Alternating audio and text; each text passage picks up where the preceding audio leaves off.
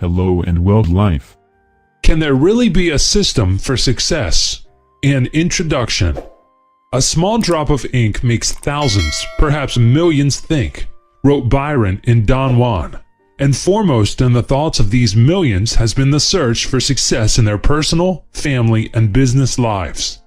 Today, right at this moment, in every part of the world, there are those who wonder what they can do to get further along towards some shining goal and to their own self-improvement. Many will snatch a secret from the depths of the hearts and souls that will drive them on to high achievement, but most of them will continue to wonder, dream, and wish. And then, one day, they will awaken with a shock to find themselves standing in the same spot at which they dreamed as young men. But now they have lost their dreams and they wonder why.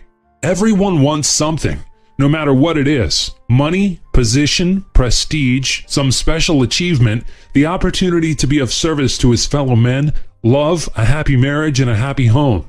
Everyone yearns for some kind of fulfillment, success in some form, to be happy, to be healthy, to be wealthy, and to experience the true riches of life. These are universal desires, and it's these inner urges which inspire us to action.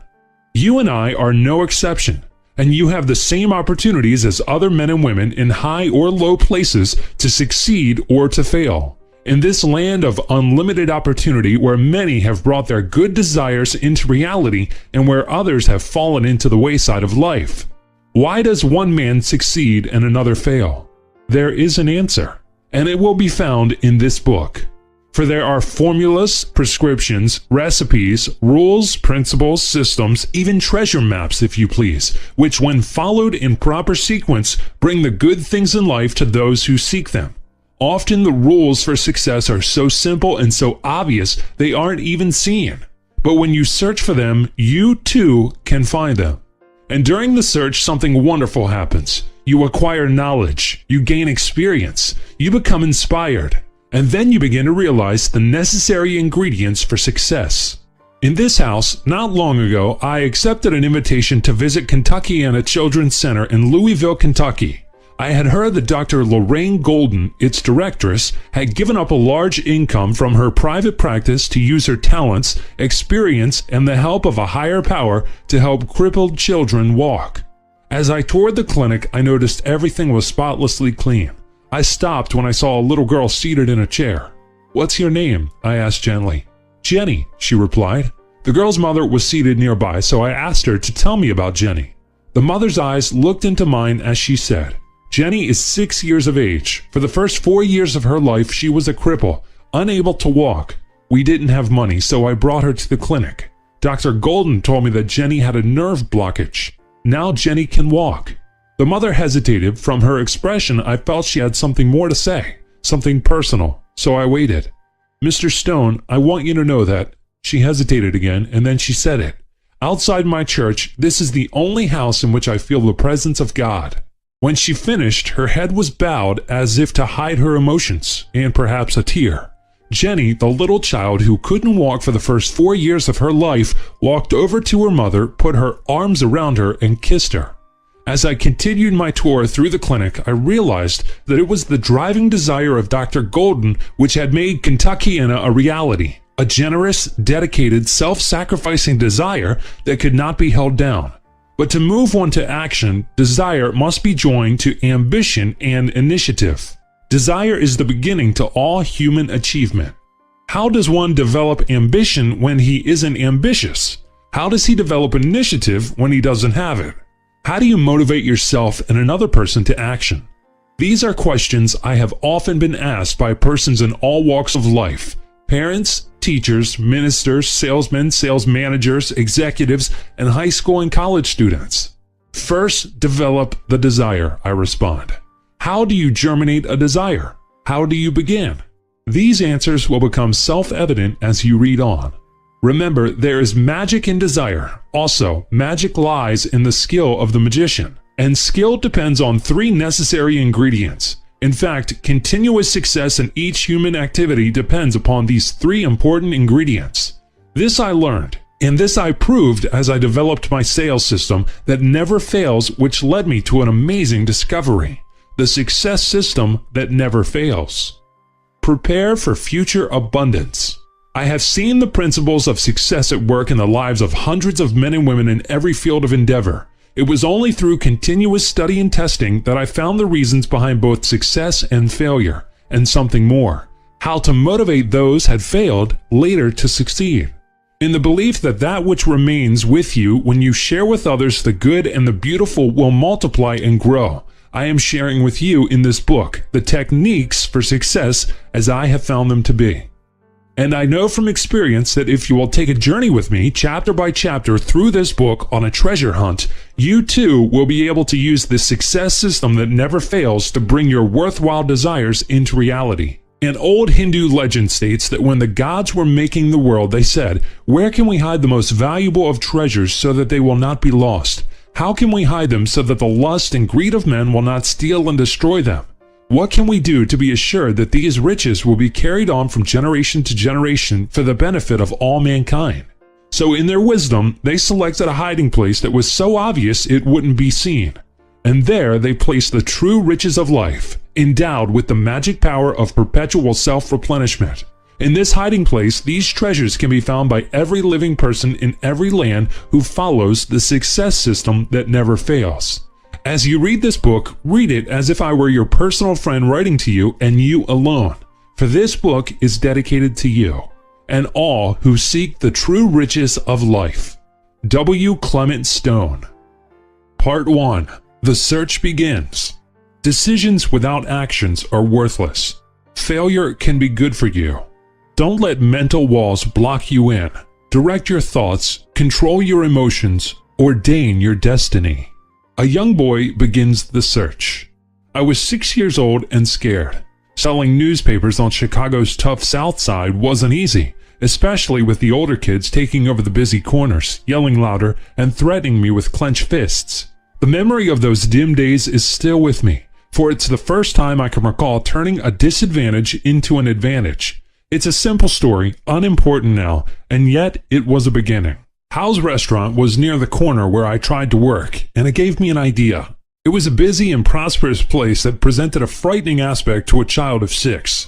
I was nervous, but I walked in hurriedly and made a lucky sale at the first table. Then diners at the second and third tables bought papers. When I started for the fourth, however, Mr. Hal pushed me out the front door. But I had sold 3 papers, so when Mr. Hal wasn't looking, I walked back in and called at the fourth table. Apparently, the jovial customer liked my gumption. He paid for the paper and gave me an extra dime before Mr. Hal pushed me out once again. But I had already sold 4 papers and got a bonus dime besides. I walked into the restaurant and started selling again. There was a lot of laughter. The customers were enjoying the show. One whispered loudly, "Let him be," as Mr. Hal came toward me. About 5 minutes later, I sold all my papers. The next evening, I went back. Mr. Hal again ushered me out the front door. But when I walked right back in, he threw his hands in the air and exclaimed, "What's the use?" Later, we became great friends, and I never had trouble selling papers there again. Years later, I used to think of that little boy, almost as if he were not me but some strange friend from long ago. Once, after I had made my fortune and was head of a large insurance empire, I analyzed that boy's actions in the light of what I had learned. This is what I concluded. 1. He needed the money. The newspapers would be worthless to him if they weren't sold. He couldn't even read them. The few pennies he had borrowed to buy them would also be lost. To a 6-year-old, this catastrophe was enough to motivate him, to make him keep trying. Thus, he had the necessary inspiration to action. 2. After his first success in selling 3 papers in the restaurant, he went back in, even though he knew he might be embarrassed and thrown out again. After 3 trips in and out, he had the necessary technique for selling papers in restaurants. Thus, he gained the know-how. 3. He knew what to say, because he had heard the older kids yelling out the headlines. All he had to do when he approached a prospective customer was to repeat in a softer voice what he had heard. Thus, he possessed the requisite activity knowledge. I smiled as I realized that my little friend had become successful as a newsboy by using the same techniques that later flowered into a system for success that enabled him and others to amass fortunes. But I'm getting ahead of myself. For now, just remember those 3 phrases: inspiration to action, know-how, and activity knowledge. They are the keys to the system. The boy's search goes on. Even though I was raised in a poor, run-down neighborhood, I was happy. Aren't all children happy, regardless of poverty, if they have a place to sleep, something to eat, and room to play? I lived with my mother in the house of relatives. As I grew older, the grandfather of a girl who lived on the top floor of our apartment building sparked my imagination with stories of cowboys and Indians while we ate puffed rice and milk. And each day, when he tired of his storytelling, I would go downstairs in the backyard and live the part of Buffalo Bill or a great Indian warrior chief. My pony, made out of a stick or old broom, was the fastest in the West. Picture a working mother seeing her young son in bed at night and asking him to tell about his day's experiences, those that were good and those that were bad. Picture him, after they had talked for a while, getting out of bed and kneeling beside his mother while she prayed for guidance. Then you will have the feeling of the beginning of my search for the true riches of life. Mother had a lot to pray for. Like all good mothers, she felt that her son was a good boy, but she was concerned because he was keeping bad company. And she was particularly disturbed that he had developed the habit of smoking cigarettes. Tobacco was costly, so I used to roll coffee grounds in cigarette paper when tobacco was not available. Perhaps it made me feel important. For another boy and I smoked only when other boys and girls were around, taking particular pleasure if they seemed shocked. When we had company at home, I would demonstrate how grown up I was by smoking a homemade cigarette. A pattern was being established, but it wasn't good. Like other kids who get started in the wrong direction, I played hooky. I didn't have any fun doing it. I felt guilty. Perhaps that was the way I tried to show that I was different from the others in my group. But there was one good thing I did do. At night, when my mother and I would talk, I would tell her the truth, and I would tell her everything. My mother's prayers for guidance were answered. She enrolled me in Spalding Institute, a parochial boarding school at Nauvoo, Illinois. There, through exposure to a wholesome environment in which 3 ingredients of the success system that never fails were employed, something happened, something good. Where can one develop inspiration to action to search for self-improvement better than in a religious school? And who has greater know-how and necessary knowledge to teach character than those who are devoting their entire lives to the church, striving to purify their own souls while trying to save the souls of others?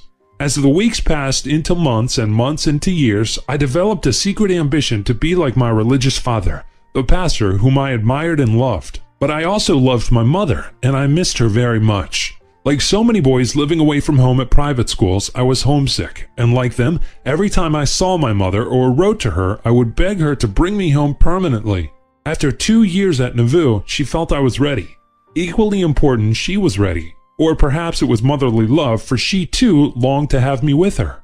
Although there was some question of my ability to adjust to a new environment, she knew that she could always send me back to Nauvoo if it becomes desirable. I was ready, and she was too. The upward climb. Early in life, Mother had learned to sew, and because she had initiative, talent, and sensitivity, she became proficient at it. Shortly after I left for Nauvoo, she realized that a change of home and business environment was desirable for her too. She was now in a position to do something about it, for she didn't have to be concerned with arranging for someone to care for me while she was at work. She obtained a position in a very exclusive ladies' import establishment known as Dillon's. Within 2 years, she was in complete charge of all designing, fitting, and sewing, and she had developed a reputation among the exclusive clientele of being an outstanding designer and dressmaker. Her earnings were sufficiently great to enable her to get her own apartment in a nicer neighborhood. Within a block of our apartment was a rooming house where the landlady did her own home cooking, and I had my meals there. The food was wonderful: beef stew, baked beans, homemade pies, mashed potatoes, and gravy, notwithstanding the jovial complaints of the adult boarders, who were the most interesting people in the world to an 11-year-old boy. Show people. They liked me too. I was the only child there. Like thousands of men and women who grasped the opportunity to make the upward climb in this land of unlimited opportunity, Mother saved enough money to establish her own business. Her reputation as a designer and dressmaker brought good clients, but she lacked the know-how to utilize bank credit. Many small businesses will become big businesses if the owners would only learn that banks are in business to help small businesses become large through sound financing. Because of lack of working capital or the proper utilization of bank credit, Mother's dressmaking establishment never expanded beyond her personal work and that of 2 full-time employees. Like most persons who endeavor to establish their own business, she too had her financial problems. but these problems brought to us many of the true riches of life, such as the joy of giving. I made my spending money, which was partly savings money, for I had established a savings account, by building a Saturday evening post and newspaper route. Although each night Mother asked me to tell her about my troubles, she never bothered to tell me about her own, but I could sense them. One morning I noticed that she seemed to be quite worried. Later that day, before she returned home, I drew out what was to me a big chunk of my savings and purchased a dozen of the best roses I could buy. My mother's joy at this token of love inspired me to realize the true joy of the giver. Often over the years she would tell her friends with a mother's pride about the dozen beautiful long-stemmed roses and what they had done for her. This experience made me realize that money was a good thing to have, for the good it could do. January 6th was always an important date in my mother's life and in mine, for that was her birthday.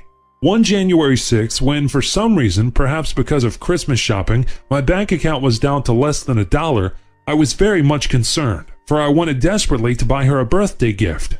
That morning I prayed for guidance. At the lunch hour, while walking home from school, my ears tuned to the cracking of the ice beneath my feet.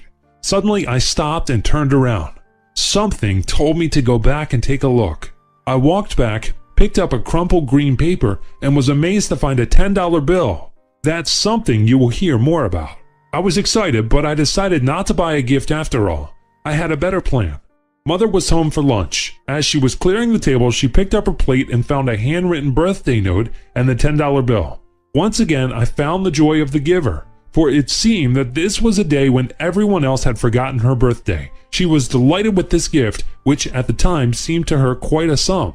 Decisions are important when followed through with action. These personal experiences will indicate that each new decision that a child or an adult makes in a given set of circumstances begins patterns of thought that later create a tremendous impact in his life.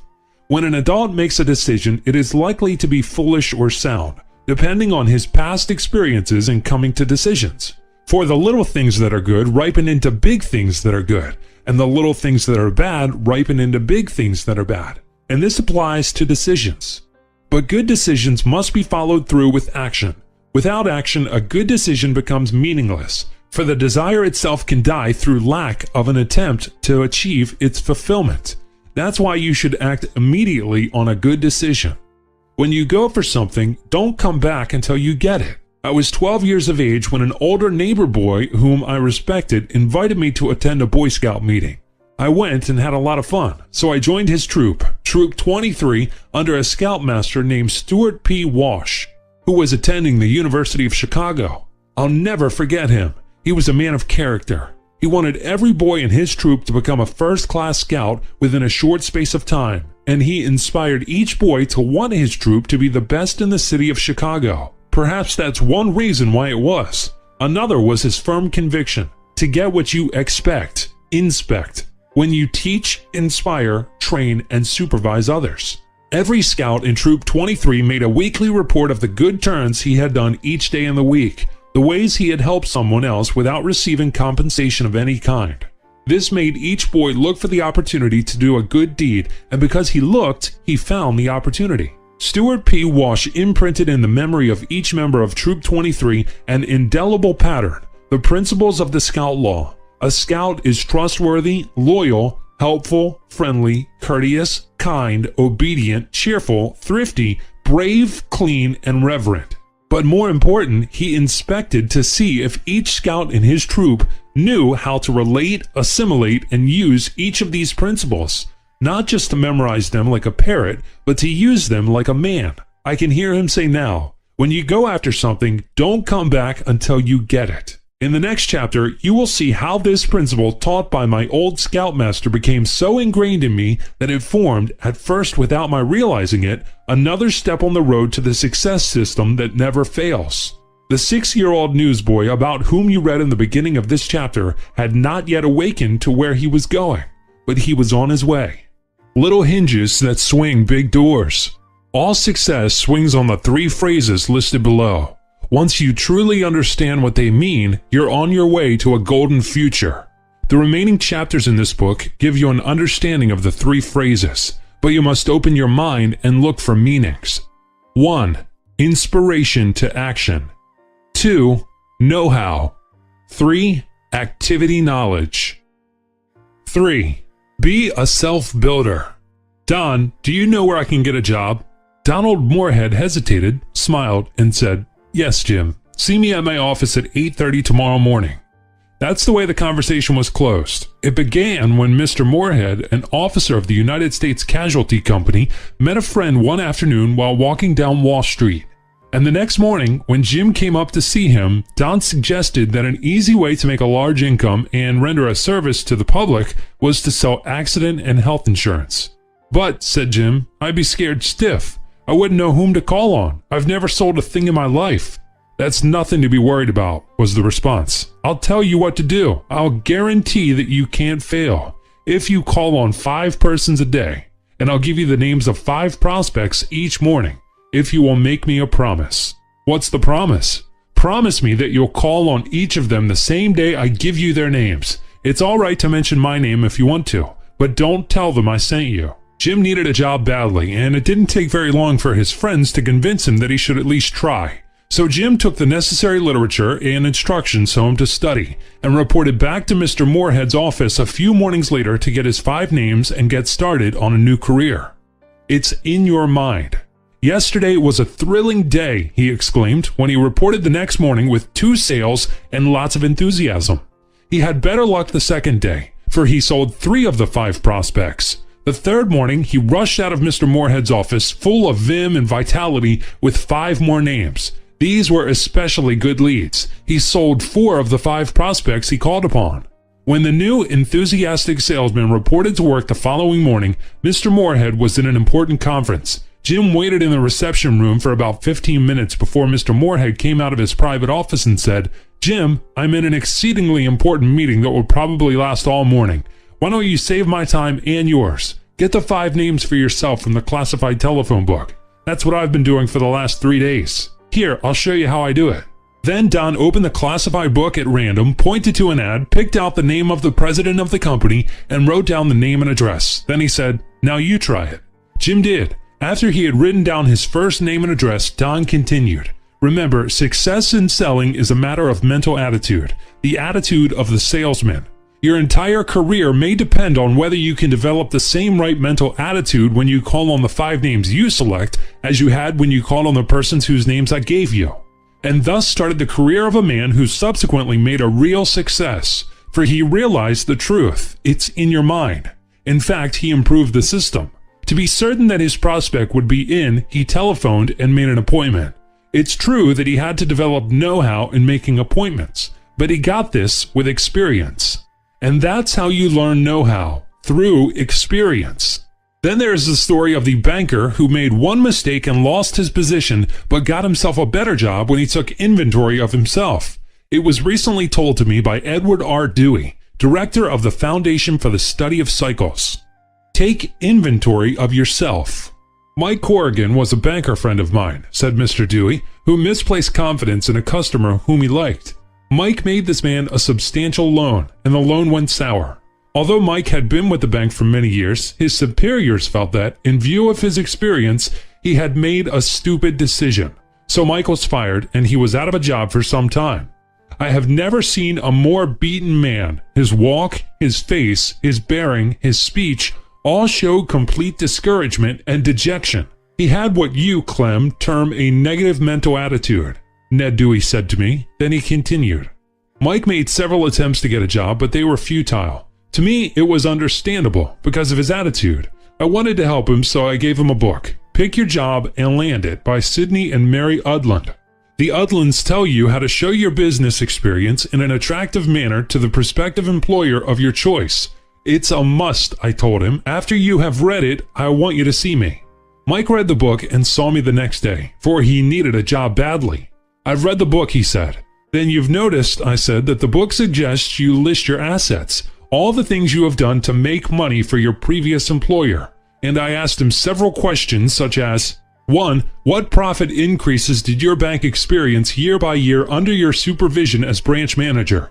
Increased profits because of something special that you did.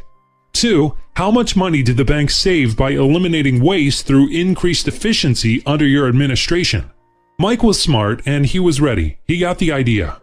After dinner that night, he came over to my house. I was amazed at the transformation.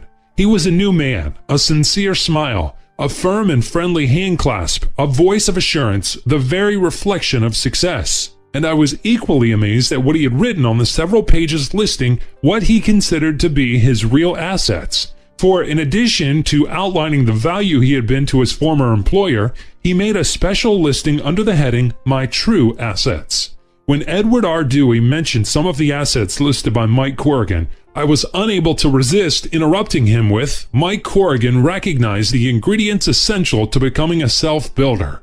And you will see what I meant when you read the chapter titled, The True Riches of Life. Mr. Dewey continued, among the true assets were, a wonderful wife who meant the world to him, an only daughter who brought joy, happiness, and sunshine into his life, a healthy mind and body, many friends, good friends, a religious philosophy and a church that were a source of inspiration to him, the privilege of living in America, a house and a car, each fully paid for, a few $1,000s in the bank, sufficient youth to have many good years ahead of him, the respect and esteem of those who knew him. It was fun being with Mike that evening, said Ned. In fact, he was so enthusiastic that he made me enthusiastic too. I felt that he was the kind of fellow I'd hire if I were an employer. For the next 2 days, I could hardly get Mike out of my mind. And when the telephone rang at dinner the second evening, I had a feeling it was Mike. It was. I want to thank you, Ned. I've got a good job, he exclaimed happily. And Mike did get a good job, as treasurer of a large hospital in a neighboring city, a position he has now held for many years, Mr. Dewey concluded. He developed a time recorder and became a self-builder. You don't have to be out of a job to take inventory of yourself. Those who engage in self-inspection are generally those who are seeking self-improvement and find it. George Severance, who represents the Ohio National Life Insurance Company in Chicago, is such a man.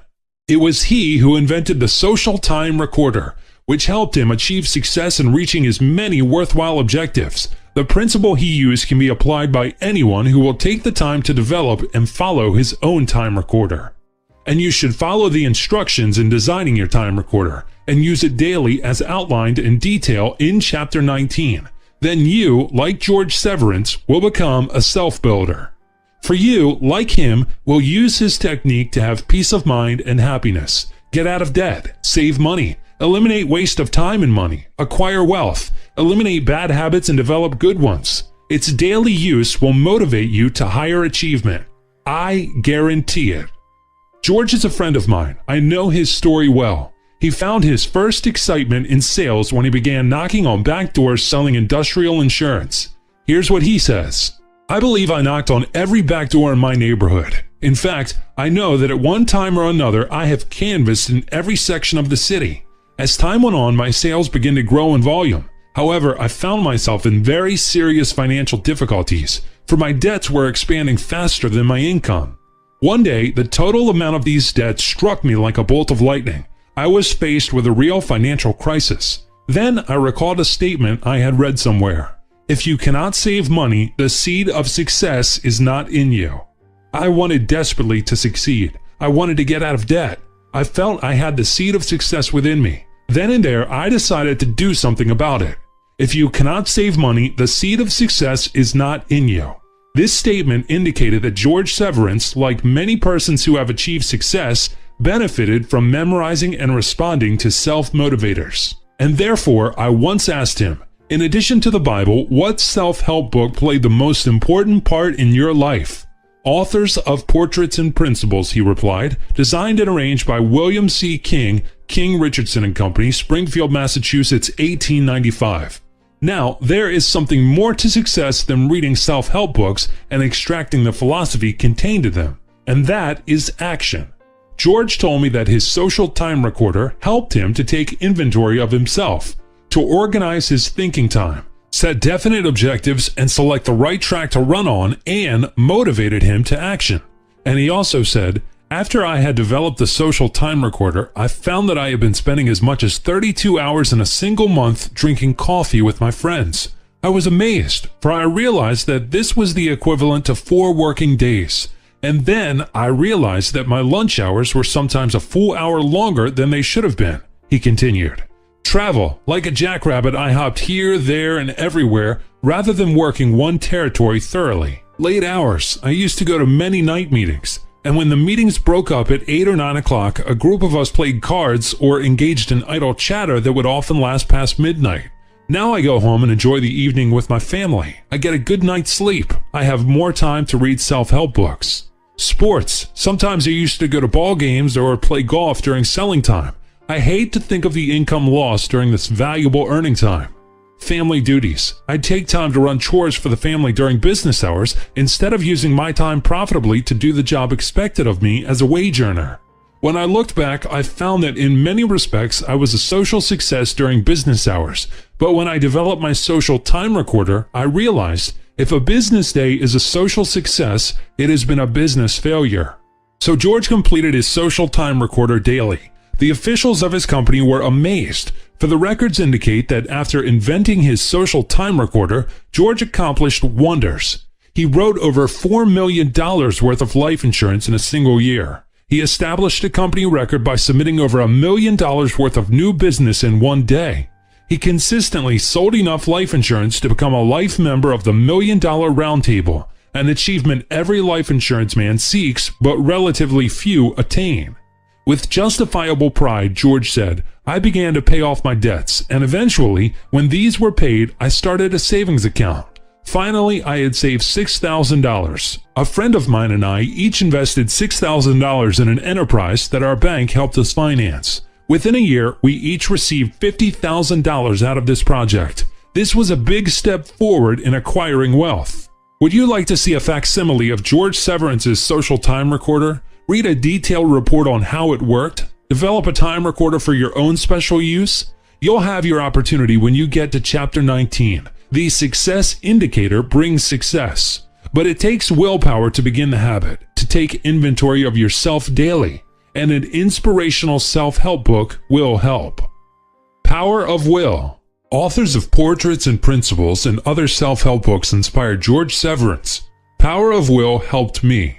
Frank Channing Haddock, Ralston Publishing Company, Cleveland, Ohio. Perhaps when you read of my experience cold canvassing in the Dime Bank building in the last chapter, you may have questioned how a teenage salesman on his first assignment built sales techniques based on the functioning of the human mind when older and more experienced salesmen in all fields often failed to do this. But don't sell the teenager short. As a high school freshman, I had problems that motivated me to purchase Power of Will by Frank Channing Haddock. For one thing, I wanted to develop willpower. In addition, I was president of the debating club at Sen High, where we debated such topics as, is the will free? It was necessary to engage in research, and Power of Will is a good reference book for such a subject. This training in debating and public speaking gave me self-assurance and confidence. And the necessity to develop quick and conceiving rebuttal arguments made effective rebuttal arguments in sales come naturally to me, for the principles are the same. Debater or salesman, you must think logically and be sensitive to every statement that you can turn to your advantage. You must be persuasive to win. I have often wondered why schools don't expose teenagers to self-help books. They're at the age where they are seeking truths and personal help. The Constitution prohibits the teaching of religion in public schools, but there is nothing in the Constitution that prohibits the teaching of the proper attitude toward work, honesty, courage, the building of a noble life, thinking good thoughts, and doing good deeds. You reach the soul through the mind. The history of man has taught us that the best thoughts that are very new are the best thoughts that are very old. That's the way another friend of mine, Nate Lieberman, expresses it. Countless persons have thought good thoughts and done good deeds to build a noble life through the influence of the church. The moral teachings of the church are to be found in the Bible and other religious writings. In seeking self-improvement, expose yourself to religious philosophy and go to the Bible, the self-help book that has inspired more persons to desirable action than any book written. And when you read the Bible, be encouraged even though you don't at first have the know-how of relating, assimilating, and using its principles. For know-how is the product of experience. Through the Bible and the influence of your church, you reach your soul through your mind. And because of the importance of a healthy mind and the curative powers of religion, ministers of all denominations are beginning to recognize the need for cooperation between the minister and the psychiatrist to obtain most effective results in providing individuals with physical, mental, and moral health. For 25 years, Dr. Smiley Blanton and the Reverend Dr. Norma Vincent Peale have proved the value of the psychiatrist and the minister working as partners while fulfilling their separate vocations. But most of all, through the American Foundation of Religion and Psychiatry, which they established, with headquarters in New York City, they have trained ministers of all denominations in many parts of the world to better fulfill the mission to which they are dedicated. I mention this philosophy because, as a sales manager, I have taken men who have failed with other companies and, by motivating them to become self-builders, have prepared them for outstanding success. Anyone who wishes to be a self-builder can achieve his objectives by constantly striving to develop physical, mental, and moral health, provided he doesn't build unseen walls. Tear down the unseen walls. In the 3rd century BC, Qin Shi Huangdi, the first emperor of the China dynasty, built 2 walls, the famous Great Wall of China and simultaneously an unseen wall. The Great Wall, with its 25,000 watchtowers, stretched 2,500 miles. For more than 2,000 years, it prevented the barbarians from coming in and the world's oldest civilization, with its advanced knowledge and culture, from getting out. In the 3rd century BC, China was self-sufficient. It didn't need the rest of the world. But the rest of the world needed what China had to share with it: the art of printing, the use of coal, water clocks, bronze casting, gunpowder, astronomical instruments, the naval compass, drugs, spices, and more. As the centuries passed, the barbarians gained inspiration, knowledge, and know-how, and advanced their civilization so far beyond that of Qin Shi Huangdi that China today is primitive by comparison. For like the leaders of nations who fear the freedom of religion, education, and the press, and who have built bamboo or iron curtains around their peoples, the emperor stultified progress by destroying whatever literature did not correspond to his ideas, concepts, and philosophy. Now, you may not appear to be an emperor, king, or leader in the eyes of others, but you are an absolute monarch when it comes to the control of what you think, feel, believe, and try to do. And the literature that you don't explore is as useless to you as if it were burned or destroyed. So now may be the time to ask yourself, what unseen walls have I built? Since leaving school, have I exposed myself to ideas, concepts, and philosophies that are different from those I had at the time? Am I keeping pace with economic, social, religious, scientific, political, and other important developments of our times? Do I read a self-help book as if the author were a personal friend and writing to me and me alone? Or have I already learned every fundamental principle that I will ever learn? Be a self-builder. Build your own life. Be a benefit to yourself and to all mankind. Build from within, but get help from without. You can do this as you search for, find, and follow your success system that never fails. To get help from without, extract the good where you can find it. And this starts from within. The right mental attitude toward persons, places, things, knowledge, customs, beliefs, be they your own or others. Is your future behind you because of an unseen wall that you have built so strongly within you that it prevents enlightening ideas from breaking through? Perhaps it is, perhaps it isn't. You can tear down these unseen walls if they do exist. The next chapter, Don't Leave Your Future Behind You, tells you how. Little hinges that swing big doors. At this moment, do you know exactly what your assets are? Are you aware of your true abilities, your potential for growth, your successes of the past, no matter how small? If you're not, take inventory of yourself. To know where you're going and how to get there, you must first know yourself. 4. Don't leave your future behind you. Floyd Patterson crashed to the canvas. Seconds later, he was no longer the world's heavyweight champion. Ingomar Johansson had taken the title away from him. The experts said Floyd was through. His future as a fighter was behind him. And everyone knew that Floyd was faced with one of the oldest jinxes in sports. No heavyweight champion had ever won back the crown. But Floyd had to try. And more than that, he said he would do it. For Floyd Patterson had developed inspirational dissatisfaction. He knew he could succeed, and he was not content to remain a failure. He had taken a fierce pride in being champion. On reflection, he realized that he must change his mental attitude and work hard to make up for lost time. And he did work hard. He studied. He listened to his trainers. He listened to the former champion, Joe Louis, who said, "The way to get Johansson is to make him miss. Then step inside." And Patterson did make Ingo miss. He did step inside. In fact, from the first second of the fight until he shot his final left hook flush on Johansson's chin in the 5th round, Patterson proved that the motivating power of his inspirational dissatisfaction was sufficient to develop him the 1. Inspiration to action, 2. Know-how, 3. Activity knowledge necessary for him to regain the world's heavyweight championship crown. It is significant that when newspaper photographers were taking pictures of Patterson just before the return bout, he said, "The most important thing you can't get any picture of, because the most important thing for me is my mental attitude." You see, Floyd had changed his negative attitude to the right mental attitude, and thus his future was ahead of him. Is your future behind you? Is your future ahead of you or behind you? Your correct answer may depend on whether you try to eliminate any existing unseen walls, negative habits, and undesirable thoughts and actions, and strengthen and build positive habits, good thoughts, and deeds. For character is the keystone to true success. The essence of perfection is never reached, but you gain character by trying to reach it. Good luck or bad luck as the days pass into weeks, success or failure as the weeks pass into months and years. Which will it be for you?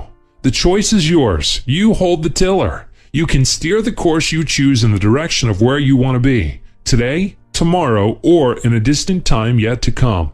But where are you? Now is the time to find out. And now is the time to check your habits of thought and action, for these have brought you to where you are now.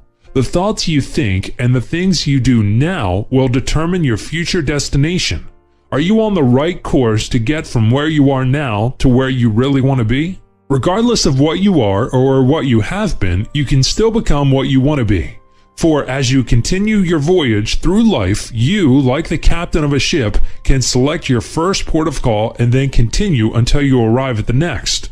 You'll experience calm and stormy seas as you go from one port to another, but it is you who must steer that course. Many a ship that lost its rudder and many a person who lost character have become derelicts, lost to the world.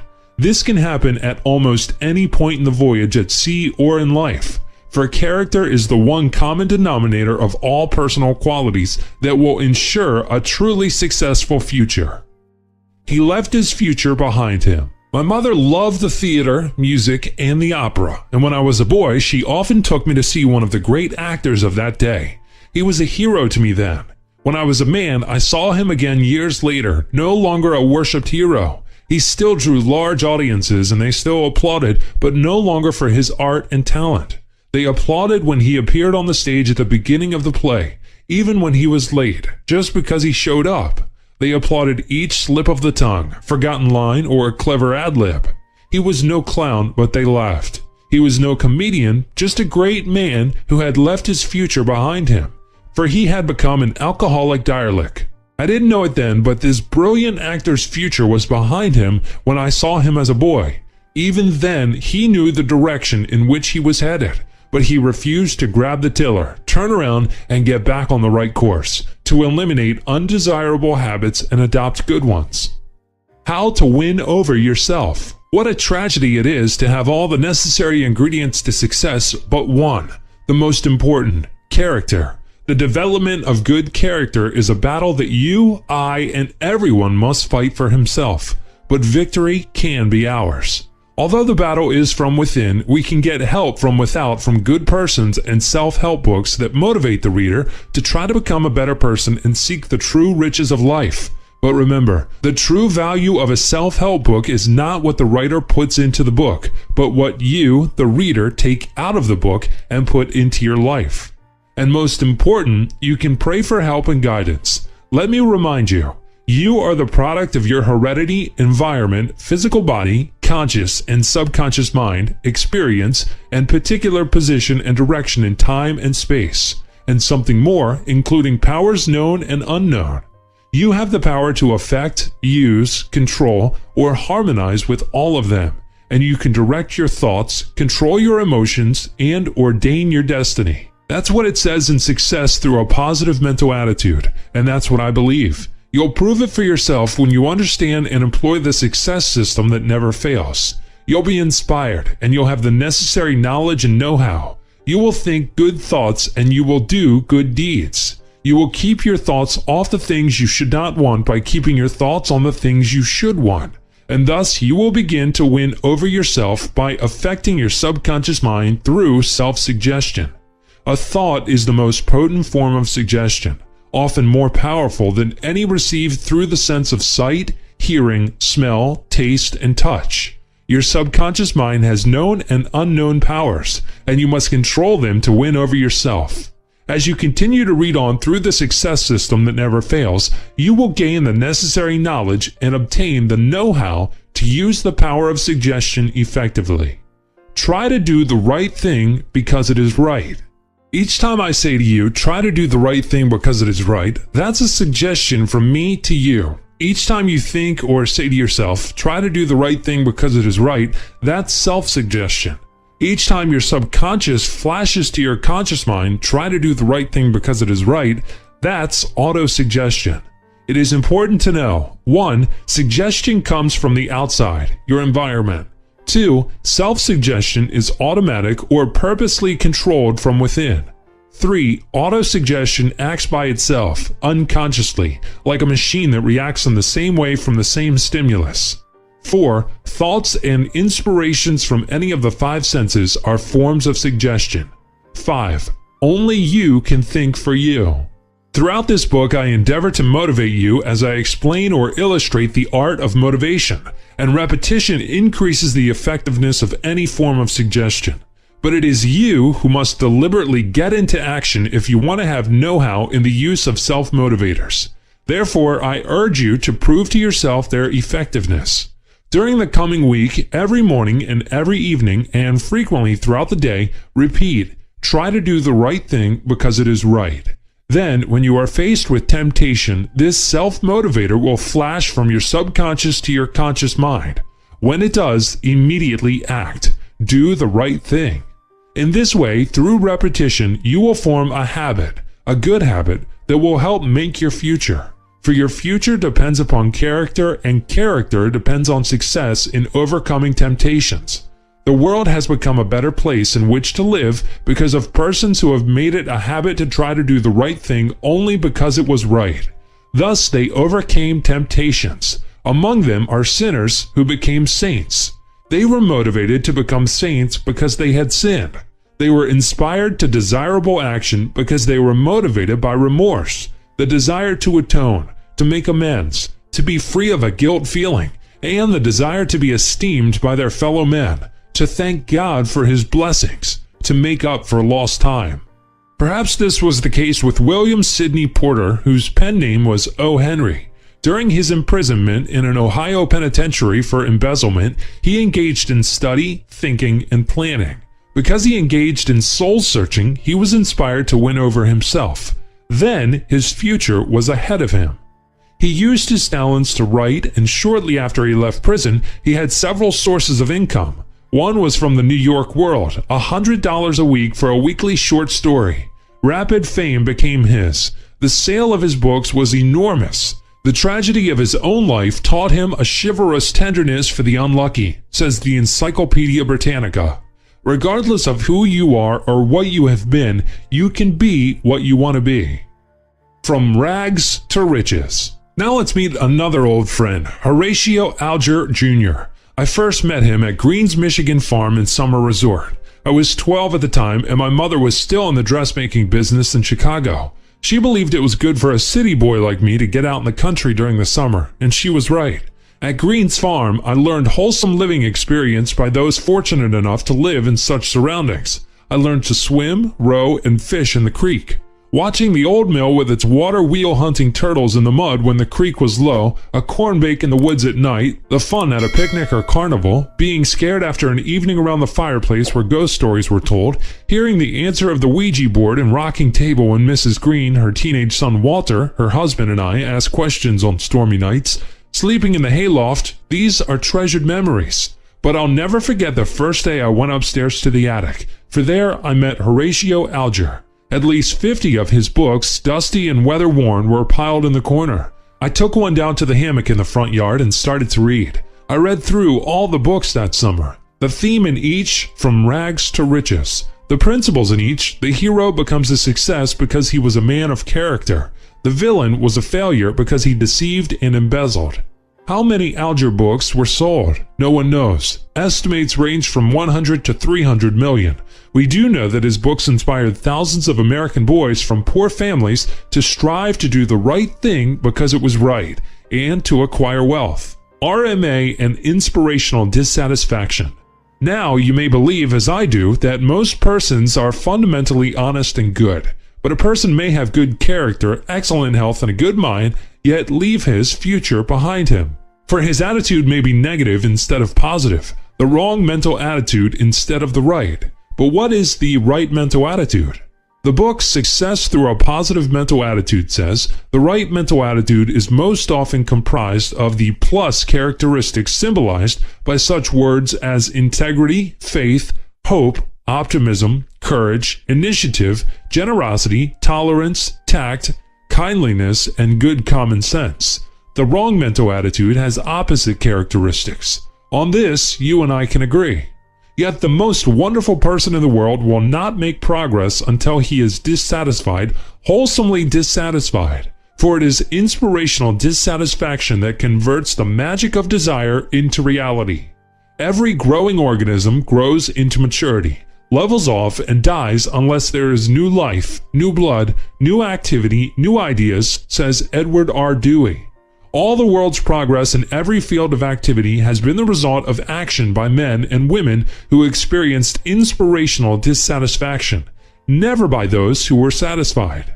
For dissatisfaction is man's driving force. Inspirational dissatisfaction is the result of RMA, the right mental attitude. With the wrong mental attitude, the driving force of dissatisfaction can be injurious. To be dissatisfied, you must want something. And if you want something badly enough, you'll do something. You'll try to get it. Where Dr. Joe goes, God goes. Bob Curran and I were talking about the force of inspirational dissatisfaction and the right mental attitude when Bob asked, "Did I ever tell you about my brother-in-law, Dr. Joe?" "No," I answered, and he continued. "Dr. Joe Hopkins of Texas is married to my sister. He has been practicing medicine for over 50 years. It was 33 years ago that he developed cancer of the larynx. Of course, it had to be removed. The delicate operation saved Dr. Joe's life, but it took away his voice. Somewhere he heard of an old Cajun country doctor who had a similar operation.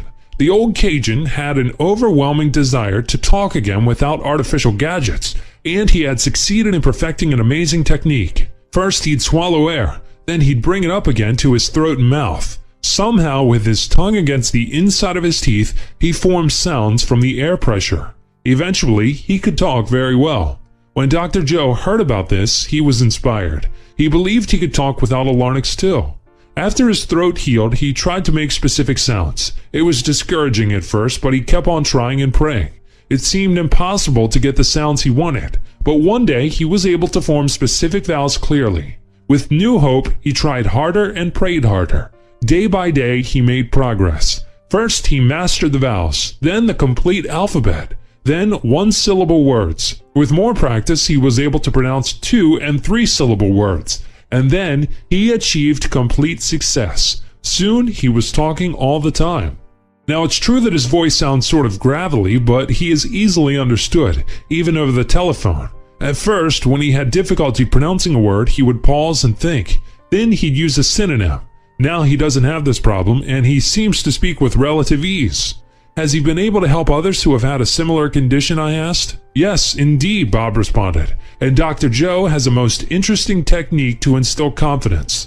For example, when another doctor refers a patient to him whose larynx has been removed, the patient may find Dr. Joe's waiting room full of people. The new arrival sees Dr. Joe come in and talk to others with that gravelly voice of his. He smiles and laughs. He appears to be happy, and he is. Then, when the speechless patient comes into Dr. Joe's private office, Dr. Joe tells the thrilling story of how he himself was inspired by the old Cajun country doctor, and how he taught himself to talk. The patient generally becomes excited as he pictures himself talking just like Dr. Joe. He was told he must work hard and practice, practice, practice. Today, Dr. Joe is one of the busiest men I know. He is on the staff of 3 hospitals and at the age of 75 works every day. Once he was named Texas Physician of the Year. Another time he was given the National Laetare Medal, and because of his sympathetic work with the poor, he was knighted by Pope Pius XII. On more than one occasion, I have heard it said, where Dr. Joe goes, God goes. The blessing of work. As you read this chapter, you saw it clearly. To develop good character, work. To have good health, work. To win over yourself, work. To do the right thing because it is right, work. To rise from rags to riches, work. To fight your way back, work. To acquire knowledge, work. To acquire know-how, work. When you read the next chapter, you'll see how to make work fun. You'll learn the joy of work when you apply the principles, and you'll find that it takes less work to succeed than to fail. Little hinges that swing big doors. The road to success starts when you are inspired to make the effort. Inspiration starts when you are motivated to dissatisfaction with things the way they are. Therefore, inspirational dissatisfaction is the strongest single force in your success system that never fails. Read this book carefully, for almost every page pulses with the evidence of inspirational dissatisfaction. This is a dynamic power at work. Make it work for you. Part 2. I find the treasure map. Do what you are afraid to do. Believe you can, and you can. Dare to aim high. 5. It takes less work to succeed than to fail. Remember that eventful day? Anxiety, excitement, amazement, relief, explosions of joy and pride? That's what every American and most of the free world felt when Lieutenant Colonel John H. Glenn Jr. and his Mercury capsule, Friendship 7, were lifted from the ground by an Atlas D rocket, orbited the globe 3 times at 17,545 miles per hour, and finally landed at a predetermined destination. During the trip, Colonel Glenn was forced to take control manually because the automatic devices regulating yaw, pitch, and roll failed. He was ready, and after he landed, it was evident to the world's television audience that Colonel Glenn was a man of character and courage, with a pleasing personality and common sense. The sudden release of the concentrated energy of the Atlas D rocket can shoot a satellite into space, and it will keep going without the expenditure or use of additional power. All because of the natural law of inertia. Matter will remain at rest or continue in uniform motion in the same straight line unless acted upon by some external force. But if the amount of energy that is used to send a satellite into space is expanded slowly, its force is dissipated, and the satellite cannot overcome the force of the Earth's gravity. Failure instead of success is the result. By now you know the purpose of every illustration in this book is to motivate you to use the principles of the stories in your own life. The story of Colonel Glenn and the Mercury capsule is interesting and exciting, but what principles can we extract from it to assimilate and apply in our own lives? They are many. Among them, it takes less work to succeed than to fail. And it takes less time to achieve success when you concentrate your thought and effort on learning a lot about a little and becoming an expert than when you dissipate your energies by trying to learn a little about a lot. Therefore, focus your attention and effort to acquire the necessary knowledge, know-how, and motivation to become an expert and achieve your specific desired objective. You are guaranteed success if you do, but you may never have a successful career, achieve your desired objectives, or enjoy continuous success if you are ignorant of these principles or fail to use them. It takes less work to succeed than to fail. The use of energy is work. When you or I engage in any activity whatsoever, energy is used. To concentrate your energy on a given task, focus your attention on it and don't waste your efforts needlessly. Simple as this may seem, that's how you acquire activity knowledge, know-how, and inspiration to action. And that's how I developed my success system that never fails. When you do something, put your heart into it. Give it everything you've got. Then relax.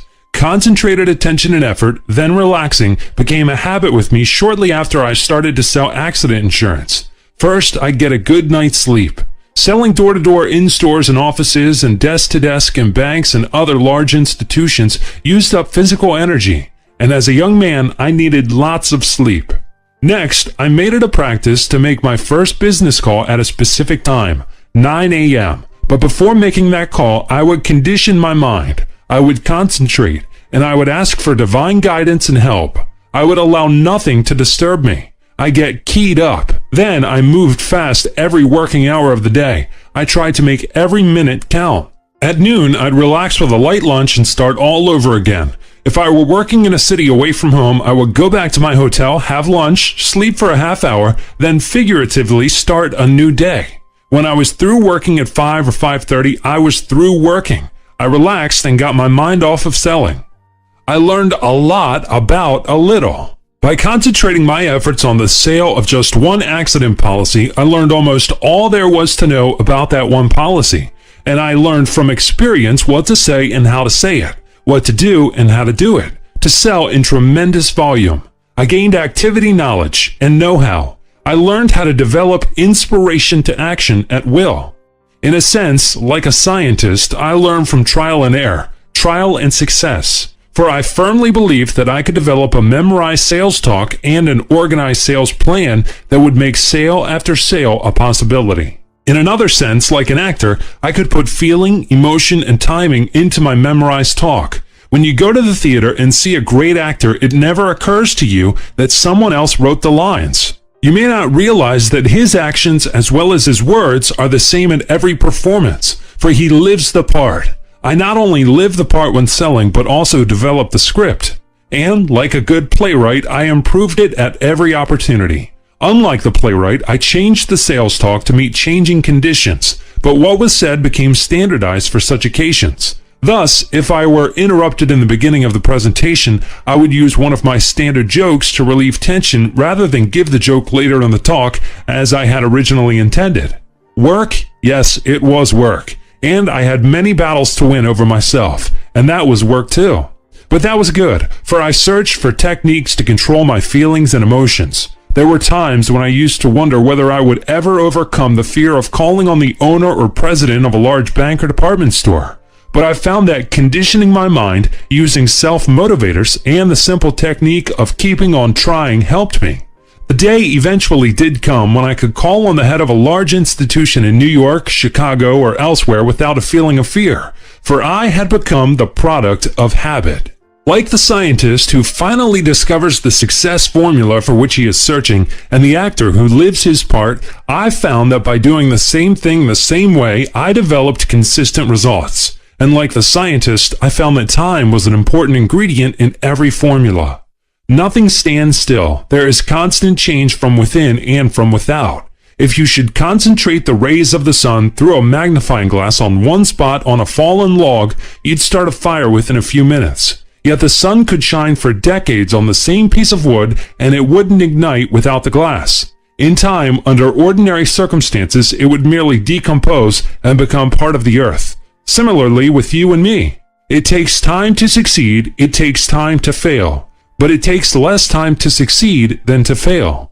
We can clearly understand this when we consider continuous success, an entire career, the span of a life. For it takes less time to succeed when you do the right thing rather than the wrong, when you work the right way with the proper knowledge, effective techniques, and inspiration to action. For then you have a success system. You may work the wrong way or do the wrong thing and temporarily succeed by accident, or by virtue of the conditions at the time. You may even stumble on the right system and momentarily succeed, then lose the system and fail because you don't reduce the principles of your temporary success to a formula. Short-term success and long-term failure. It's quite common for a company or a person to succeed for a time and then fail. Let's take a specific example with which I am familiar. Since 1900, when insurance man Harry Gilbert made a trip to England and found that insurance companies there were selling what they termed coupon contract accident policies, many American insurance companies have sold similar policies. We call them pre-issue accident policies, for they are written and delivered by the salesman at the actual time of sale. These were sold on a cold canvas basis. Cold canvassing, as you know, is making unannounced calls on persons you don't know to sell them something. Many agencies for these companies were outstandingly successful for a period of years. Today, however, every agency and every company that handled pre-issue accident policies has discontinued this selling plan or has gone out of business, with but one exception. Why? The business was unprofitable. They lost money. They either didn't develop a success system, or if they did, they lost it. The one exception? The companies I manage. Again, why? I developed a sales system that never fails, and with it, I was able to sell more policies in a week than salesmen without a system sold in months. There was one more reason. I saved time. That is why I succeeded in the long run and others failed. My efforts were concentrated on one policy, and my attention was focused on its sale. I saved time. I tried to make 1 hour do the work of many, just as I tried to make $1 do the work of many. Often I thought, if I have to work, I might as well try to earn in 1 year what others earn in a lifetime. But I realized that this could only be done by operating on the basis of a successful system that never fails. I eventually achieved many worthwhile objectives, including the one regarding annual earnings, and the basic principles I applied to reach my targets in every instance were: 1. Inspiration to action, to be achieved at will. 2. Know-how, to be gained through experience. 3. Activity knowledge. But how does one acquire activity knowledge? Do what you are afraid to do. There are many ways to acquire activity knowledge. I learned all I needed to know to sell personal accident insurance in volume through experience. I learned by doing. In particular, I learned this principle: do what you are afraid to do. Go where you are afraid to go. When you run away because you are afraid to do something big, you pass opportunity by. During the first few years of my selling career, I was exceedingly frightened when I approached the entrance of a bank, railway office, department store, or other large institutions, so I passed them by. I learned later that I'd passed by doors leading to exceptional opportunity, for I found that it was easier to sell in those places than in smaller establishments where I'd learned to neutralize my initial fears. And I eventually concluded that outstanding success in sales could be achieved in large institutions, because other salesmen were also afraid. They too passed by the doors of opportunity and, like me, didn't even try. Actually, the sales resistance of officers and personnel in large establishments is lower than in the stores and offices where many salesmen are not afraid to sell. These smaller places often have 5, 10, or 15 salesmen brave enough to call on them in a single day. With such experience, the managers and employees soon learn to resist salesmen and to say no. Of course, with the right system, the no can be turned into a yes, but this often takes time. And besides, a big man, a successful man, a man who is built from the bottom up, has a heart. He'll give you a break. He will try to help someone else on his way up. All this I learned. Here's why and how it happened that I first began to develop the habit of selling in large organizations. The door I feared opened to opportunity. I was 19 at the time, and my mother sent me on a trip up to Flint, Saginaw, and Bay City, Michigan to renew established business and to sell new prospects. Everything went fine at Flint. In Saginaw, I was in real selling trim, and my daily sales were outstanding. Since we only had 2 renewals in Bay City, I wrote to ask my mother to send notices to them so I could continue working in Saginaw. Don't run away from good fortune or success has always seemed a wise motto to me. But my mother telephoned and gave me orders to leave Saginaw and go to Bay City. I didn't want to, but I went. Orders are orders. Perhaps it was rebelliousness, although I like to consider it righteous indignation. But when I reached my hotel in Bay City, I took the 2 renewal names and threw them in the upper right-hand dresser drawer. Then I went to the largest bank and interviewed the cashier, a man by the name of Reed. I didn't know it then, but he had just been made cashier. In the course of our conversation, he pulled out a metal identification tag and said, "I've had your policy and key tag service for 15 years. I bought it originally when I was working in a bank at Ann Arbor. I was transferred here quite recently." I thanked Mr. Reed and asked for permission to speak to the others, which he granted. I let each prospect know that Mr. Reed said he had carried our service for 15 years and had granted me permission to speak to him. Results? Everyone bought. With this momentum, I kept on going from store to store and office to office. I called on banks, insurance offices, and other large institutions. I called on everyone. I just mowed them down. I averaged 48 policies per day for the 2 weeks I was in Bay City. And on the Saturday that I left, in fairness to our policyholders and the company, I opened the upper right-hand dresser drawer, took out the renewal names, and serviced them too. The principle became crystal clear to me. Do what you're afraid to do. Go where you're afraid to go. When you run away because you are afraid to do something big, you pass opportunity by. I later realized that I had passed opportunity by for many reasons other than fear. And although you must have experience to develop know-how, you can acquire activity knowledge if you are willing to learn from those who are willing to teach, from the experiences of others, and from books.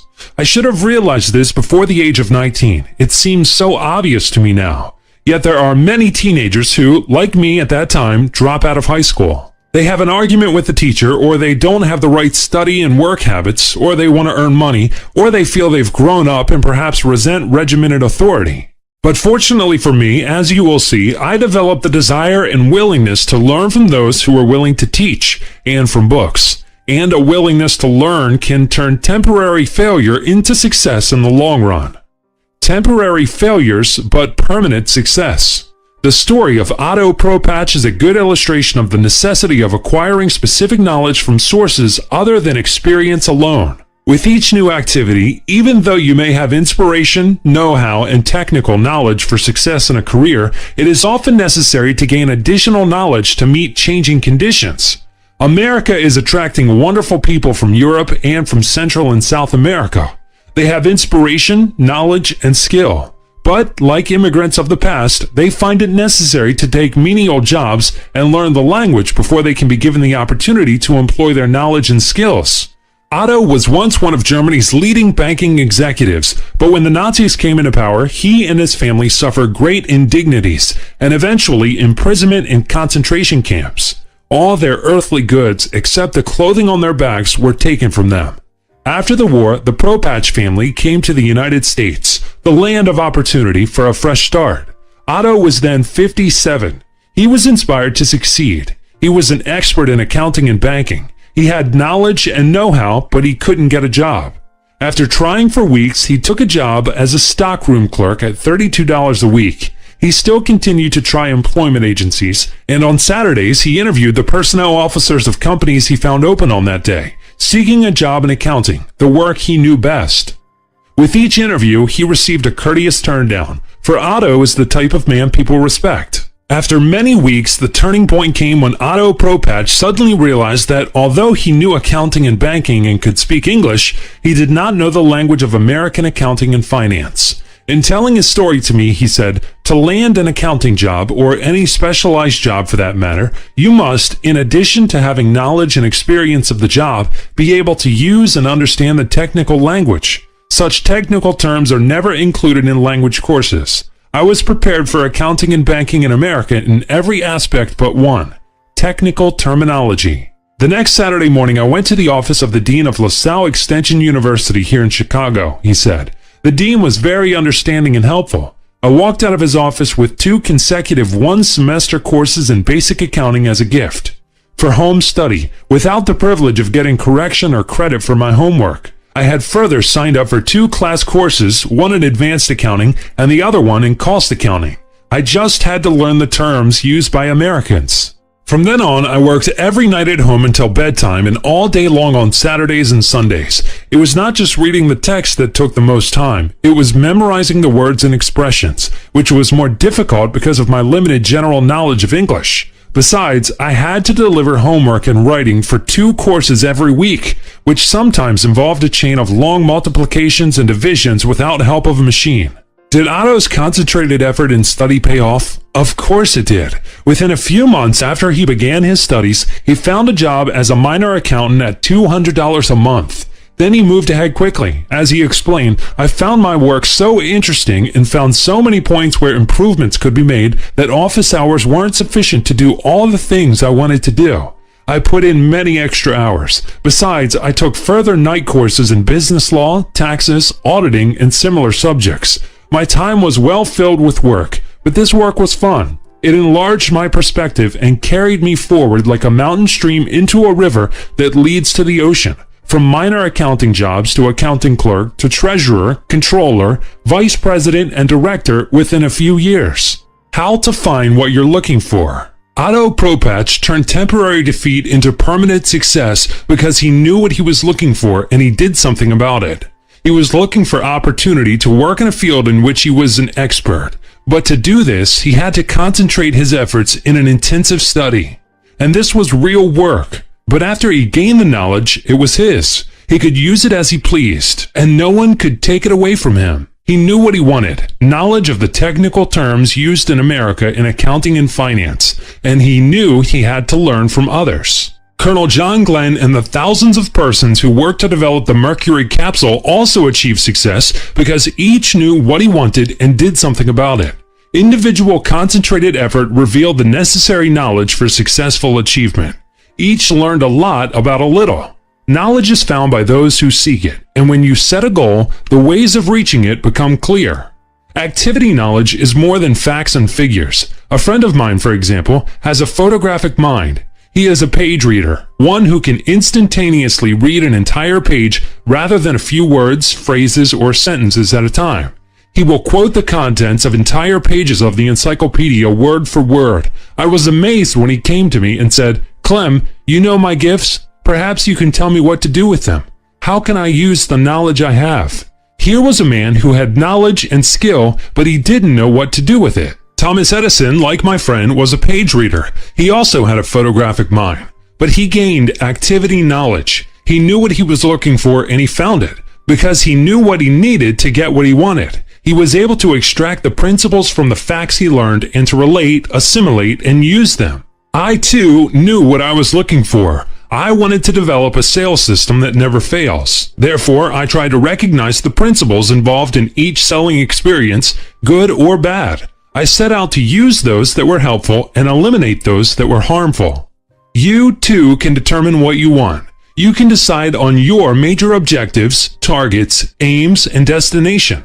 Like Colonel Glenn, Otto Propatch, and Thomas Edison, you can concentrate your thought and effort on how you can get what you want by gaining knowledge from those who are willing to teach and from books. You too can gain activity knowledge from experience when you are inspired to action. But in every instance, you must try to relate, assimilate, and use the principles that will help you to achieve your objectives. When you develop this habit, you will find that it takes less work and less time to succeed than to fail.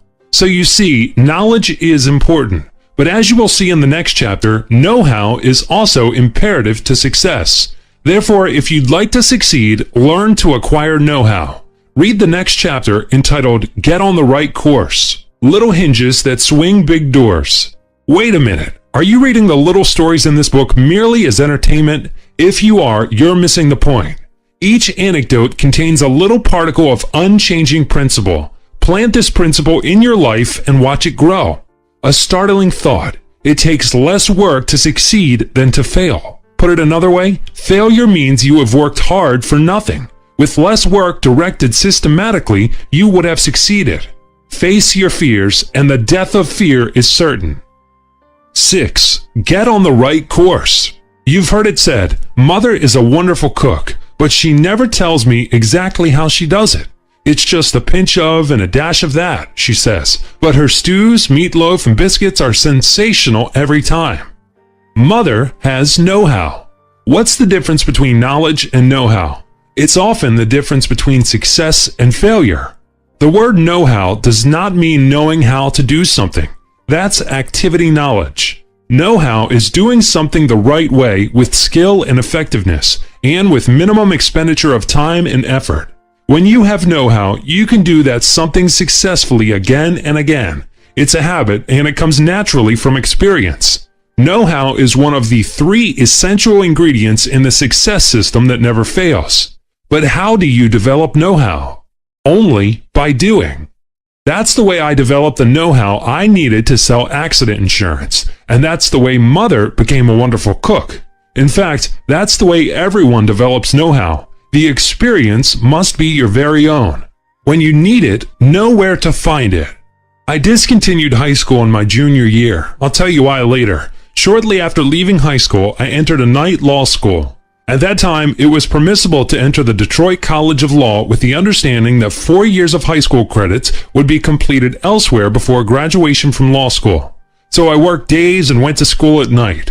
I wasn't considered a good student because I didn't get my homework in, but I did learn, and I made it a practice to learn principles. Our instructor, one of Detroit's outstanding lawyers in contract law, said in his first lecture, "The purpose of law school is to teach you where to find the law when you need it, and the school will achieve its aim if you learn that." I believed him.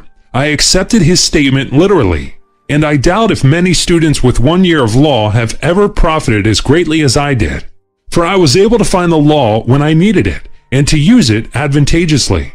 Almost all the law that a sales manager or an executive officer of an insurance company needs to know can be found in the state insurance codes, and that's where I found the law when I needed it. I developed the know-how to apply with common sense the knowledge of law gained from the codes and at law school. I don't recall an instance where a legal problem with which I was faced was not decided favorably. During this time, I was operating my own insurance agency, and the know-how became invaluable to me and to the insurance companies I represented. He turned defeat into victory. This story reminds me of the case history of a boy I know who almost flunked in every grade in grammar school. As a teenager, he was lucky enough to be passed through high school. As a freshman at the state university, he flunked out the first semester. He was a failure, but that was good, for it developed inspirational dissatisfaction within him. He knew he had the ability to succeed, and on reflection, he realized that he had to change his attitude and work hard to make up for lost time. With his new right mental attitude, he entered a junior college, and he did work hard. He kept trying, and on graduation day, he received the honor of being second highest in his class. No, he didn't stop there. He applied for admission to one of the nation's leading universities, which scholastic standards are exceedingly high and admission is most difficult to obtain. When the Dean of Men wrote in response to his application for admission to the university, he asked, "What happened? How do you account for your success at junior college after failure for so many years?" The boy responded, "At first, it was real work for me to study regularly, but after several weeks of daily effort, study time became a habit. It became natural for me to study at regular periods, and there were times when I actually looked forward to it, for it was fun to be a somebody at school and be recognized for my scholastic work. I aimed to be the best in my class. Perhaps it was the shock of being flunked out in my freshman year at the University of Illinois that awakened me. That's when I began to grow up. I just had to prove to myself that I had the ability." Because of his right mental attitude and his record of achievement at junior college, this young man was admitted to the university, and there, too, he developed an inviolable record. Here's an instance where a boy who had done poorly at school was motivated to seek the necessary knowledge and discipline to study. He selected the particular junior college he attended because its environment was conducive to the development of good study habits. But it was he alone who gained the know-how through his own repeated efforts, and he alone who turned defeat into victory. Practice overcomes handicaps. Raymond Berry was sickly and physically handicapped in his youth. As an adult, he still has a back weakness, one leg is shorter than the other, and his vision is so poor that he must wear strong glasses. Yet despite his handicaps, he was determined to make the football team at Southern Methodist University. With persistent effort, hard work, and year-round training, he did. Later, he decided to play professional football. But after his senior season, every team in the National Football League passed him by for 19 rounds of the player draft. Finally, on the 20th round, he was chosen by Baltimore. Few expected him to make the team, let alone become a starting player. But Raymond Berry was determined. Fitted with a back harness, mud cleats on one shoe to make his stride even, and contact lenses so he could see, he continuously practiced running pass patterns as an offensive end. He became a master at blocking, faking, and catching passes from every angle. On days when the Baltimore team wasn't practicing, he'd hurry to a nearby soccer field and persuade high school boys to throw passes to him.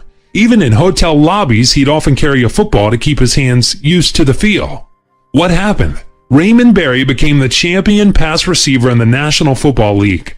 When the Baltimore Colts won the league championship both in 1958 and 1959, Berry was a star. And it's easy to see why Raymond Berry became a champion. Practice, practice, practice. It was practice that developed know-how. Practice makes perfect, it said, for practice develops skill by experience or exercise. 3 won't be 3 if 1 is missing. It's easy to see that when one number of a combination is missing, you don't have the combination. A trio is not a trio if one of its parts is missing.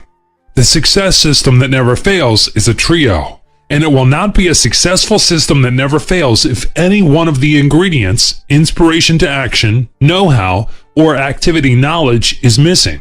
That's the reason a person who is successful in one activity may be a failure in another. Many men who become outstandingly successful in a business or profession fail in a new venture. They have gained skill through experience, and they have risen to the top in their own work. But on entering another business, they are not willing to gain the additional knowledge and experience required to succeed in the new activity. At law school, I lacked 1 or more numbers in the success trio to become a good student, but I was motivated to find and use the necessary 3 ingredients when I needed them in business. The student who flunked out lacked 1 or more of the missing numbers, but he turned defeat into victory when he employed all 3 in combination. Raymond Barry was motivated. He sought knowledge and he gained know-how. Thus, he used the 3 magic ingredients necessary to become a champion. From success to failure. Richard H. Pickering, one of the most wonderful persons I ever knew, was a gentleman in the true sense, a man of character. He was extremely successful as a life insurance counselor, for his recommendations were always based on the answer to the question he asked himself, "What's best for my client?" Over a period of years, he amassed a modest fortune in renewal equities, for he let his renewal commissions remain with the company. When he was in his 60s, he decided to move from Chicago to Florida. Restaurants there were flourishing, and he wanted to own one, even though he knew nothing about operating this type of enterprise. His only experience had been that of a customer. His enthusiasm was so great that he wasn't satisfied to operate 1 restaurant. He simultaneously established 5. He sold his equities and his renewal commissions and invested everything he had. Within 5 months, he was out of business. He was broke. Mr. Pickering's experience is a little different from that of other successful persons who are unwilling to gain the necessary knowledge and know-how before operating a new enterprise on a large scale. Had he only done the purchasing, handled the cash register, or operated a restaurant for someone else who was an expert in this business, he would soon have gained knowledge and experience, and he would not have failed. For Mr. Pickering was an intelligent man, and he proved it by returning to the life insurance business in which he did have knowledge and know-how. This failure was caused by the lack of the necessary knowledge and experience. Now here's the story of another friend of mine who acquired knowledge and know-how for his business career by getting experience while at college. You'll be intrigued by the self-motivator that still inspires him to action. You've got backbone, you're it. You've got backbone, you're it. That's what inspired me, said Carl Eller, the 33-year-old president of the Eller Outdoor Advertising Company, at a breakfast interview recently. I interviewed Carl and his wife that morning because I had heard that he had purchased the Arizona division of Foster & Kleiser for a reputed price of $5 million. The interview was pleasant, informative, and inspiring. I was a freshman at Tucson High, and it happened like this, Carl said. I didn't know much about football. At the tryouts, I didn't even have a uniform. But for some reason, when the first team star runner came my way, I was able to tackle him. I hit him hard and knocked him down. On the next attempt, he tried another end of the line, but again I was there and stopped him. This made him mad. The more he tried, the madder he got. The madder he got, the easier it became for me to stop him. 6 times in a row I stopped him. After practice, I was seated on a bench in the locker room putting on my socks when I felt a hand on my shoulder. As I turned and looked up, the coach asked, "Have you ever played fullback?" "No, I've never played fullback," I replied. Then the coach said something I have never forgotten. "You've got backbone. You're it." And then he walked away. You're it? What does that mean? I asked myself. The next day I found out. I was amazed at what I heard. Carl Eller, fullback, first team, the coach called out. And then I remembered, you've got backbone, you're it. You're it meant that he had faith in me and was backing his faith with a key position. I just couldn't let him down. His faith in me gave me faith in myself. Ever since, when I begin to doubt my abilities, when the going is tough, when I'm supposed to do something and I don't know exactly how, I say to myself, "You've got backbone, you're it," and my self-confidence is restored. Ronald T. Gridley, coach of Tucson High, knew how to get a man to do his best. We were undefeated in 33 football games, and we won 14 out of 15 possible state championships in all sports. Why? Gridley knew how to trigger the right inspiration in each and every one of us. "Did you work your way through college?" I asked. Carl replied, "While at the University of Arizona, I didn't have to pay for my room. Judge Prickett let me have his coach house for mowing his lawn. It didn't cost me anything to eat since I served tables at the Kappa Alpha Theta sorority. That's where I met Sandy, my wife." Then Sandy interrupted. Carl made more money at college than he did at first on his job after he left school. At school, he had 25 students working for him. Carl tied up practically every concession on the campus. Hot dogs, soft drinks, candy, ice cream, you name it, Carl did it. He published and distributed figgy notes, 600 sales a semester at $4 each. Publishing the sports programs and selling advertising for them started him on a career in advertising after graduation. To me, this was understandable. Here was a smiling young man with a pleasing personality, a football hero. Every businessman in Tucson would welcome a chance to talk to him personally, and when he asked for an ad in a sports program or one of the university magazines or papers, the merchant would buy it willingly. Then, too, Carl was a good salesman. He kept his customers year after year. They liked to see him, and he gave them the opportunity. After graduation, Carl applied for a job with a leading advertising agency in the big city, Chicago. He was offered $25 a week. "So instead," said Carl, "I got a job with Foster & Kleister Outdoor Advertising Company right in Tucson." His sales were phenomenal, and so was his progress. He was promoted to sales manager of the Phoenix office, became national sales manager with headquarters at San Francisco, and advanced to vice president and manager of the Chicago office at the age of 29. Then there was a change in ownership of the company, and it became a toss-up whether Carl or an older, more experienced man was to become president. The older man got the job. Carl quit and joined another advertising agency in Chicago. At a national convention, he heard a rumor that the Arizona division of Foster & Kleister was to be sold. Here was opportunity, Carl said, but I didn't know how to go about it, and the amount of money involved seemed fantastic.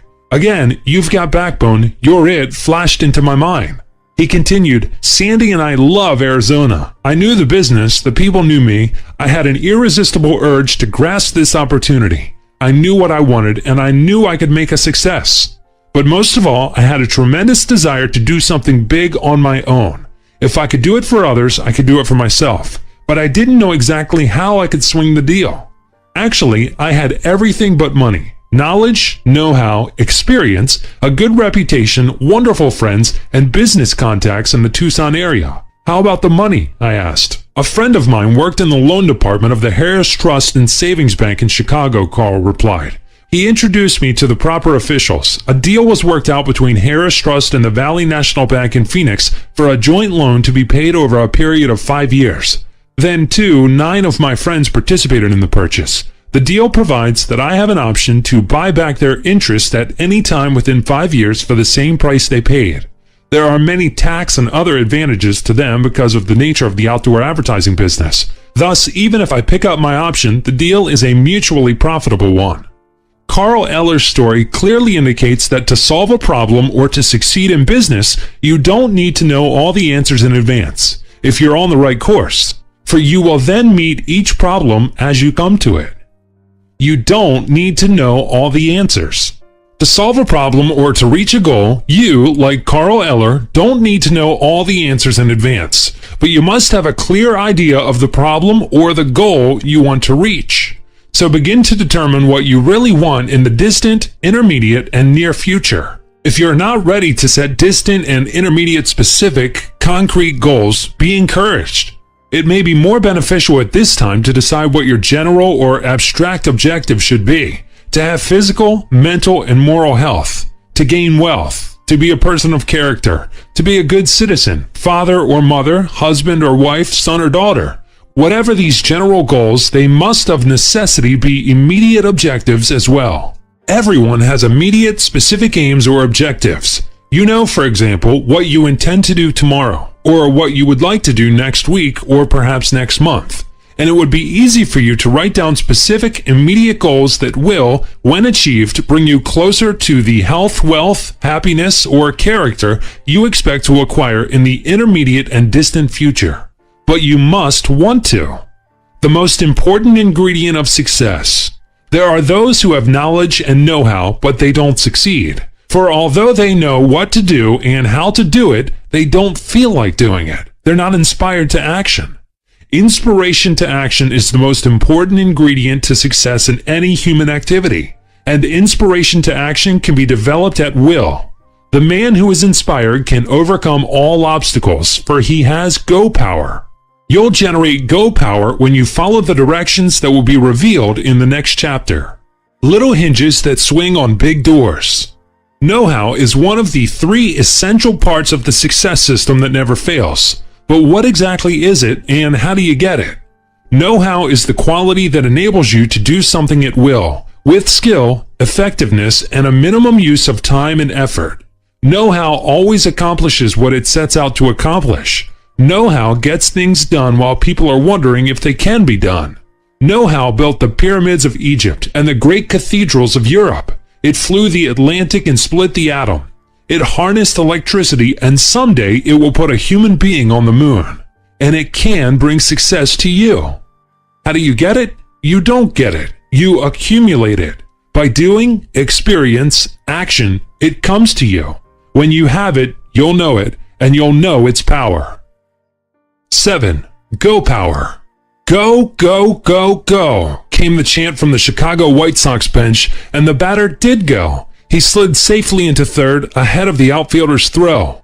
Go, go, go, go, White Sox became the chant of their fans in 1959, and it motivated the White Sox team to go, go, go, game after game to win the championship of the American League. Go, go, go, go, White Sox motivated each member of the team to try harder than he had ever tried before. But what is motivation? Motivation is that which induces action or determines choice. It is that which provides a motive. A motive is the inner urge only within the individual which incites him to action, such as an idea, emotion, desire, or impulse. It is the hope or other force which starts in an attempt to produce specific results. Success Through a Positive Mental Attitude by Hill and Stone, Prentice Hall Incorporated, 1960. Mixed emotions intensify go power. When strong emotions such as love, faith, anger, and hate are mixed, as in passionate patriotism, the go power they generate is an intensive driving force which will last throughout a lifetime. This is true of the freedom-loving peoples of the present who are under the yoke of communism, and it is true of the patriots of the past. Here's the story of one. The Cossacks came. The child saw his mother and father brutally beaten and killed. He ran from the house, but a horseman caught up with him, and he felt the lash that knocked him, bleeding to the ground. And as he regained consciousness, he could see the burning remains of his father's cottage. Then and there he made a vow to free Poland from the Russians.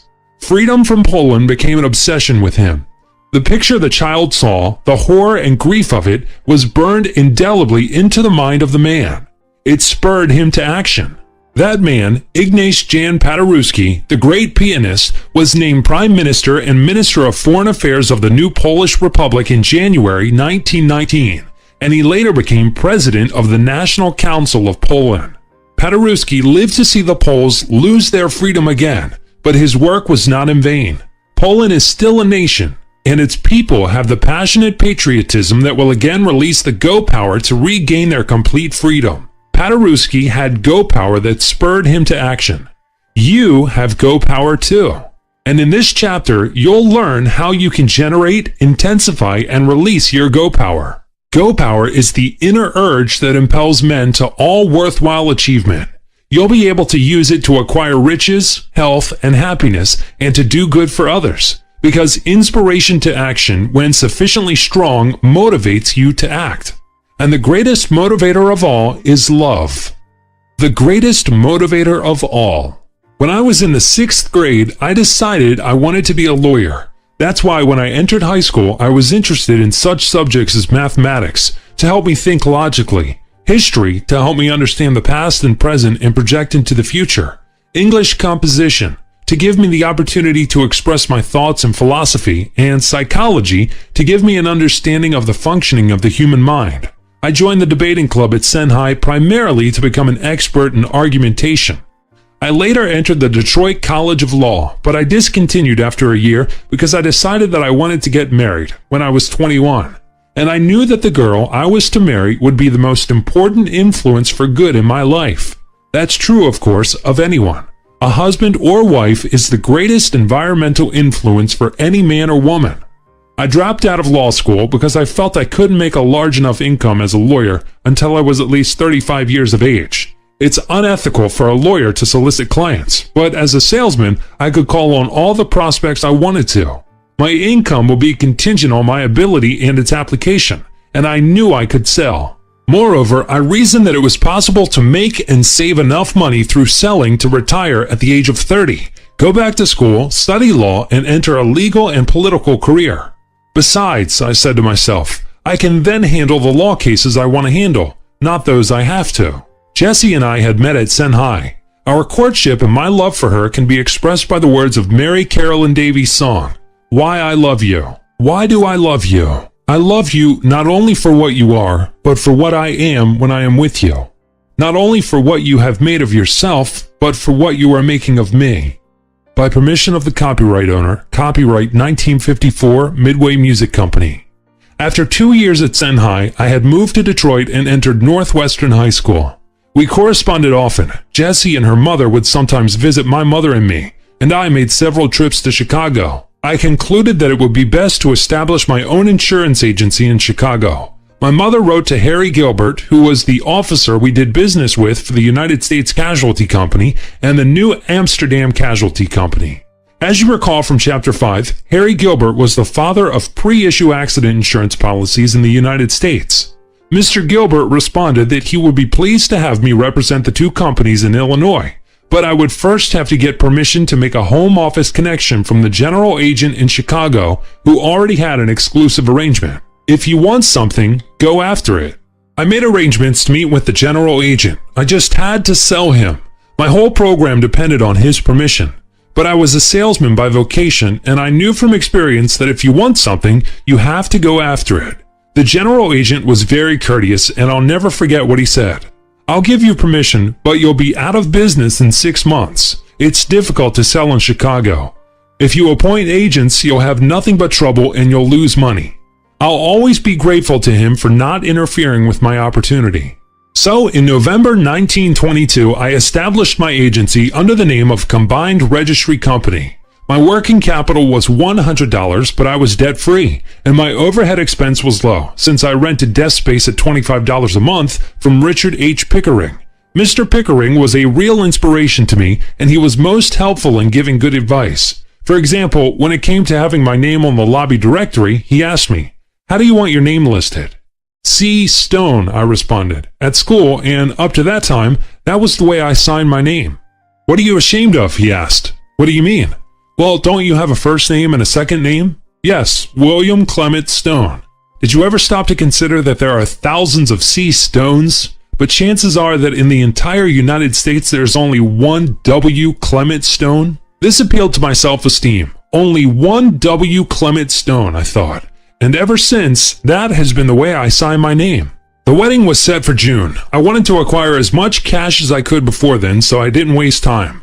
On my first day, I worked on North Clark Street in Rogers Park, within a few blocks of the place where I was staying. I made 54 sales that day. Then I knew that Chicago would be an easy place to sell in, and that I would be in business for more than 6 months. I was motivated to work hard to establish my business and get the money I needed to marry the girl I loved. This is understandable, for you may use reason to motivate yourself and appeal to reason to motivate others. But the inner urge of your feelings, emotions, instincts, and ingrained habits gives you the go power that puts you into action. To motivate, tug at the heartstrings. One of the best ways to inspire another person to desirable action is to relate a true story that appeals to his emotions. At a sales meeting, the reading of the following portion of a letter from Jean Clary moved the salesman to action. 6 weeks ago, my 6-year-old daughter, Pamela, came to me and said, "Daddy, when are you going to win your Ruby?" This was an award given for specific high sales and earnings within a set time period. "When are you going to write 100 policies in a week?" "Daddy, I have been asking God every night to help you make your Ruby. I have been asking him for many nights, and, Daddy, I don't think he is helping you." A child's faith in God, a child's faith in her father, so innocent, so honest, so sincere. I answered my daughter after long thought and consideration, for I realized that she was confused as to why God hadn't helped. My answer was, "Pam, God is helping Daddy, but I don't think Daddy is helping God. In fact, I wasn't even helping myself. I was paying the price of failure. Why? Because I wasn't trying. I was making excuses and alibis. I was blaming everyone but myself. How blind can a man be? I decided then and there." In the rest of the letter, Gene listed the many achievements caused by the depth of feeling for his daughter that inspired him with go power. Faith is a sublime motivator. Gene got his Ruby, and Pamela's prayers were answered. Gene had go power all the time. Everyone has go power. But it was the suggestion of Pamela's prayer that brought about the self-suggestion of inspirational dissatisfaction expressed by Gene in his thoughts. I wasn't even helping myself. I was paying the price of failure. Why? Because I wasn't trying. I was making excuses and alibis. I was blaming everyone but myself. How blind can a man be? This inspiration to action sparked the go power to performance. Faith is a sublime motivator, and prayer, an expression of faith, accentuates the release of the driving force of one's emotions. A case in point, it happened in San Juan, Puerto Rico not long ago when Napoleon Hill and I were holding a 3-evening Science of Success seminar. On the second night, everyone in the audience was urged to apply the principles the following day, and each was to report the results he achieved. Among the volunteers on the third evening was an accountant. And here is what he said. "This morning, when I arrived at work, my general manager, who is also attending this seminar, called me into his office. 'Let's see if a positive mental attitude works,' he said. 'You know, we have that $3,000 collection that is months overdue. Why don't you make the collection? Call on the firm's manager, and when you do, use PMA, a positive mental attitude. Let's begin with what Mr. Stone calls a self-starter. Do it now.' I was so impressed by your discussion last evening of how everyone can make his subconscious mind work for him that when my manager sent me out to make the collection, I decided to try to make a sale also. When I left my office, I went home. In the quietness of my home, I determined exactly what I was going to do. I prayed sincerely and expectantly for help to make the collection and also a large sale. I believed that I would get specific results, and I did get them. For I collected the $3,000 and made an additional sale of more than $4,000. As I left my customer, he said, 'You certainly surprised me. When you came here, I had no intention of buying. I didn't know you were a salesman. I thought you were the head accountant.' This was the first sale I ever made in my entire business career. This accountant was the same man who the night before had had the courage to ask, 'How can I get my subconscious mind to work for me?' And he had been told about setting goals, inspirational dissatisfaction, self-motivators, and the self-starter, do it now. He also learned that he must choose a specific, immediate goal and start toward it. And he learned these things too. 1. You affect your subconscious mind by verbal repetition. The subconscious mind is particularly affected by self-suggestions given under an emotional strain or given with emotion. 2. The greatest power man possesses is the power of prayer. He listened. He took time for reflection. He related and assimilated the principles. He prayed sincerely, reverently, and humbly for divine guidance. He believed he would receive it, and because he believed, he did receive it. And when he did, he didn't forget to give a sincere prayer of thanks. Inspiration begets knowledge and know-how. One evening, in a Science of Success class, a teacher of music who was also spinning records part-time at a leading metropolitan radio station jumped up and asked the question, "How can PMA help me? As long as I live, I can never expect to earn an average of more than $100 a week as a teacher of music. This is true of any other average teacher of music." I immediately responded, "You are absolutely right. You can never earn more than $100 a week on an average, if that is what you believe.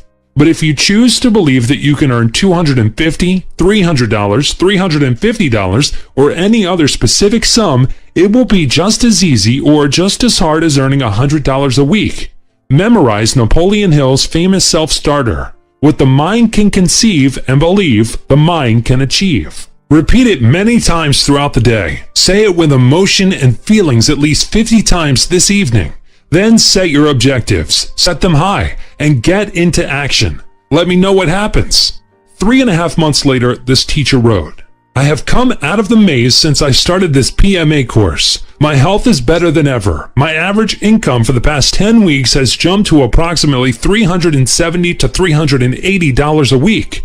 Despite the many hours I put in, my attitude is very cheerful and positive at all times. The night that music teacher asked, how can PMA help me? He did not just hear the answer given him. He listened. To hear does not necessarily imply attention or application. To listen always does. And he listened to the messages that were given to him. He began to recognize and understand the constructive force of the right mental attitude in the word believe. And he began to use this force. When he wrote his letter, he was still teaching music and he was still the same man. What had happened then? Who made it happen? He responded to suggestion. He used self-suggestion as directed. He changed his belief from it can't be done to it can be done. He dared to aim higher.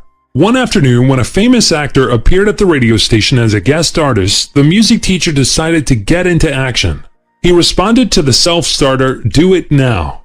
He became so enthusiastic in telling about the happiness that comes to one who learns to love music by playing a musical instrument well that the actor urged the teacher to teach him.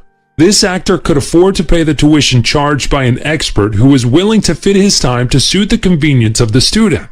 Because of his new mental attitude, the teacher recognized the principles and developed know-how from this experience. When other celebrities or guest artists appeared at the radio station, he sold them on the joy of learning to love music. He told them how easy it is to learn if one is properly taught. He merely repeated the procedures that had proved profitable in the actor. And that's know-how. That's how the music teacher acquired the knowledge to increase his earnings. In addition to teaching music, he sought after other means to increase his income. And because he sought, he found what he was looking for. Be a self-starter. Seek and you shall find is a universal truth. It applies to seeking self-inspiration, to action, seeking know-how, and seeking knowledge. In each example given in this chapter, external suggestions started the individual's thinking. The thoughts you think, the words you say, the things you do, these are self-suggestion. You have the ability to engage in self-suggestion by the thoughts you think, and when you repeat these thoughts and respond to them by action again and again, you establish a habit. By directing your thoughts, you can build and control the habits you wish to acquire and substitute new habits for old. If, for example, you think of doing a specific good deed, and if you consciously react by performing the specific deed each time you think that thought, you soon develop the habit of doing that good deed. And that's how you consciously develop the inner urge that inspires you to action. It's the go power that helps you. You can generate and use it to impel you to worthwhile achievement.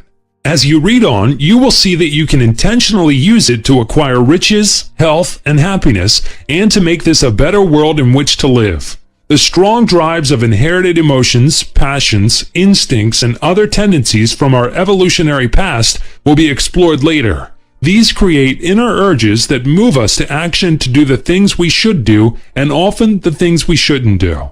There will, at times, be a conflict between the inner urges that you consciously develop and those that are inherited. But the conflicts can be neutralized by selecting the right thoughts, engaging in proper activities, and choosing the proper environment. Thus, we can fulfill the intended purpose of these strong inherited urges, yet be inspired to use them to lead wholesome, happy lives without violating the highest moral standards. Go power is the inner urge that releases the unlimited force of the subconscious mind of the individual. But we all need the help of others, and the next chapter indicates how you can achieve this through inspiration, know-how, and knowledge. Little hinges that swing big doors. Go power is the mystical motor of your spirit. It is the inner urge that can drive you to success. Its fuel is emotion, desire, or impulse. To develop Go Power, every night for 10 days, repeat at least 50 times. What the mind can conceive and believe, the mind can achieve. When Go Power impels you to some good action, consciously react by performing. Each time you do, you add to your ability to start Go Power at will. Part 3. An eventful journey. Solve each problem as you meet it. Success is achieved by those who try. Trouble is opportunity in work clothes. Don't be afraid of the unknown. Self-suggestion makes you master of yourself. When the going gets tough, the tough get going. 8. I selected a good crew. The Tunsta, a 30-foot ketch, quietly slipped out of the Helsinki harbor, bound for America. Aboard were 6 men and 3 women. Only one had ever set foot on a sailing boat before. Each was willing to risk his own life for freedom. Freedom from the enveloping force of communist Russia. Tossed in time by mountainous seas and gale-force winds, becalmed in the primordial ooze of the Sargasso Sea, or facing starvation, the crew of the Tunsta was always able to summon the ingenuity and resourcefulness to survive. Teppo Turam, one of the leaders of the expedition, tells the story in his book, The Tunsta, a story both real and symbolic, not only of the sea, but of the human soul. I had many talks with Teppo about the Tunsta long before he wrote his book, for Teppo Turin is associated with me in business. And as Teppo would tell me his story, I would think, here is another instance where the force of an inner urge develops sufficient inspiration to action to prove again the possibility of the improbable. Teppo and his crew did prove the possibility of the improbable, for they were inspired to risk life itself for freedom. But like many who enter a new venture, they lack knowledge and know-how. For knowledge has to be learned, and know-how must be acquired through experience. But when you have a burning desire that drives you to action to reach your goal, you will find the means to gain the knowledge and get the experience that will give you know-how. Before leaving Helsinki, Teppo Turin did gain the theoretical knowledge of sailing from books and talks with seasoned sailors. And by sailing, he learned the know-how to pilot a small boat. That is how you can gain knowledge. You can seek it. You too may find it in books and in conversations with other persons. But like the crew of the Tunsta, you get real know-how only by doing. When the crew left Helsinki in the 30-foot reconditioned potato boat, they knew they would be faced with problems. But fortunately, they didn't know how hazardous the journey was to be, any more than you know what problems you will encounter to reach your distant goals. Hunger, thirst, storms, the Sargasso Sea, even shipwreck on a coral reef didn't stop Teppo Turin and the other inspired Finns from reaching their destination. For they, like everyone who achieved success in a great venture, solved each problem as they came to it. They helped themselves, and they were helped through powers known and unknown to them at the time they set out on their own voyage. They kept going, regardless of the obstacles they met. Have the courage to enter the unknown. That is why many persons succeed, because they start for a specific destination and keep going until they reach it. It's hard to stop them. Also, that's why many fail, because they don't get started. They don't go. They don't overcome inertia. They don't begin. It's a universal law. It takes more energy to overcome inertia in getting started from a standstill than to continue the momentum of a moving body when it is once in motion. It's the fear of the unknown that keeps a person from starting, even though he may have a strong desire. Another may also fear, but he does get started, and once started, he permits nothing to stop him. Earlier, you read about the self-motivator, Do It Now. This is what I term my self-starter. It sparks me to action. Here's how you can learn to use it too. 1. Repeat Do It Now to yourself 50 times or more in the morning and evening, and whenever it occurs to you throughout the day, for the next several days. Thus, it will be imprinted indelibly in your subconscious. 2. Every time it is desirable for you to do something you may not feel like doing and the self-starter Do It Now flashes from your subconscious to your conscious mind, immediately act. When you are faced with fear of the unknown, but have a desire to do the right thing because it is right, say to yourself, Do it now. Then immediately get into action. That's what I do. My use of the self-starter Do It Now is an acquired habit. It's one technique I employ successfully to neutralize inherited emotions and fear through self-suggestion. Yet it was several years after I started to build a sales organization before I began to teach my representatives the techniques I had learned for directing my thoughts and controlling my emotions. Lay the proper foundation. Every member of the Tunster crew volunteered, and the first salesman I hired volunteered. It happened this way. One Monday morning, shortly after I started my agency, I was selling door-to-door in a Chicago office building. I sold a policy to a middle-aged real estate man who asked, "Where's your office located?" 29 South LaSalle Street, I responded. At noon, when I returned to my office to check my mail, there, waiting for me, was my customer, the real estate man. He seemed as surprised to find that I, a 20-year-old salesman, was also the manager, as I was to have him, a customer, apply for a job. I had resolved not to hire salesmen in the first year. I knew I could earn a large income by devoting my exclusive efforts to personal sales. I also knew it would take effort, money, and valuable selling time to build a sales organization, and I dared not waste any of these. Since I received all the commission on my personal sales, but only 1/3 of the gross commission on salesmen's sales, it would take many salesmen to produce net commissions equivalent to what I could earn myself. Yet I did accept the real estate man as my first salesman, for he was experienced in sales and he was a man of character, and character is the first thing a sales manager should look for when he interviews a prospective salesman.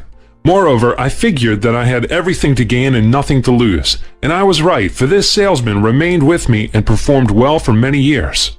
Now the lesson to be learned from this experience didn't occur to me until many years later. You can build an organization by hiring your customers to work for you. But I realized then, as I realize now, something more important. You must lay the proper foundation for your business before expanding. A good salesman may be inspired to go into business for himself and become an owner. Yet he may lack the necessary know-how and knowledge to operate a business. He is tempted to take one of two routes. One of insolvency and failure. The other to mediocrity, rather than a third short route to success. Route 1. He lacks working capital, yet he tries to make a livelihood from the new salesman he hires. His business and personal expenditures far exceed his income. He goes heavily into debt. He goes broke, all because he dissipates his personal selling time and effort. This is the route to insolvency and failure. Route 2. He has working capital. Yet he is such a star salesman that he devotes himself exclusively to personal selling. He won't invest the time, effort, and money necessary to build a sales organization. So he becomes no better than a salesman with a sales manager's commission. He doesn't go broke, but as a sales manager, he is a failure. This is the route to mediocrity for the owner of a business. Route 3. Again, he lacks working capital. But he guarantees earnings and solvency through personal sales and hires one new salesman at a time, only when he can absorb him. Thus, he builds an organization, and when his organization is large enough, he devotes his exclusive efforts to management. A hot dog and a glass of milk. A good salesman has confidence in himself. He knows what he can do, and necessity often forces him to do it. While I was engaged in personal sales, my earnings were what many considered exceedingly high. Yet it seemed there was always a need for money. Payments on the car, payments on the furniture, payments on life insurance. Perhaps it was because I bought what I wanted, then had to work like blazes to pay for it. I'd leave home in the morning with very little cash, for I knew I'd have substantial sums by the end of the day. For example, the first time I worked Gillette, Illinois, I arrived at 8:30 in the morning with 10 cents in my pocket. This didn't bother me. On the contrary, it inspired me. I checked in at the Woodruff Inn, then walked across the street and had breakfast, a hot dog and a glass of milk. There's been inflation since. Gillette was only 40 miles from my home, yet I took the train instead of driving and stayed at a hotel instead of returning home each night. On the train, I'd relax, for I had developed the ability to sleep anywhere at any time under almost any circumstances. So in a railroad coach, I just put my elbow on the windowsill, rest my head on my hand, and fall asleep. But I always did something more before falling asleep. I conditioned my mind. I prayed for guidance and help. Staying at a hotel instead of returning home each night gave me a minimum of 10 hours sleep, for traveling time was saved. With the extra sleep, I'd be in peak condition. When I sold, I deliberately got keyed up and put everything I had into my sales presentation. Get keyed up. Many salesmen have poor days because they are fatigued. Their batteries need recharging. They need rest. But when I called on my prospect, I was rested. Again, before I called on a prospect, I conditioned my mind.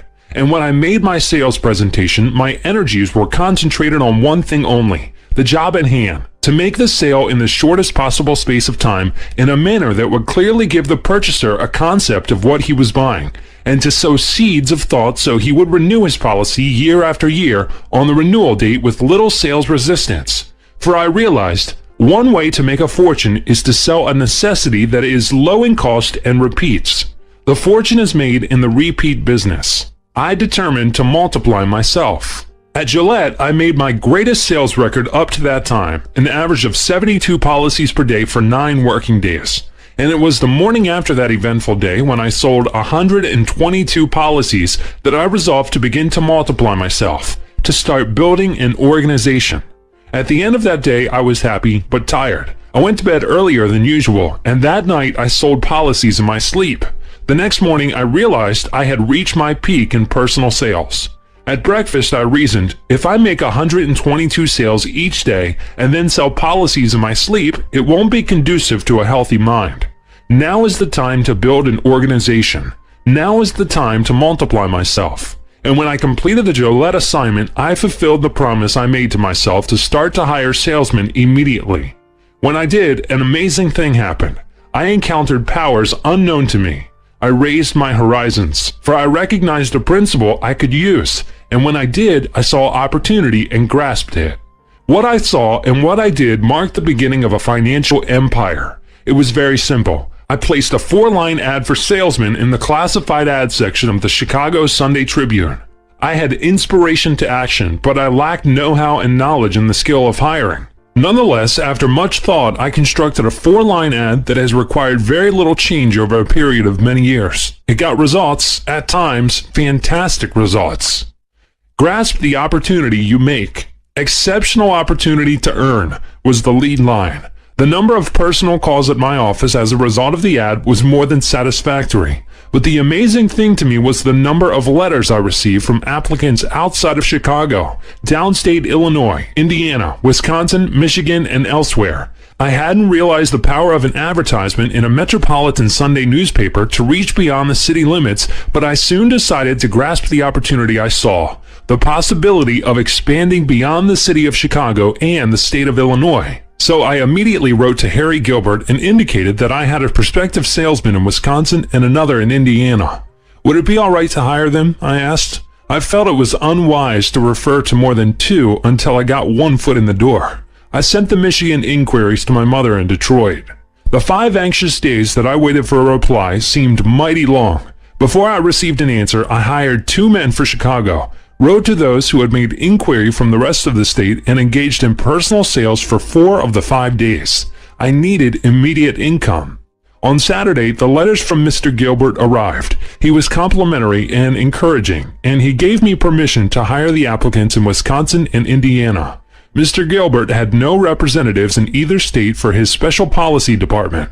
So I wrote to these applicants. It never occurred to me to suggest a personal interview, and they accepted my offer. Then I reasoned, if Mr. Gilbert would allow me to hire 1 applicant in each state, he would allow me to hire more. This was an exceptional opportunity for me, and I decided to take it.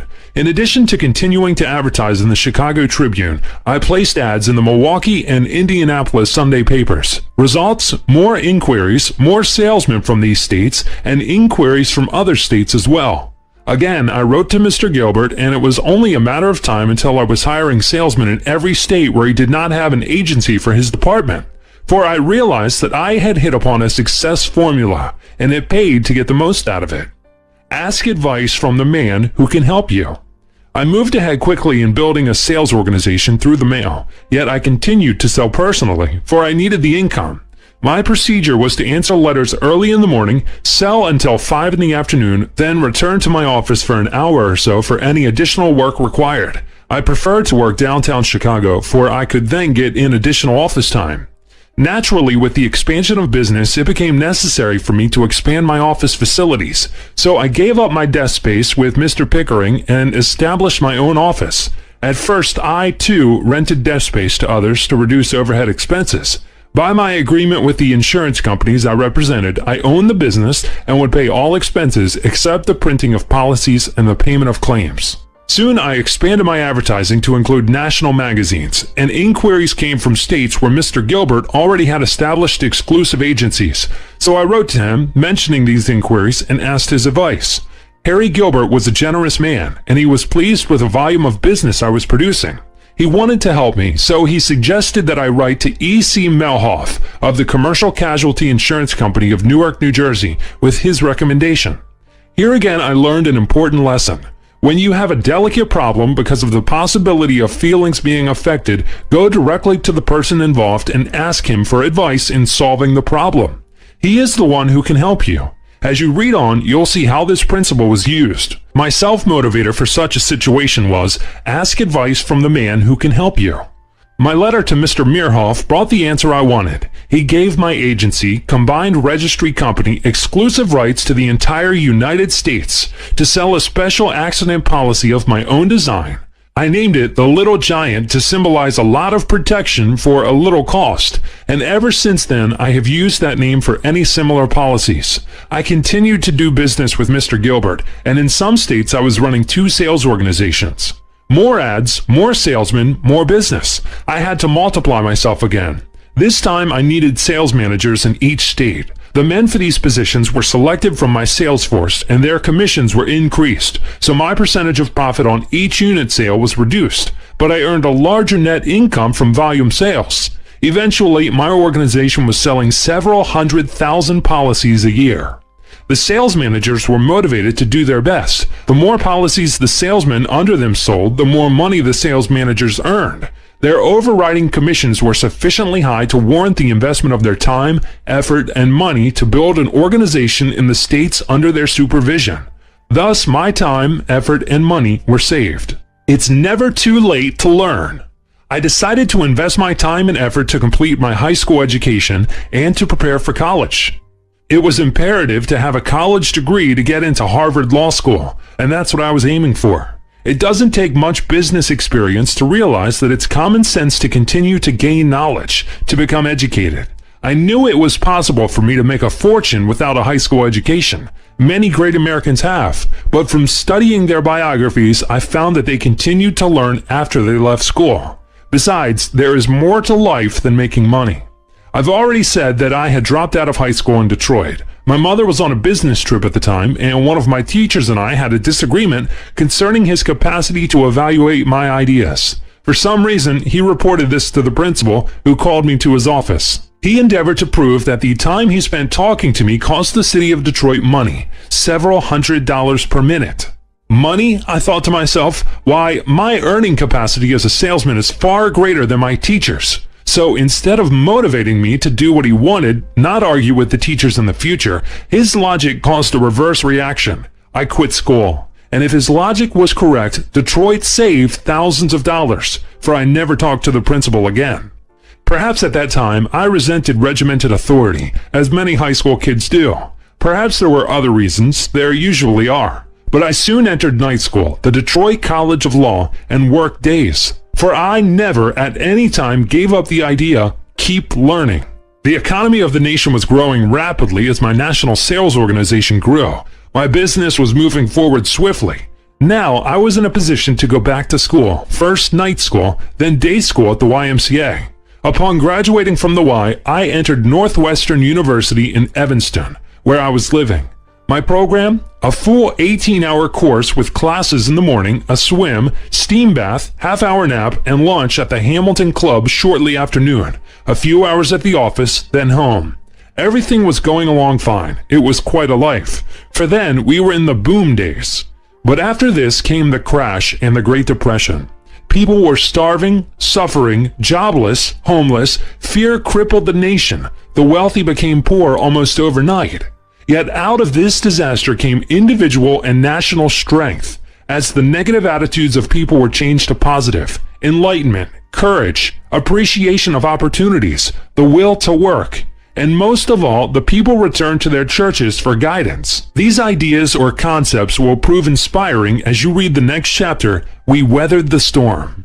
Little hinges that swing big doors. Knowledge is knowing about something. Know-how is knowing how to do something. Knowledge is information. Know-how is technique. You need both for the success system that never fails. Knowledge is gained anywhere and everywhere. It can be acquired from books, people, things, happenings, history, or casual observation. But to be useful, it must be organized. You must know what you know. 2 self-motivators to help you acquire knowledge are: ask advice from the man who can help you, and it's never too late to learn, so don't stop learning. 9. We weathered the storm. There was a calm before the storm. A storm brought about the negative attitudes and acts of men. A storm more destructive and enduring than any known natural catastrophe. A storm rightly termed the Great Depression, for it symbolized the attitude of the people as well as the state of the economy. It first struck in October 1929, Black Thursday the 24th, followed by a disturbing lull. Then lightning struck everywhere. Black Tuesday the 29th was the day the stock market crashed. After that, there were more rough seas before the financial hurricane struck with all its fury to reach its apex. The bank holiday, March 6, 1933. And then, there is nothing to fear but fear itself. This statement by the President of the United States symbolized the change of attitude from negative to positive on the part of government officials, newspaper editors, radio commentators, the clergy, business leaders, and the people. And with this new positive mental attitude began new life, new strength, new progress. The principles to be learned from this experience can be used by you and me to avoid entering a storm area needlessly and to prepare ourselves successfully to weather any storm that does come by developing the right mental attitude. Prepare to meet life's emergencies. To me, at first, Black Thursday and Black Tuesday were like distant catastrophes I read about in the daily newspapers. I had been building a business and buying a home on credit, and I had no money to invest in stocks. I gambled on my own ability to perform, but not by buying stocks on margin. So it wasn't until 1931 and 1932 that I realized the impact of the market crash on me and my business. It is true that the papers had been filled with daily stories of tragedy. I had met an exceedingly talented and successful young securities broker at one of my clubs in 1928. When I read the newspaper account of his suicide, I felt pity and compassion for him and the others like him whose answer to this crisis was self-destruction. Pity because he had not previously prepared himself to meet the emergencies of life with the right mental attitude, and compassion for his mental frailties, fear, hopelessness, and defeat. This young securities broker had not prepared himself early in life with the strength that comes from a strong moral and religious philosophy. The belief that God is always a good God cannot have been a part of his creed, and he must have been ignorant of the power of prayer. You can judge the faith of an individual by what he does at the time of his greatest need, when he must either run, surrender, or fight. The aim of life is life itself. When a man understands that the aim of life is not material profit but life itself, he ceases to fix his attention exclusively on the external world, said Alex Carrel, the great French scientist who lived through these trying times. Reflections on Life, Hawthorne Books Incorporated, 1953. I believe it is desirable for each of us early in life to decide what he would do if life ever seemed to be not worth living. I know I did. My decision, should my life ever be worth nothing to me, it could at least be worth much to others. For any mental or physical pain or suffering, regardless of how severe it might be, can in great part be neutralized by the satisfaction and joy of trying to help others. And that's worth living for. Perhaps you learned that when you read Before I Sleep, The Last Days of Dr. Tom Dooley, written by James Monahan, either in its complete form or as condensed in the Reader's Digest or in newspaper syndicated articles. For Tom Dooley, the young doctor, was tortured with pain from a dreaded disease. He knew his days were numbered, but he was driven by a magnificent obsession to minister to hundreds of thousands of sick people who lived in mud huts in Asia and Africa. He believed the aim of life is life itself, and he tried to keep others alive as he himself fought to live to help them. He tried to make every hour count, for he was pushing against time. By driving himself with almost superhuman effort of will, he was able to multiply the benefits of his work through writings, lectures, and television appearances to raise money for Medico, the organization he established to give medical care to the underprivileged peoples of the world. Large sums are still being received to carry on the work of Tom Dooley. Tom Dooley, unlike the securities broker, had prepared himself early with a good religious and moral philosophy. His life proved this. He believed that God is always a good God, and he was not ignorant of the power of prayer, for it was this power that gave him fortitude to keep living on. The young broker gave up in despair. He might instead have started a new life devoted to the service of others and lived to become a hero. Because this is a self-help book, may I suggest that you give some thought to your own religious and moral philosophy. Decide now what you would do if ever your life should seem worthless to you. For a self-help book can literally save your life. A mother recently wrote, "I am a housewife with 3 marvelous children and a fine husband. But because of NMA, a negative mental attitude, I was convinced the world would be better off without me, especially my husband and my children. I was convinced that I could not control my emotions or thoughts. I was contemplating suicide. I prayed for help, but it didn't seem to come, until one afternoon I picked up Success Through a Positive Mental Attitude. I have studied it in every available moment ever since. I have adopted PMA, a positive mental attitude, as a way of life, and the changes in myself, my home, and my relations with my husband have been like a miracle. I have read other inspirational books, but yours told me, as no other has ever told me, how to actually help myself. And this is what I needed more than any medicine or doctor in the world. I thank both Mr. Hill and you, Mr. Stone, for writing this book. I thank God for getting it into my hands in time to literally save my life. Success Through a Positive Mental Attitude has motivated me so deeply to change for the better that I am confident that I will never return to my former state. Regular church attendance has also helped me, and this came about as a direct result of reading your book. Prepare to Flight. A book like You and Psychiatry can help you come to the right decision. In it, Dr. William C. Meninger says, "Most of us have witnessed the differences in the reactions of personalities to onslaughts from environment. Some can take the total loss of their homes and fortunes. They adjust to the death of loved ones or maiming handicaps. Others can't. Not many personalities can still be in there adjusting after a full-speed head-on collision with as solid a piece of environment as a 10-ton truck. Our failures are expressed in one of 2 types of reaction: flight or attack.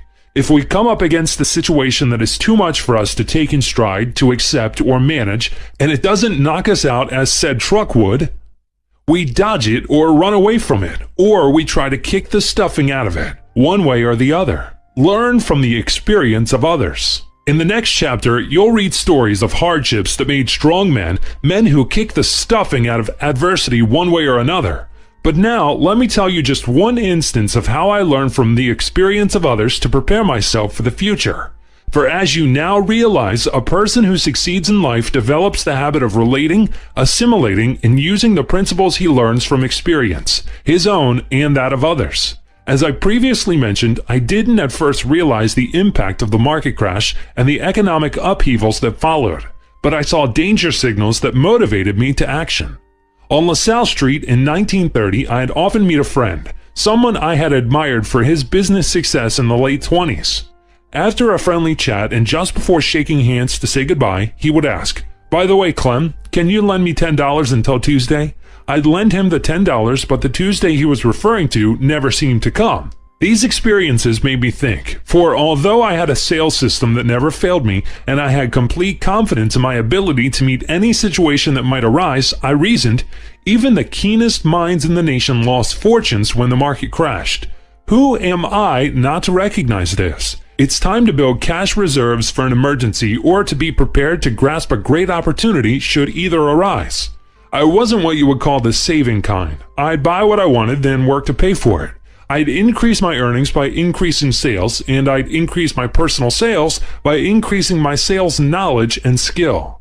Every time I entered the Roanoke building where I had my office, I was attracted by a sign in the window of the bank of the first floor, which seemed to verify this philosophy. It read, "A young man can acquire a fortune if he obligates himself, for if he is honest, he will pay off his debts." I had obligated myself to purchase a home, 2 cars, and what I term necessities, and others might term luxuries, on-time payments. Besides, I was always trying to expand my business, and the insurance companies I represented had each given me a sizable line of credit. So I forced myself to save by buying a 20-year endowment policy, the kind of life insurance that had the largest cash value. I bought a big one, big enough to make a loan of $20,000 9 years later when both an emergency and opportunity presented themselves. And I did this notwithstanding the fact that I had debts. I knew I'd pay them in full, for early in my experience I had developed the self-motivator, a deal's a deal, a promise is a promise. To me, this meant that come what may, and regardless of the sacrifice necessary, you live up to your deal or promise, whether it's written or verbal. Toward the end of 1931, I began to feel the effects of the Depression, for then I began to realize I had a serious problem. Money. I attacked my problem. I was still going to school and operating my business. My creditors were hounding me. They all wanted their money at the same time, it seemed. I knew that they would all be paid in full. I believe they knew it too. But everyone had his own money problems then. My money problems arose from the fact that although I had over 1,000 licensed agents, they weren't producing a satisfactory volume of business, and my income was unfavorably affected. I was more than $28,000 in debt. When I stopped to think about the matter, I realized that it wasn't how many agents I had that counted, but it was how much they sold. It was how much money I made. A college education is a wonderful thing, I thought, but it's more important that I make a livelihood for my family and myself, and pay off all my debts. So once again, I became a school dropout. Immediately, I attacked my problem. First, I took a look at my assets. By then, I had made arrangements for my agency to represent 3 more companies, in addition to the 2 I already had. Thus, I was able to appoint additional salesmen in an area where it was desirable to have more than one sale organization. Fortunately, I did have a large, established renewal business. We were losing policyholders, but I didn't know how many. I didn't realize how serious the situation was until I began to have real personal money problems. But I did know that opportunities were unlimited. For sale are contingent upon the attitude of the salesman, not the attitude of the prospect. The salesman who is inspired and has the proper know-how and knowledge can influence his prospect to buy. Experience had taught me that. I had proved it during school vacations when I would engage in personal sales. One summer, for example, I spent 10 weeks in personal sales in New York State. I had to prove conclusively that selling was contingent upon the mental attitude of the salesman, for I had made arrangements with the commercial casualty company to issue a new policy at only a slightly higher net premium cost. My sales managers said it couldn't be sold, and our salesmen didn't sell it, for they had read about the Depression too, and they believed that what they saw and heard applied to them. Like millions of others at the time, they had negative mental attitudes about themselves. That summer at Buffalo, Niagara Falls, Rochester, and other cities in western New York, I sold in greater volume than I had ever sold before. I used my sales system that never fails, regardless of territory, boom, or depression. It's just as effective under adverse economic conditions as under favorable. I knew it then as I know it now. So when I returned to Chicago, I wrote each of my sales representatives and urged them to sell the new policy. Because they had confidence in me, they were motivated to try. Because they tried, they found that the new policy was just as easy to sell as the older one. I had inspired them. What I didn't know. Although I had a sales system that never fails, my salesmen were not applying it fully. They hadn't learned to. They hadn't been taught. Now I began to realize that as a sales manager, I lacked 2 of the ingredients to a success system that never fails as it applied to training, supervising, and retaining sales representatives. These were know-how and activity knowledge. When I look back, I am amazed at how little I knew about proper communications, sales training, and business administration. Perhaps it was because in the boom days, anyone could sell anything. All he needed to do was see people and tell them what he had. Had I known then what I know now, sales production records would have indicated exactly how the business stood at any particular time, where my selling organization was headed. Salesmen and sales managers would have been properly trained. I would have had a success system that never fails for sales management, but I didn't. For in the boom days, I didn't even bother to see my salesmen and sales managers. I didn't think of it. Representatives received only printed sales instructions in the form of a 4-page folder, which consisted primarily of an organized sales talk, a few sales suggestions, and some self-motivators. They were urged to memorize the sales talk, word for word. No sales meetings or conventions were held. It never occurred to me. No specific instructions on management were given to the sales managers. They knew how to sell new policies because each was promoted from the sales force. The only records I kept were the names of policyholders, a simplified cash bookkeeping system, and a list of agents' names and addresses. No sales production records of any kind. Like many men who start a one-man business, I learned from experience. But had I known then what I know now, I would have employed modern techniques in sales training, communication, and business administration. This knowledge can be acquired at school or from books. Necessity motivated me to action. When I dropped out of school, I got into action. First mental, then physical. All personal achievement starts within the mind of the individual. I knew what my problems were, and knowing your problem is the first step in finding the solution. To solve my problems, all I had to do was 1. Make as large an income through personal sales as possible. 2. Continue to hire additional salesmen. 3. Train new salesmen and those I already had to do as well or better than I. 4. Develop a sales production record system whereby I would know exactly how much business was in force in every city, town, and village throughout the nation. But before I describe the action I took, let me give you a feel of the necessity that motivated me. I had been slow in paying my bills and my creditors were hounding me. But there was one obligation I always met on time: the payroll each Saturday. Did you even pawn a watch? I did, on 2 occasions, just to get enough additional money to meet the payroll in full. And what about paying the office rent? When the lights went off in my office, I knew the reason why. I'd telephone the manager of the building, who would ask, "When are you going to pay your back rent?" 5 minutes after I gave my answer, the lights would come on again. This happened to me on many occasions. Remember, I was putting every dollar possible into the payment of my debts. It's tough to pay your current bills while paying your old obligations and, at the same time, save a few dollars for the future. But it's good for you. So necessity motivated me to make each selling hour count, and I did. The hours that were formerly spent attending classes were now devoted to selling time. I'll tell you later about some of my experience, for they'll prove the power of inspiration to action, and the principles can be applied by anyone.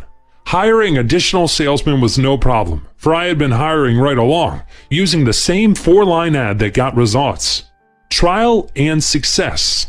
Here again, I had found what was for me a system that never fails to hire salesmen through the mail. Through trial and success, I had developed a 2-page form letter and 2 circulars to accompany it that got such fantastic results that they were subsequently never changed, except for a few minor details. The letter and the circulars made the promises in our ad believable, desirable, and attainable, the 3 ingredients necessary to motivation. They urged the reader to action. They contained such powerful self-motivators as these. Success is achieved by those who try. If there is nothing to lose by trying and a great deal to gain if successful, by all means try. Do it now. The letter pointed out disadvantages as well as advantages. For example, it indicated the necessity for the applicant's making a deposit in advance for his state license fee and the supplies that would be issued to him. I mention these details because you may have wondered how I could build a national organization without devoting a great deal of my personal time to the effort. I used the form letter method. You may see now how I was able to build with relatively little working capital by having the representatives make a deposit in advance for supplies and their license fees. I was able to use their deposits as working capital. I guaranteed a refund on demand. In addition, you'll see how this letter and literature were useful in hiring by personal interview, for they saved my interviewing time by giving me the complete story. Character, attitude, willingness to learn. Often during the Depression years, as many as 200 applicants would call at my office on a Monday morning for a personal interview in response to the ad in the Chicago Sunday Tribune.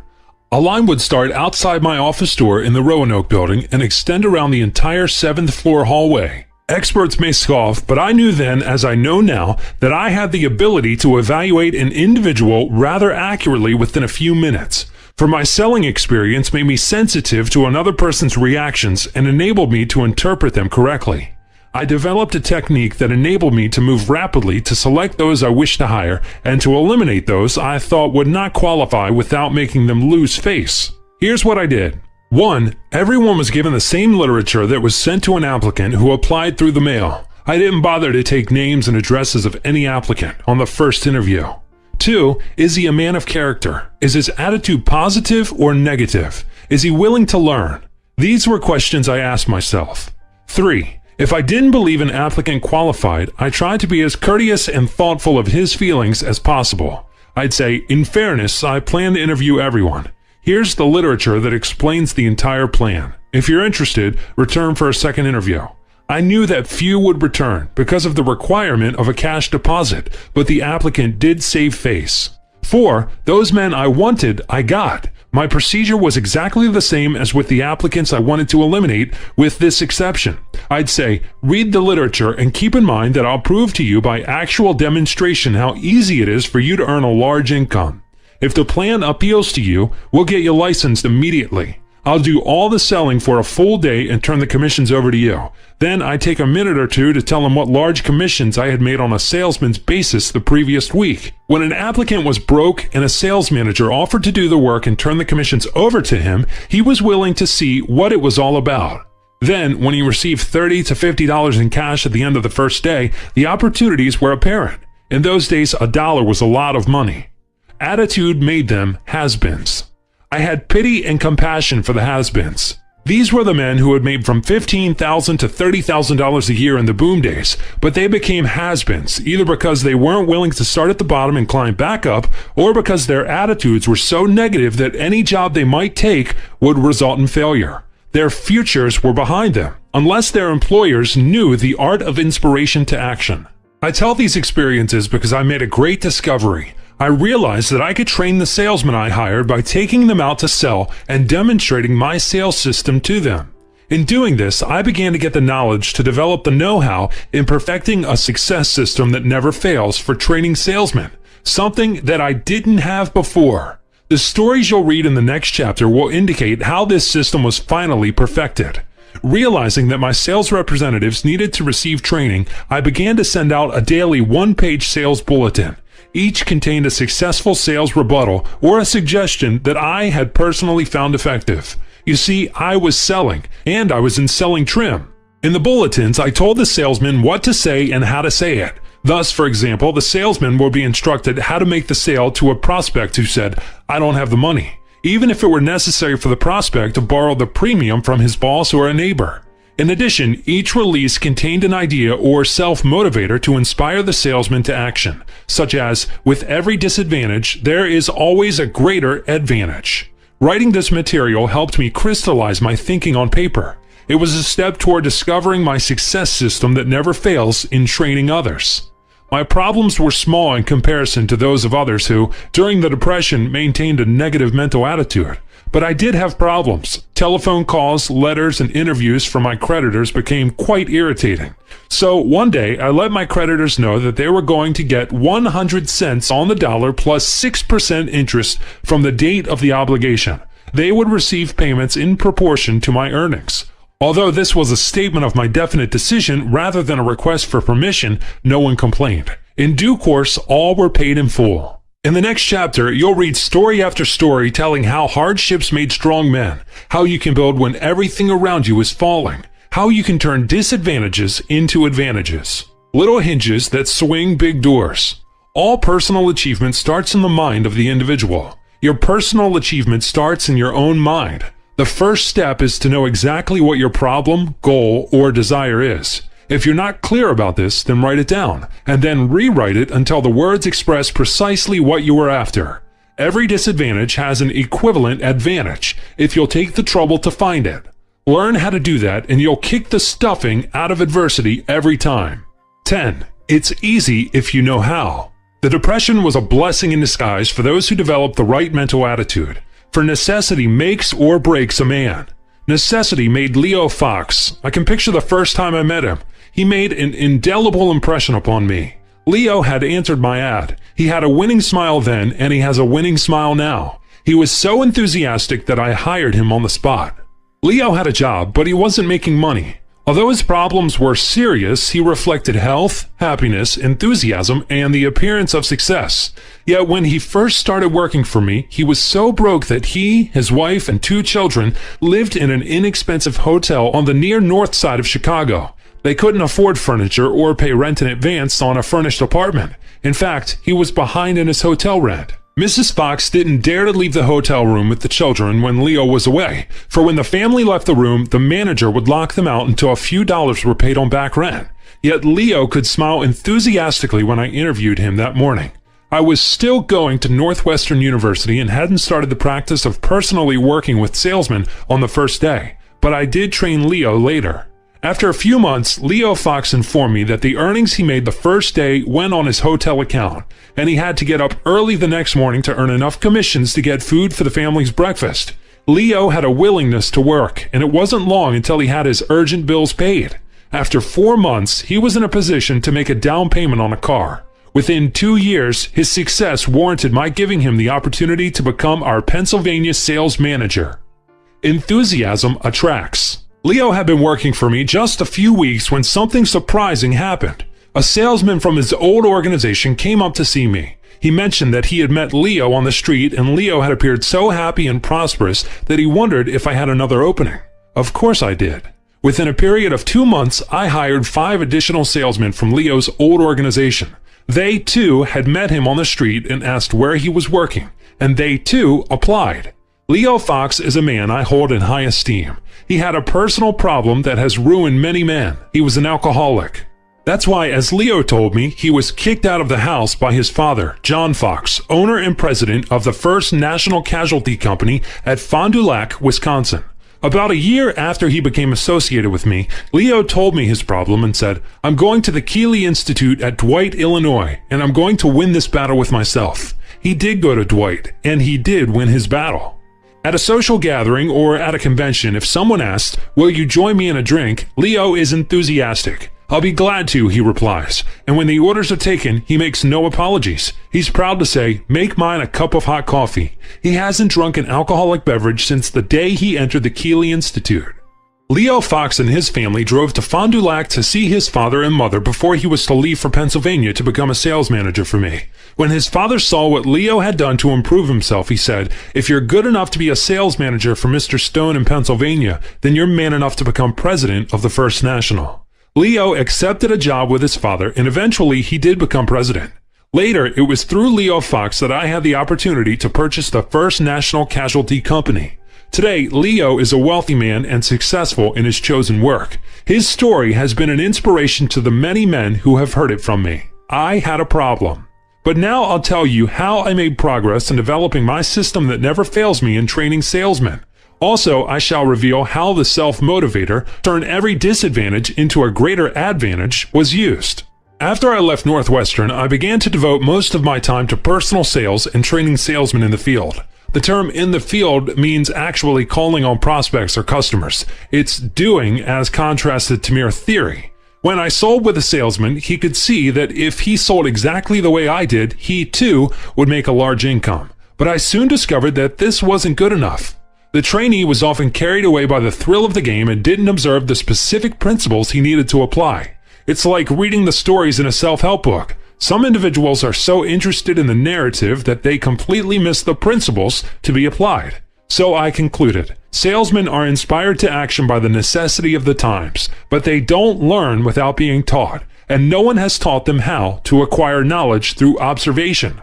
Realizing this, I began to develop an effective teaching method. First, the salesmen were motivated to study the sales talk and rebuttal arguments word for word. I told them of the large daily incomes that could be earned if they knew what to say and how to say it, why they would be happy in their work if they knew the theory, and how they could save time when they used an organized sales presentation.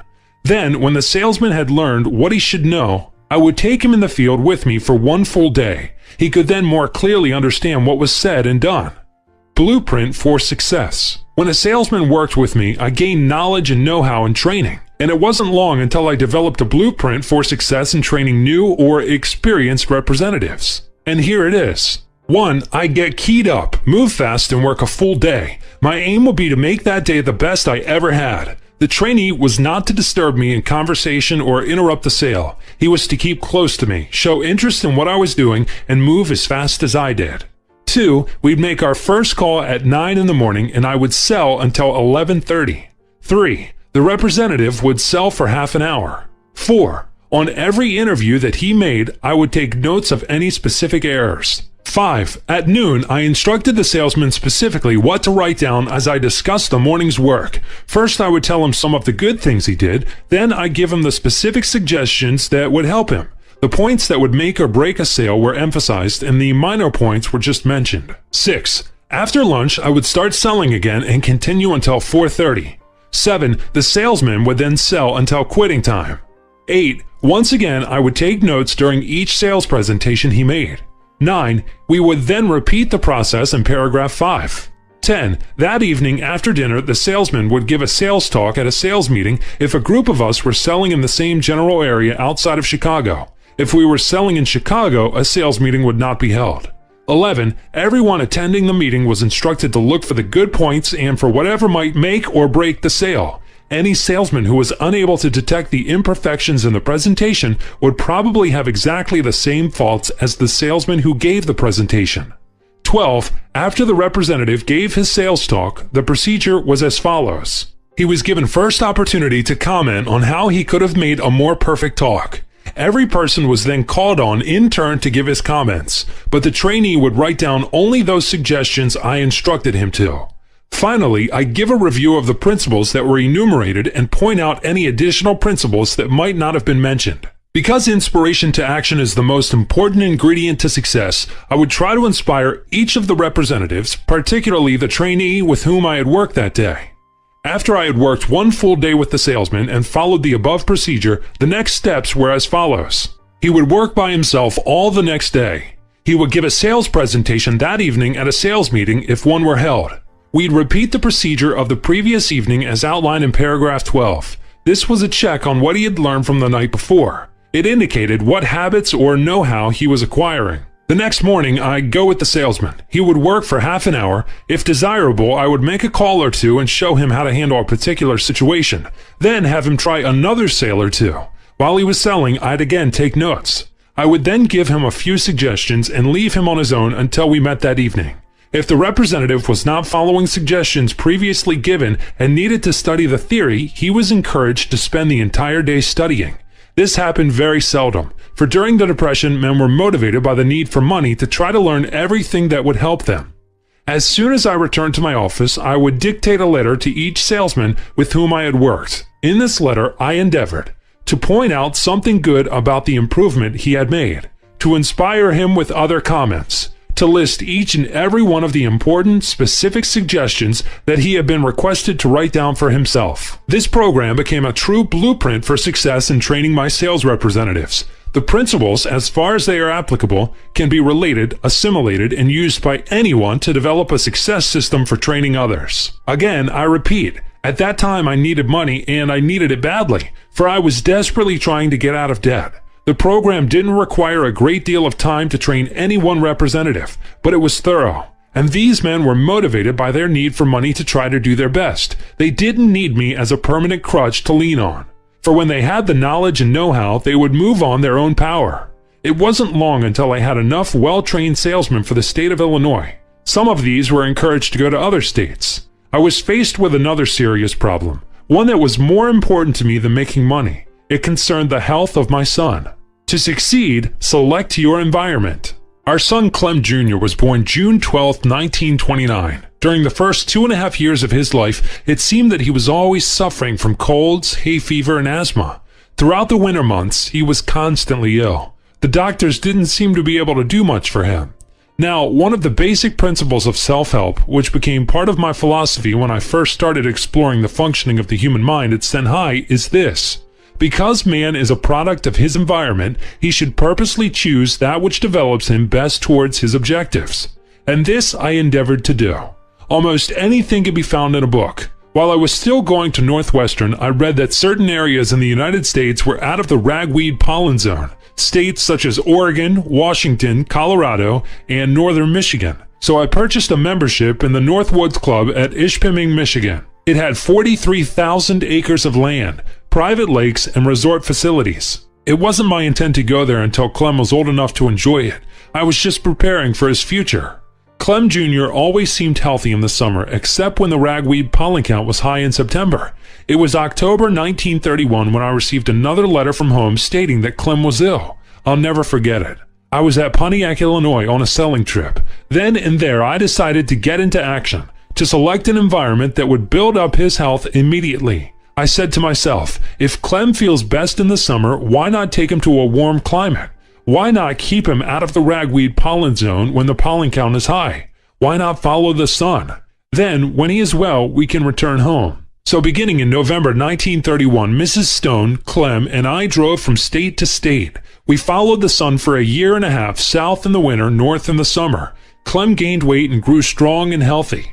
We stayed at the best resort hotels, and because I needed the money, I sold the management of these hotels on giving me their best commercial rate. Turn a disadvantage into an advantage. I would obtain a license in each state so I could personally sell there. It was my thought that the renewal assignments could be given to a salesman I had or would appoint. I personally trained each salesman who remained with my organization. My training program was exactly the same as that outlined in A Blueprint for Success. At that time, the mills were closed in New England. The mines were closed in Pennsylvania, Arizona, and elsewhere. The price of cotton and peanuts in Virginia and other southern states was so low that the crops were turned over to enrich the soil. It didn't pay to bring them to market. Oil in Texas was selling at 60 cents a barrel. Nevertheless, the salesmen I trained could immediately earn from $20 to $50 a day. For necessity gave them inspiration to action, experience gave them know-how, and I taught them the necessary knowledge. These are the three ingredients in every success system that never fails. During the year and a half of travel, my sales force was reduced to 135 well-trained representatives, for I had lost many before I had the opportunity to train them personally. But these 135 salesmen produced a greater volume of business in the Depression years than the more than 1,000 untrained representatives who had worked for me during the boom days. So in seeking and finding health for my son by selecting the environment that was conducive to his good health, several disadvantages were turned into advantages. I built a solid foundation for continuous expansion of my business and gained the missing knowledge and know-how to train salesmen successfully. And I made a most amazing discovery. The amazing discovery. When I finally reviewed the letters I had sent each representative outlining the principles he needed to succeed, I was amazed, for I discovered that the number of necessary corrections was relatively small. What applied to one would apply to several. On the basis of this discovery, I wrote a series of training manuals from which a representative could learn the principles we had to teach him. Then, with proper field training, he could begin to develop a large income. As he began to read the first page of Manual 1, he'd begin where inspiration to action can always be found, with thoughts of God. For this is what he read. Success in all fields of endeavor has been assisted by the employment of prayer. Regardless of one's beliefs, prayer from a psychological viewpoint is beneficial in crystallizing one's ideas towards an objective and develops a stimulating internal force. To thank the divine power at the end of a good day has never harmed anyone. To ask the divine power for assistance towards success has helped many. If you want to get results, try a prayer. The sales log. When the Depression hit, I had no indicator of exactly what was happening to my business. But when I did awaken to this fact, I had Rand McNally install special Cardic systems. These were designed to give monthly and annual information on sales production by states, cities, sales managers, and salesmen.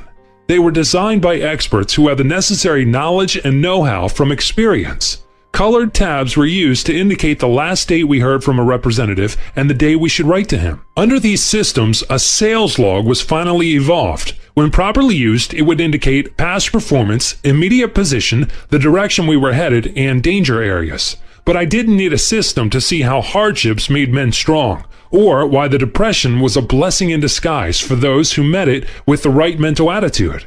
In the next chapter, you'll see how those with a negative mental attitude were taught to motivate themselves to develop the right mental attitude. Little hinges that swing big doors. You are a product of your environment, so choose the environment that will best develop you toward your objective. Analyze your life in terms of its environment. Are the things around you helping you toward success, or are they holding you back? 11. Mysterious sources of power. Please, God, let me be rescued. Please, God, let me be rescued. Over and over again, Bill Tolles kept repeating with humility, sincerity, and expectancy, "Please, God, let me be rescued. Please, God, let me be rescued." William Tolles, a Navy seaman, had been washed overboard from his carrier at 4 in the morning. When he landed in the water, he followed naval instructions. He kicked off his dungarees and made an improvised life jacket of them, just as he had done so often in practice. Hour after hour passed. Apparently no one had seen him fall overboard. At 3 that afternoon, he was sighted by sailors on the Executor, an American freighter. And when he was brought aboard, the first thing he did was to give prayers of thanks. This story is told in the great self-help book TNT, The Power Within You. I have used it many times in speeches, and I have sent the book to Inspire sales representatives under my supervision. Why? Because the captain of the Executor had changed his course and picked up Bill Tolles 200 miles off his usual route, and to this day, he doesn't know why he changed his course. Her prayers were answered. Recently, Dr. Joseph Maddie and his wife Ray were dinner guests at our home. I told them the story of Bill Tolles as author Harold Sherman told it to me shortly after TNT was published.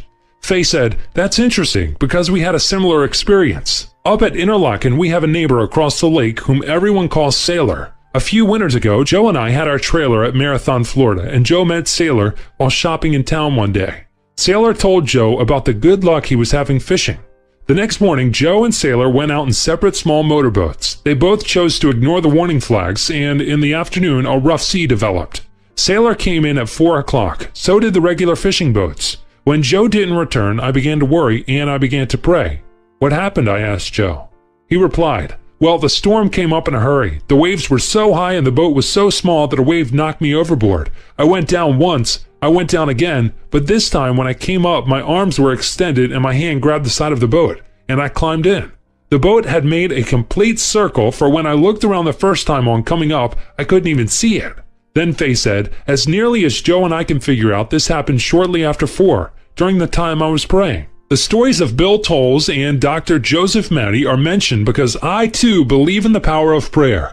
It plays a very important part in my success system that never fails. The power of prayer is mysterious. So are all natural and psychic phenomena, until man becomes enlightened enough to understand them. But whatever or not we understand, truth will be truth. For each effect, there is a cause, and when we know a given act brings a given result, we can use the principle that is applicable, even though we don't know why it works. The man with the radar mind. Many writers in the self-help field are searching for the truth as it applies to powers known and unknown that affects or can be affected by the human mind. That's why I made it a point to meet Peter Hurkos, the man with the radar mind. I have visited in his home and met his wife, Maria, and their lovely little daughter, Carolina, and we have become good friends. In the course of our first visit, Peter Hurkos asked Mrs. Stone to write down a name on a piece of paper and hand it to him. She did. Without looking at what was written, Peter crumpled the paper in his right hand, then he amazed us by telling us many experiences that had occurred years ago. Each was 100% correct. And he described the person whose name was written on the piece of paper, and again amazed us with his accuracy. Another time when Peter was in my office in Chicago, I made a long-distance call to a friend connected with the movie industry in Hollywood. Peter merely held the telephone wire, and when the conversation was completed, he described the physical appearance of the man with whom I was talking and some of his characteristics. On another occasion, he shook hands with Lou Fink of my public relations department and told Lou things that only Lou himself knew. When he visited the Robert R. McCormick Chicago Boys School, he again amazed me, as well as the boys, with the accuracy of his description of specific problems and happenings in their lives.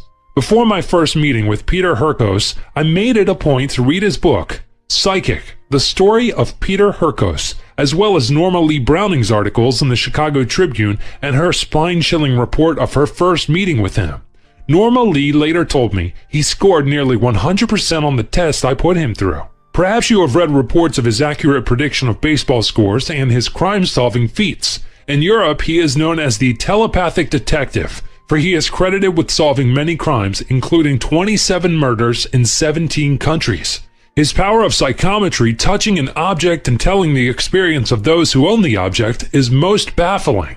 Peter's chief aim in life is to discover the extent of his psychic powers and to learn how to use them for the good of mankind. Hidden channels of the mind. The man who has perhaps done most in the field of parapsychology is Dr. Joseph Banks Rhine of Duke University. More than 34 years of his life have been spent at Duke exploring the powers of extrasensory perception scientifically and endeavoring to prove their validity. I have met Dr. Rhine on many occasions, and in our discussions, I have become more and more convinced of the possibility that the world is on the brink of a breakthrough into discoveries of psychic phenomena more awesome than the discoveries of technology in the past decade. Dr. Rhine's books, New World of the Mind, The Reach of the Mind, and Parapsychology, co-authored with J.C. Pratt, are authoritative. Now his wife, Louisa E. Rhine, who has been engaged in research with him for many years, has given us Hidden Channels of the Mind, an easy-to-read book that tells many interesting stories of spontaneous experiences, the kind you may have but not recognize because you think them only coincidence. They may be in the realm of telepathy, thought transference, clairvoyance, the power of discerning objects not present to the senses, postcognition, seeing into the past, precognition, seeing into the future. The reason psychic phenomena are mentioned here is that it is wholesome to realize that there are unknown powers, for when you realize the possibility of even that which seems improbable, you are taking the approach of a scientist. You broaden your horizons. Forecasting.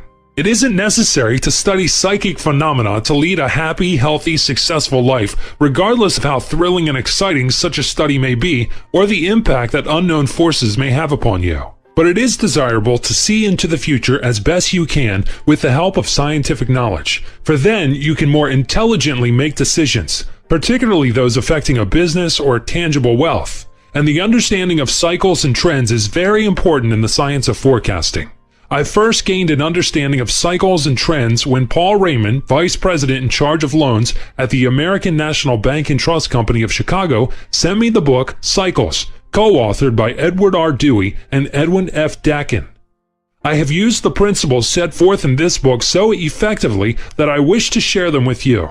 For example, when I see my business leveling off, I use a principle learned from cycles. Start a new trend with new life, new blood, new ideas, new activities. Today, I am chairman of the board of directors for the Foundation of the Study of Cycles, and Edward R. Dewey, who created the foundation, is the executive director. Because the study of cycles and trends is so important and is so little understood, I asked Mr. Dewey to write a letter explaining them in simple terms. He also wrote a letter on leading indicators, about which you will read in Chapter 19. Here is what he has to say on the fascinating subject of cycles. Cycles. If you will observe closely, you will notice that many events tend to recur in cycles at reasonably regular time intervals. For example, you know about the 12-month cycle of the seasons. If it is now summer, you know that 6 months from now it will be cold and blistery. If now winter, you can predict half a year ahead to tennis and swimming. When you do this, you are making use of a knowledge of cycles. Of course, everyone knows the cycle of the seasons. It is not so well known that there are other cycles too. Every hunter knows that some years there is plenty of game, other years it is scarce. What the hunter for the most part does not know is that the intervals between years are often quite regular, and hence predictable. But the Hudson's Bay Company knows this fact and uses this knowledge to predict the kill, years in advance, and to prepare for it. Every fisherman knows that there is variation in the number of fish from season to season. This knowledge can be, and has been, refined to reach a determination of exact wavelengths and permit very accurate forecasting of fish abundance. Volcanologists use knowledge of this sort to predict eruption of volcanoes. Seismologists use cycle knowledge to predict in a very general way the coming of earthquakes, and so on throughout the whole range of science. Even economists are learning that some of the ups and downs of human affairs come at such uniform time intervals that the regularity cannot easily be the result of chance. This fact leads to better foreknowledge. The determination of these cycles is often quite simple. Mere inspection of a chart of the figures in which you are interested will often reveal the dominant wave pattern. However, it takes skill to distinguish cycles that are real from mere accidental fluctuations. One thing you can do by yourself is to determine your own emotional cycle, or the cycle of your wife, husband, boss, or employee. Each evening, grade your mood for the day and place a dot in the proper box. Connect the dots by straight lines. Soon, a pattern will emerge. For men, the cycle will probably be from 2 to 9 weeks. This is your natural rhythm, and in most cases it will continue. Use your knowledge to forecast your moods and thus protect yourself against undue optimism or undue pessimism. Most women have a 14-day cycle of amorousness that can be detected and timed in the same way. Every second wave tends to be more intense. Women's emotions also seem to conform to a 29% day cycle. That varies with the phases of the moon cresting in the third quarter. Cycle knowledge can be of great benefit to mankind. It will help us to predict. It will help us to change what can be changed and to conform to what cannot be changed. Growth trends. The essential thing for you to know about growth is this. In the long run, everything in the universe grows at a slower rate as it gets older. A baby doubles its weight in about 6 months. If it kept on at this rate, it would shortly weigh several tons. Trees, like human beings, grow more and more slowly and finally stop growing altogether. Trees do not grow to reach the sky. Neither do businesses nor nations unless something new is added. Growth is usually figured in actual numbers. Sales were $100,000 2 years ago, $200,000 last year. Growth of $100,000, $300,000 this year. Growth of another $100,000, and so on. This seems good. Rate of growth is figured in percentages. If sales were $100,000 2 years ago and $200,000 last year, the rate of growth was 100%. If sales totaled $300,000 this year, the rate of growth has dropped to 50%.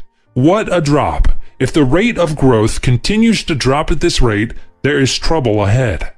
Always figure growth in percentages. This matter is so important to those who are responsible for the growth of a business that I want to stress the point. Just as a mother keeps a weight chart for her baby, let us construct a sales chart for an imaginary business. 1920, company founded. Annual sales, $20,000.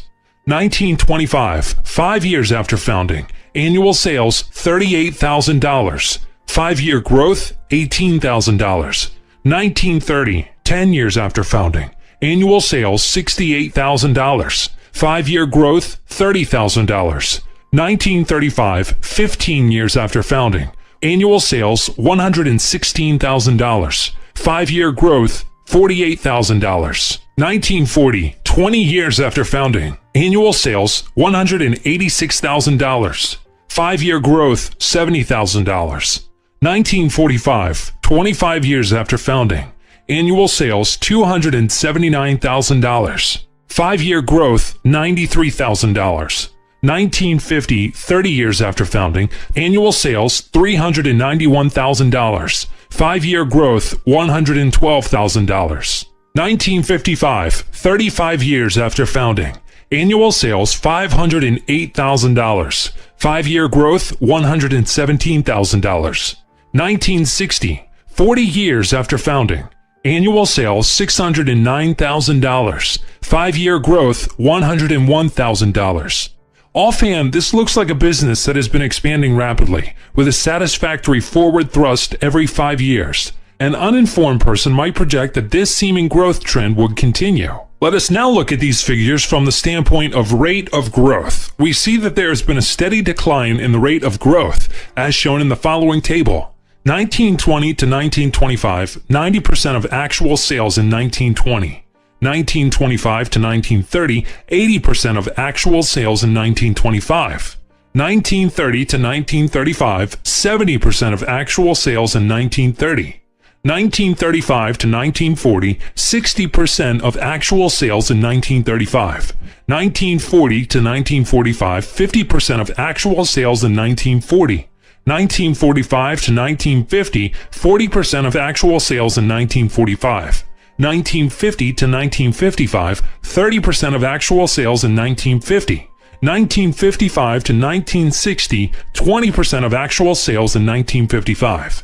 It is obvious from the table that during each 5-year period, the rate of growth of this hypothetical business has decreased 10%, and that if these tendencies continue, the rate of growth in the future will be 1960 to 1965, 10% of actual sales in 1960. 1965 to 1970, 0% of actual sales in 1965. Knowing these facts about growth of rate, the probable sales figures for 1965 and 1970 can't be projected more accurately. We see that by 1970, the momentum will cease entirely. By then, the organization will become another of the many that follow a groove in a mature and conservative way, probably entering into a moderate decline until either aggressive competition shoves it aside entirely or new blood comes into the picture to give the aging institution a new start. Projections of this sort, based on rate of growth pattern and showing the approach to what we may call maturity, are important tools for all students of practical economics. In our hypothetical picture, the design is that of a very regularly declining rate of growth, a regularity that is hardly typical of any institutions in real life, but it is useful for illustrating a fact that both businessmen and investors usually overlook. The rate of growth in an organism is a sound index to its vitality. So far, what we have said is negative. Granted that this is the natural state of affairs, the positive point of view refuses to accept these natural tendencies. It does something about the situation. The essence of changing natural growth trends is to introduce something new that will cause a rebirth of the growth trend. 70 years ago, for example, the carriage industry was reaching a state of maturity. Someone had the idea of mechanical propulsion, and look where the carriage industry is today. Dozens of other examples could be given. In summary, it is natural for the rate of growth of anything to decline, but with enough imagination and diligence, new growth trends can be substituted for old. Free yourself from bondage. If you're the type of person who allows external conditions to control your destiny, free yourself from bondage. For bondage is a state of being bound to a state of complete subjection to the will of another. As used here, subjection to external influences and internal negative thoughts and attitudes. The more I search to discover the powers of the human mind and how to use them, the more I am convinced that success or failure is primarily the result of the attitude of the individual. The attitude of the individual is the result of a motive, and a motive is the inner urge that incites him to action. The term inspiration, when used in inspiration to action, is the inner urge that incites him to actions that are good, and this develops a positive mental attitude. But a motive may be bad, and when it is bad, this inner urge develops a negative mental attitude. When there is a conflict between an inner urge to live up to the moral law, which is good and strong, inherited instincts, emotions, and feelings, which are also good when properly directed and controlled, you have a problem. But what is good or bad? And what do you do when one virtue is in conflict with another? How can you develop a positive mental attitude? The title of Samuel Butler's novel, The Way of All Flesh, is so earthly and symbolic that I have used it for the next chapter, where you will read stories of many individuals who were faced with the necessity of answering these questions that everyone encounters. Some experienced success in the internal struggle and others failed, all because their attitudes were positive or negative, good or bad. The purpose of Chapter 12 is to help you to help yourself to meet those internal struggles intelligently and successfully. Little hinges that swing big doors. The mysterious powers of the human mind in prayer and man's amazing psychic powers operate under universal laws. These laws operate regardless of anyone's lack of understanding, disbelief, or ignorance. Universal laws always follow a pattern. Everything that moves or grows has a cycle and trend. It's nature's law that every natural or man-made growing organism grows to maturity, levels off, and dies unless there is rebirth through new life, new blood, new ideas, or new activity. Knowledge and know-how to see into the future and to create new cycles and new trends are possible. 13. How to get from where you are to where you want to be. I want your best commercial rate, I said. I looked the assistant manager squarely in the eyes. He hesitated for about 30 seconds, looked at the registration card I had just filled out, smiled, leaned over, and whispered in a paternal manner, "We like our Arkansas boys. It's the people from Chicago we take for a ride." I laughed, and he thought he understood why, but he didn't, because he didn't know I was from Chicago. You and your family will be here for 2 weeks. I'll let you have the finest accommodations we have for $5 a night. Will that be all right? This happened back in '32 when we were following the sun. I had obtained an Arkansas state license. While working there, my official mailing address was in Little Rock. So when I registered at Hot Springs' finest resort hotel, I gave my local address, as was my custom. Arkansas, as you will later see, was very kind to me. Many of our best sales managers came from there. While at the Arlington Hotel, I took advantage of my environment. First, I would sell during regular working hours, with one exception. I would take an extra hour off at noon. The bathhouse is closed officially at noon for 2 hours, but the manager of the bathhouse I liked best and his employees became policyholders of mine, and because they liked me, I became an exception to the closing rule. I'd get in the bathhouse about 5 minutes before 12. I'd be the only customer there. This gave me an opportunity to relax and receive the health benefits of the warm waters of Hot Springs. Then I'd figuratively start a new selling day at 2 in the afternoon. I had made it a practice to try to get some physical exercise every day, such as tennis in the summer and ice skating in the winter, and when I was at a health resort, I'd take advantage of its facilities. I was convinced that to have a healthy mind, one should try to develop a healthy body. If you want a job, go after it. Each year in March, I would return to Hot Springs and increase the business. In 1935, just before the renewals came due on the policies I had sold and renewed there the previous year, I received a letter from D.A. Cook, who was seeking a connection as a sales manager. He especially made inquiry as to who would handle the established business. It wasn't difficult to get him to represent me, for it was he who went after the job and got it. I had no one else there at the time. D.A. Cook, like so many natives of Arkansas, was a gentleman in the true sense. Because of my experiences with them, I've often thought that there must be something in the Arkansas soil that develops fine people. Take W. Sutherland, for example. Bill is one of the finest persons of character I have ever met. It was he who proved to me that I could operate a company 800 miles away from home when I had the right man protecting my interest. It is he to whom the real credit for building the combined American insurance company in Dallas belongs. Every time Bill made a decision, it was the right decision, for he is an honest man with good common sense. The day I worked with D.A. Cook, we drove from Hot Springs to Malvern. But try as I would, I made only a few sales. In my entire experience in working with representatives, I doubt if I have had as many as 14 poor days, but this was one of them. Every time I did have a poor day, I subsequently conditioned my mind and made outstanding records the next day, except the time I introduced a new policy in Seattle, Washington. Then it took me 3 days to get in selling trim, but then with the salesman I trained, I made outstanding records. It was sale after sale, day after day. As was my custom when I had a poor day, I didn't blame conditions, the people, or the service. I knew the fault lay with myself, and I told this to Mr. Cook that evening. He said, "I understand, but it really doesn't make any difference, for I can see how your system would work." If I had known then what I know now, I would have worked with Mr. Cook the next day.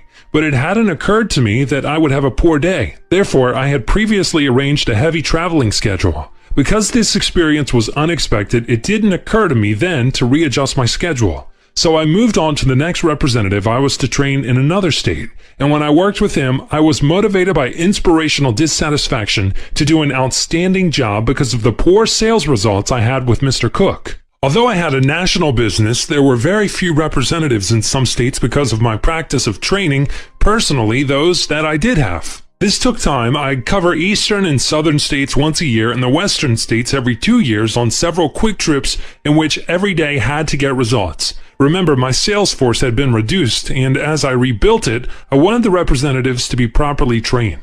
My program was to meet a salesman at night, try to cover all matters of importance at that time, work with him the next day until about 3 in the afternoon, then drive on to my next stop.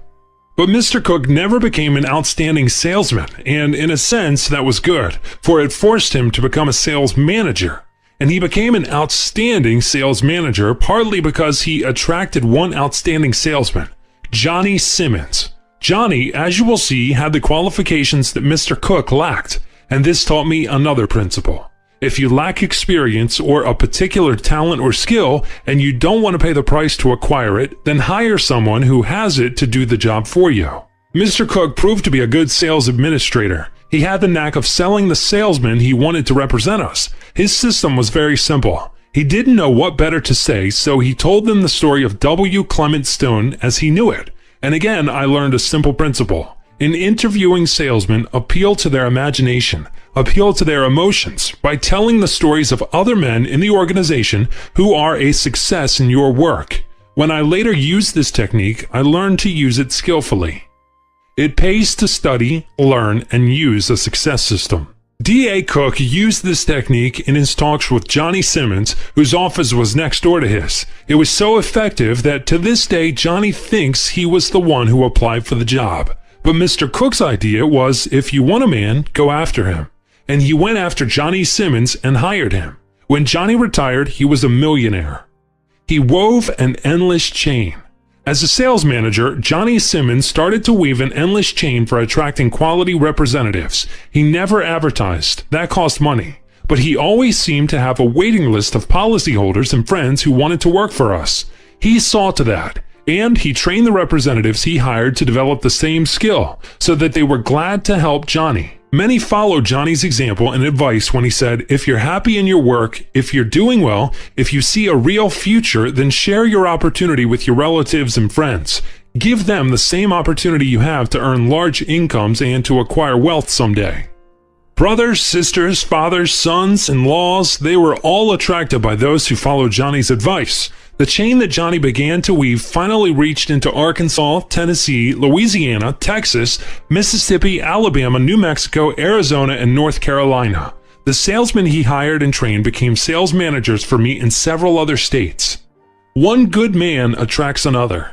Now it occurs to very few salesmen or sales managers who are successful to share their good fortune with their blood relatives or in-laws by encouraging them to do what they themselves are doing. When I saw the value of this endless chain system, I encouraged our other representatives to share their good fortune with their relatives, and many of them did. It seems that this system attracts men and women of real quality, and it is an inexpensive way to hire. Several books could be filled with exciting stories of the sales representatives who helped me build my business. You'll read some of these stories here. But now it's best that I tell you about some of the additional missing parts of what I term my treasure map. It wasn't long before I realized that as the organization grew, my training in the field should be with sales managers, star salesmen on their way to promotion, and those representatives whom, for some reason, the managers couldn't motivate. As long as the managers could train in the field, I could help more individuals through sales meetings, where I could teach them knowledge and inspire them to action. It was my good fortune to discover methods for motivating sales managers to become builders of miracle men and helping individuals develop inspiration to action. I decided that, much as I love selling, I owed it to the organization to devote my entire time to sales management and training. And it was in 1937 that I was given the strangest book ever written. The strangest book ever written. Morris Pickus, a well-known sales executive and sales counselor, was at that time selling a book to sales organizations. When he endeavored to get me to purchase this book for my sales force, I turned him down, for as I paged through it, I knew for a certainty it was something I didn't want. It was a book on phrenology, the study of bumps on your head, the shape of your nose, etc. I didn't want it because under my system it doesn't make any differences how many bumps you have on your head or how long or short your nose is. You can be sold. For selling is contingent upon how the salesman thinks. If a salesman thought a long-nosed individual was easy to sell, he would sell him. Not because the person had a long nose, but because the salesman thought he could sell him. When Morris Pickus lost the sale, he did something that changed the course of my life. He gave me another book, Think and Grow Rich, in which he had inscribed a personal note of inspiration. When I read Think and Grow Rich, its philosophy coincided with my own in so many respects that I, too, started the habit of helping others by giving them inspirational self-help books. The one principle that particularly helped me was Napoleon Hill's mastermind principle. 2 or more persons working together in harmony toward a common goal. It made me realize that I could employ others to do much of the work that I was doing, and thus I would have more time for additional activities. But I seem always to have had a horror of being obligated to anyone, so after I had read the book, I telephoned Morris, thanked him, and purchased one of his books for myself. and while I have tried to show my appreciation from time to time in other ways, I shall never be able to repay him for the help I received from the book he gave me. Think and Grow Rich. For I did think and grow rich, and my sales representatives who were willing to relate, assimilate, and use the principles, they too thought and grew rich. Each of them received the book from me. Things began to happen, big things. Remember, in 1937, we were coming out of the Depression. The very title of the book had appeal. Its contents were electrifying and motivating to readers who were searching for financial wealth and business success. Whenever I made a speech, I would try to share this new working tool with my audience by giving a few copies of Think and Grow Rich as door prizes. The giving of self-help books became a habit.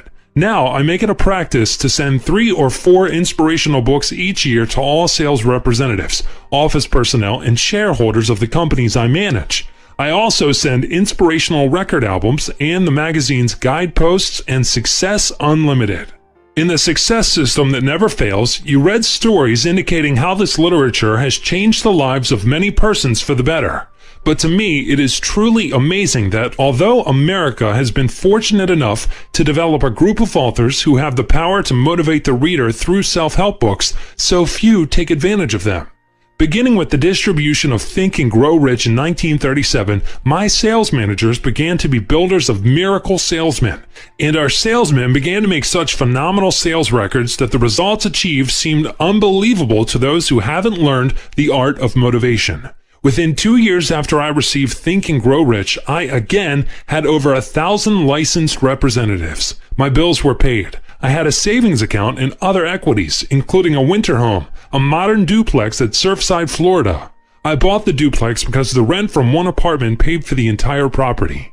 Although there is no real way to prove it, I believe that Think and Grow Rich has inspired more persons to business and financial success than any book written by a living author. Here's the story of one such person. A chunk of coal and something more. I was holding a sales meeting at Salt Lake City in the Utah Hotel. It was scheduled for 10 a.m.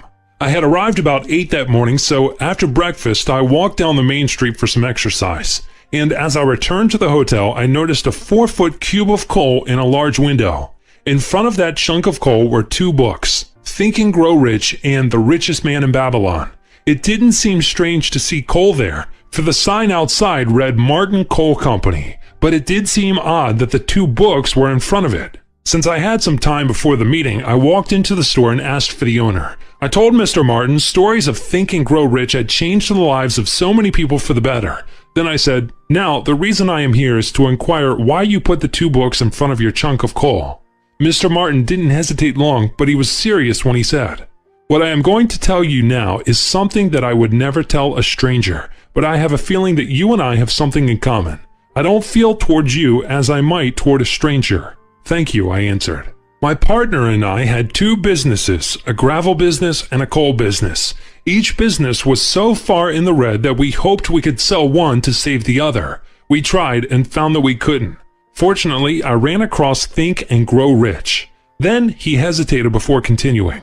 Now this is the thing I wouldn't dare tell a stranger. Within a few years after studying Think and Grow Rich, my partner and I got both businesses out of the red. It's a coincidence that you should come in today, for it was only a few days ago that we paid off all of our bills, including our entire inventory.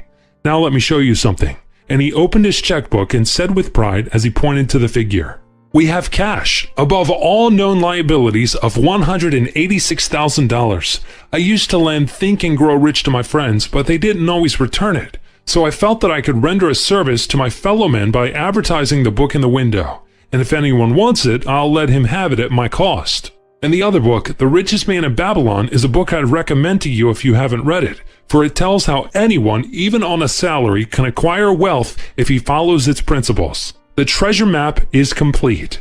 By the year 1939, all the parts of the treasure map that had been found by me. 1. Inspiration to act at will. 2. Know-how to acquire wealth and success. 3. Knowledge of how to build a successful and profitable business. 4. And something more, a living philosophy. I knew I had brought together all the elements of my system, for I was put to a severe test in 1939, and I met the test successfully. I realized then, as I realize now, that to succeed in life, you need to seek more than a definite major objective, with singleness of purpose. To succeed, you must first seek the essence of many things, and these are the finer things of life. Now, the essence of anything is abstract. It is never found. It is never reached. Yet if you search for the essence of perfection, you become more perfect. Search for the essence of success, and you become more successful. Search for the essence of achievement, and you achieve more. But in searching for the essence of anything, you also strive for specific major objectives with singleness of purpose. And thus, with each successful step forward, you get closer and closer to the essence of that which you seek. And when you seek tangible riches and success as you search for the true riches of life, you will find them if this be your desire. The essence of success in any man's life depends on his living philosophy. A living philosophy. The essence of a living philosophy is that it must be alive. To be alive, it must be lived. To be lived, you must act. Actions, not mere words, determine the validity of a man's living. For faith without works is dead. Whether he recognizes it or not, everyone has a philosophy. You become what you think. My living philosophy is this. First, God is always a good God. Second, truth will always be truth regardless of lack of understanding, disbelief, or ignorance. Third, man is the product of his heredity, environment, physical body, conscious and subconscious mind, experience, and particular position and direction in time and space, and something more, including powers known and unknown. He has the power to affect, use, control, or harmonize with all of them. Fourth, man was created in the image of God, and he has the God-given ability to direct his thoughts, control his emotions, and ordain his destiny. Fifth, religion is a dynamic, living, growing experience. Its universal principles are simple and enduring. For example, the Golden Rule, do unto others as you would have others do unto you, is simple in its concepts and enduring and universal in its application. But it must be applied to become alive. Sixth, I believe in prayer and the miraculous power of prayer. Now, what does this philosophy mean to me? It wouldn't mean a thing unless I lived it. To live it, I must apply it. Therefore, I shall give you an illustration of how I applied it in a time of need. Then it may be more meaningful to you. In 1939, I owned an insurance agency that represented a large Eastern accident and health insurance company. Over 1,000 full-time licensed agents were operating under my supervision in every state of the United States. My contract was verbal, and it provided for exclusive distribution of a specified series of accident policies. Under this working agreement, I owned the business, the company printed the policies and paid the claims, and I assumed all other expenses. It was spring. My family and I were vacationing in Florida when I received a letter from one of the top executive officers of the company. It stated briefly that my services would be terminated at the end of 2 weeks. My license to represent the company and the licenses of all my representatives would be canceled on that date. No policies could be sold or renewed after that date, and the president of the company was leaving on a trip and couldn't be reached for 2 months. I was faced with a serious problem. The type of contract I had just wasn't being made anymore. Making a new connection for a national operation such as mine within 2 weeks was an improbability, and the families of thousands of representatives who work for me would also have a problem if I didn't find a solution. Now, what do you do when you have a serious personal problem? A physical, mental, moral, spiritual, family, social, or business problem? What do you do when the walls cave in? What do you do when there is no place to turn? That's the time your faith is tested. For faith is mere daydreaming unless applied. True faith is applied continuously, but it is tested at the time of your greatest need. Now, what would you have done if you had been faced with my problem?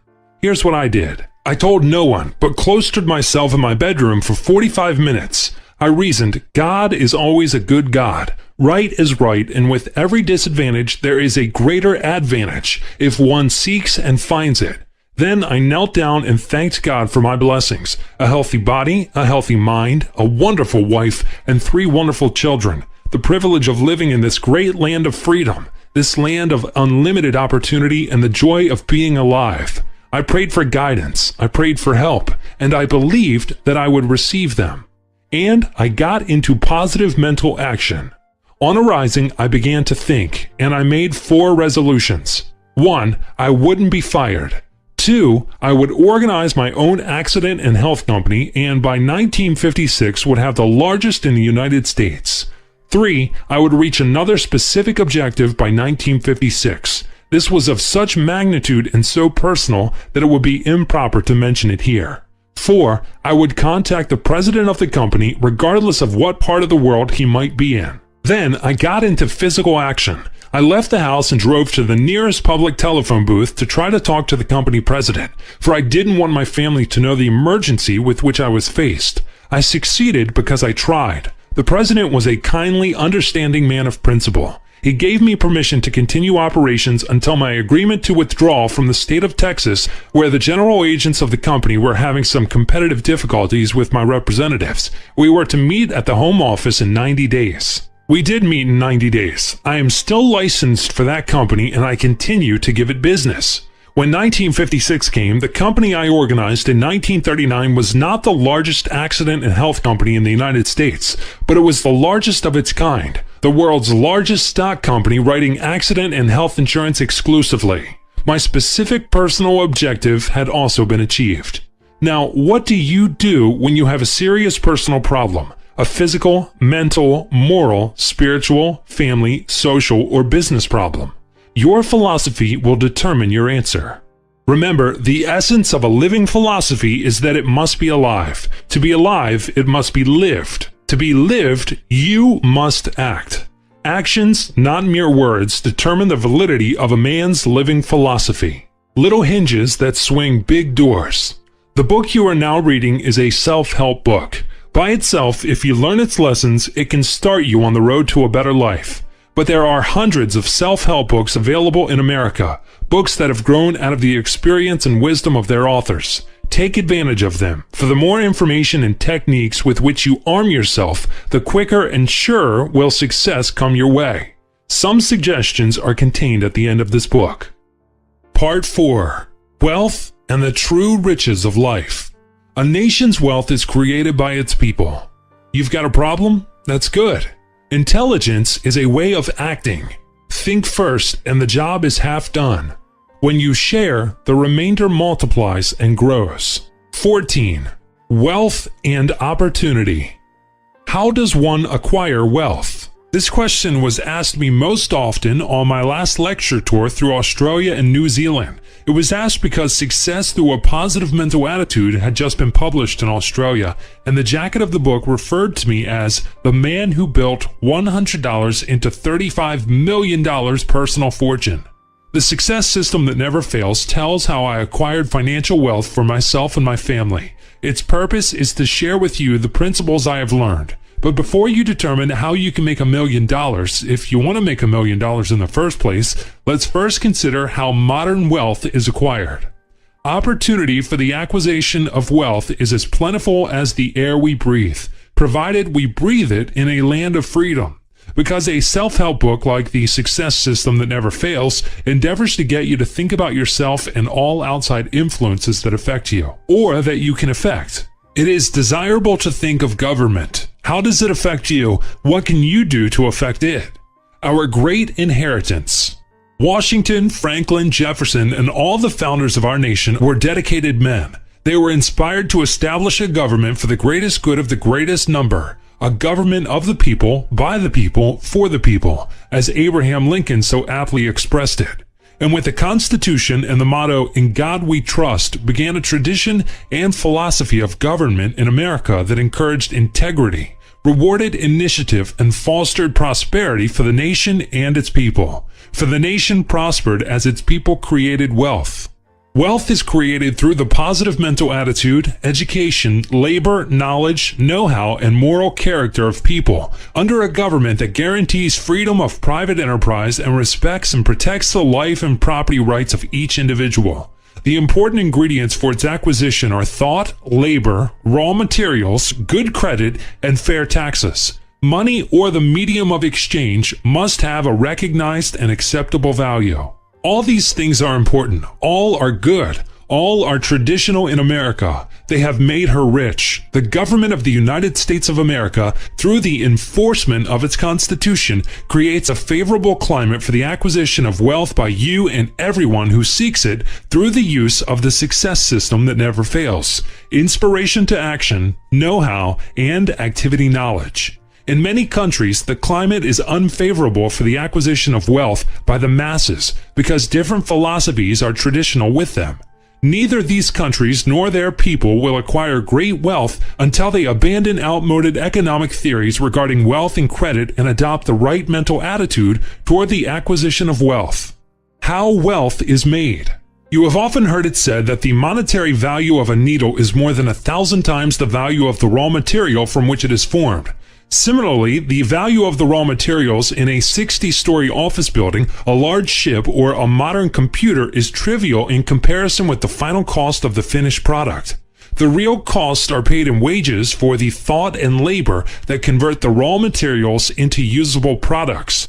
The wealth represented by the building may fluctuate, but the market value will be there as long as the structure is in existence. And so it is with the computer or ship as long as they can be used.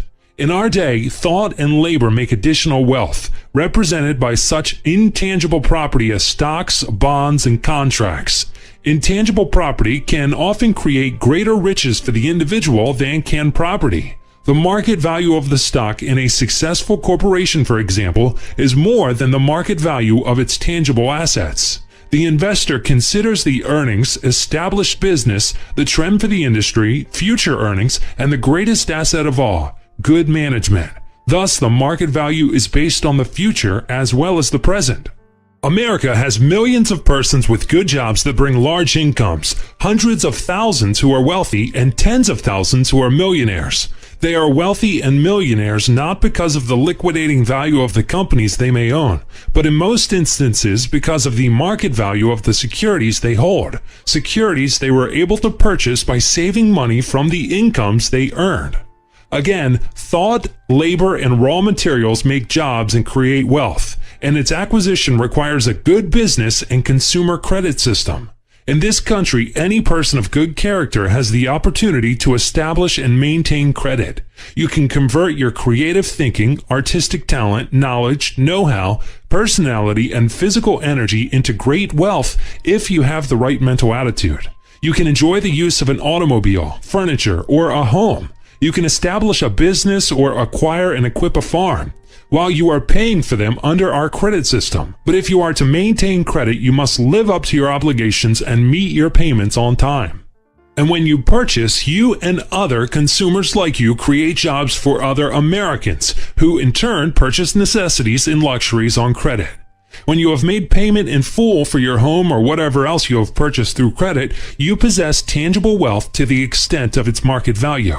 And the market value of a business or investment purchased or made with borrowed money may be many times the purchase price by the time it is fully paid for. While you are acquiring wealth on borrowed money, you increase the wealth of the nation. For the wealth of a nation depends upon the wealth of its people, and the wealth of the people depends on steady income from jobs. The National Sales Marketing Executives Club Incorporated tells us that one salesman will keep 32 other persons employed. When you buy an automobile, for example, the car salesman and the employees of the manufacturer receive income. So do the suppliers of the manufacturing company and their employees, and the owners and employees of the companies that supply the suppliers. Each of these persons pays taxes, direct and indirect. In turn, the government pays its employees and they make purchases. Thus, additional persons are kept working and become consumers, and they too buy on credit. Then, too, pay taxes. Shareholders also pay taxes on their profits, and their wealth increases through increased market values of the shares as the company prospers. Taxes are good. A fair tax on all income and property is good. It's good for the nation, and what is good for the nation is good for the people. But it's not good to tolerate graft or the waste of money or time through inefficiency or poor business operations. The operation of the government, like any business, should be inspected with regularity to avoid these. Again, the United States government can do big things in a big way because of credit. In addition to current income, it operates on borrowed money, and it's a good credit risk because never in its entire history has it failed to honor its monetary obligations. The tradition began when it honored the currency issued during the Revolutionary War. The moral character of the United States government is a reflection of the high moral character of its people. Fair taxes are good because through them, a government like that of the United States can maintain military strength to protect the life, the freedom, and wealth of its people. It can help all freedom-loving people in their efforts to maintain their freedom, and in helping to supply their needs, it acquires additional wealth. More factories, more machinery, more products, more jobs mean more tax income. Taxes are good, but like many good things in life, we may not care for them unless we use reason to see their desirability. As to federal taxes, Congress sets the rules and says, save all the taxes you can, but play the game according to the rules. If there is an inequity, we'll change the rules. What can be fairer than that?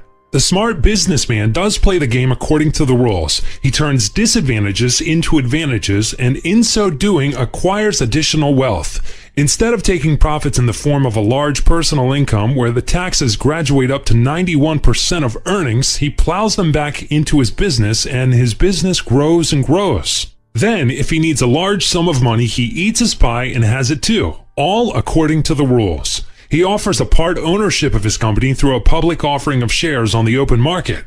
And although he owns a smaller percentage of his company, his wealth increases because the market value of his shares may be worth many times what the sale or liquidation value of his company would be if a portion of his shares were not publicly owned.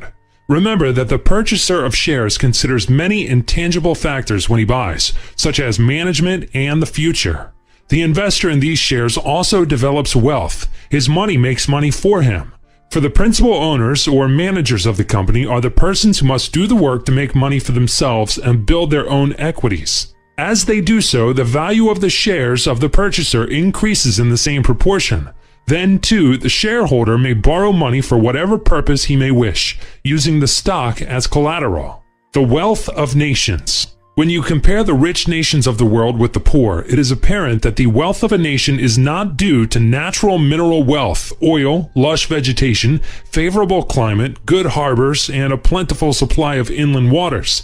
It is primarily due to the inspired thought, knowledge, know-how, and labor of its people. Natural resources are only potential wealth, just as knowledge is not power, but only potential power. Natural resources are not wealth until converted. Before considering how natural resources can be converted by nations that are fortunate enough to have them yet are relatively poor, countries such as India, Mexico, Argentina, and Brazil, let's recognize that there are nations that are not so fortunate but who are on their way to riches. Japan, West Germany, and Puerto Rico, for example. Their progress is due to the positive mental attitude of their governments and people, their knowledge and know-how in manufacturing, financing, marketing, and exporting. Each is employing a success system. Each will continue to move forward. Now, it isn't difficult to see that in the United States or any other country with rich natural resources, great wealth can be created for the masses of the people by converting its natural resources into wealth through the success system that never fails if 1. All the raw materials come from the ground within the borders of the nation.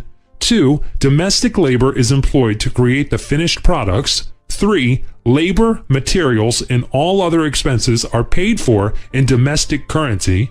4. A good credit system prevails, which benefits business, industry, and the consumer. 5. A strong government guarantees enforcement of its laws to preserve the freedom of private enterprise and to protect the life and property rights of each individual equally. 6. The government endeavors to avoid war by being so strong that no unfriendly nation will dare attack it. And 7. The attitude of the people is positive and develops pride in personal achievement, which engenders the joy of work and the desires to make their nation and the rest of the world a better place to live in. Increased wealth through giving. The United States increased its tangible wealth when surplus food and manufactured goods of all kinds, including war supplies, were sent to help the needy nations throughout the world. It meant more factories, more machinery, more products, more jobs, more homes, and more tax income within the nation. Even though the food and manufactured goods in many instances will never be paid for, since they were sent to help the people help themselves, nonetheless tangible wealth was developed here at home when we shipped abroad. More important, we gave strength and encouragement to our allies and friends, who are willing to forfeit their lives if necessary for their freedom and ours, because through our help they are now in a position to save themselves. Norway, Italy, Greece, West Germany, and Japan are a few outstanding examples. In addition, the United States and its people have had the courage to help other nations help themselves by sharing the ingredients of the success system that never fails. Inspiration to action was brought to these nations by missionaries of various churches, doctors, nurses, scientists, teachers, and businessmen, who also provided knowledge and know-how as fast as these nations were able and willing to absorb them. We extended them credit and loans, and we purchased their manufactured products so that they, too, could more quickly acquire wealth. Foreign credit balances. Fear of an unfavorable foreign monetary credit balance has kept some nations needlessly impoverished. The leaders of these countries could learn from those nations that have acquired wealth. To every problem, there is a satisfactory solution, but one must try to solve the problem with the right mental attitude.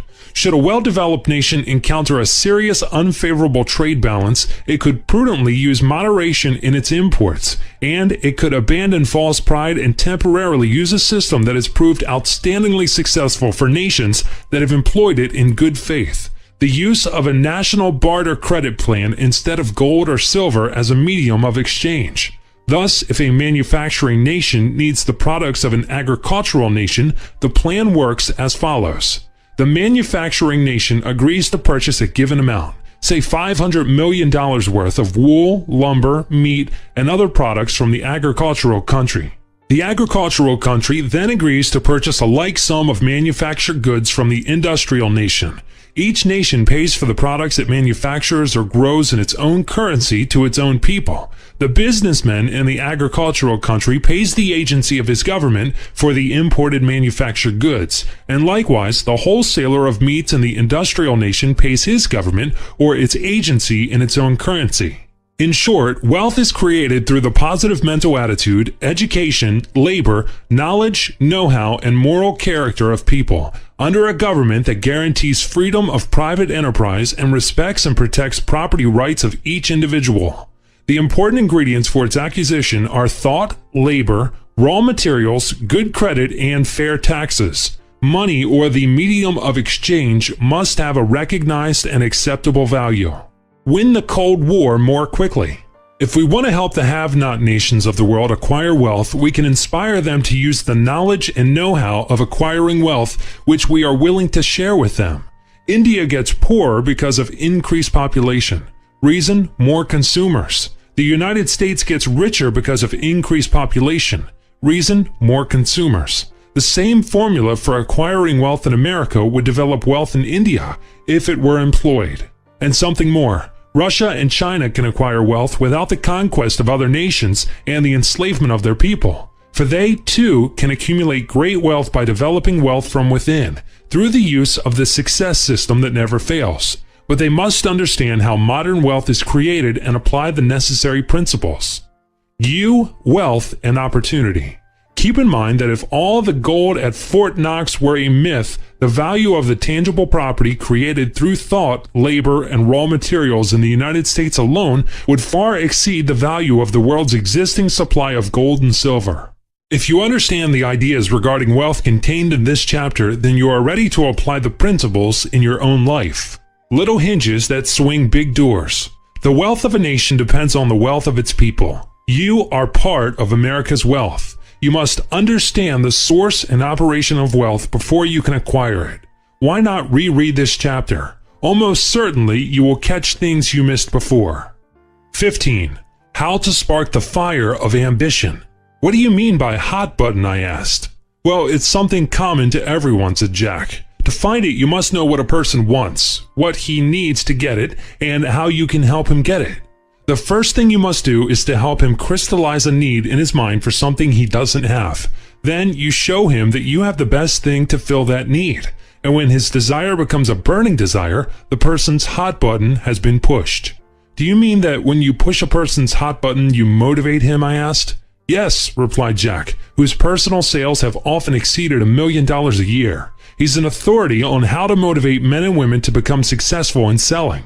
He teaches them how to push the hot button. Jack Lacey is known for his success in training salesmen in sales clinics for the National Sales Executives Clubs. He has trained salesmen for hundreds of corporations throughout the nation. The Jack Lacey Clinic correspondence courses and record albums are known in many parts of the world. By now you know that the most important ingredient in the success system that never fails is inspiration to action. Jack Lacey says, if you want to motivate, push the hot button. And by this, Jack means the right button to inspire a person to action. Give him something to live for. Leonard Evans advanced from being one of my salesmen to sales manager. Later, he became district manager of the state of Mississippi, but he maintained a home in Dermot, Arkansas. It seems that when a person gets his toes in the Arkansas mud as a youngster, for some reason, he just has to return. There is something about the Arkansas soil that attracts. Although Leonard succeeded as a sales manager, he became satisfied and the business leveled off. It was a good business and Leonard had a good income, but as the national sales manager, I wasn't happy. Time after time, I tried to push the right button to develop a flash of inspiration within Leonard to get him out of the rut he was in. But it seems that each flash of inspiration he did catch was soon extinguished. Leonard was more than satisfied, but I kept trying. Of course, there was some improvement, but he wasn't keeping pace with our national progress. Then one day I received a letter from Scotty, his wife. Dear Mr. Stone, Leonard has had a severe heart attack. The doctor says he may not live. Leonard has asked me to write you he is resigning. Had his resignation been submitted when he was in good health, it would have been gladly accepted. But there was something more to business than making money, and I wanted Leonard to live. The secret of motivation is to appeal to the emotions as well as to reason. So I sent Leonard a carefully written letter. In it, I mentioned that his resignation was rejected and that his future was ahead of him. I suggested that he engage in study, thinking, and planning time. Then I spoke of the value of studying the PMA Science of Success course, which consists of 17 lessons, and urged him to complete the questionnaire at the end of each lesson, and especially to concentrate on the first question in Lesson 1. What is your definite major objective? I let him know that I'd fly down to Dermot to see him just as soon as he came home from the hospital and was ready to see me. Experience has taught me one way to keep a man alive is to give him something to live for. In my letter, I wrote to Leonard, we need you. We need you badly. Get well quickly, for I have some ambitious plans for you.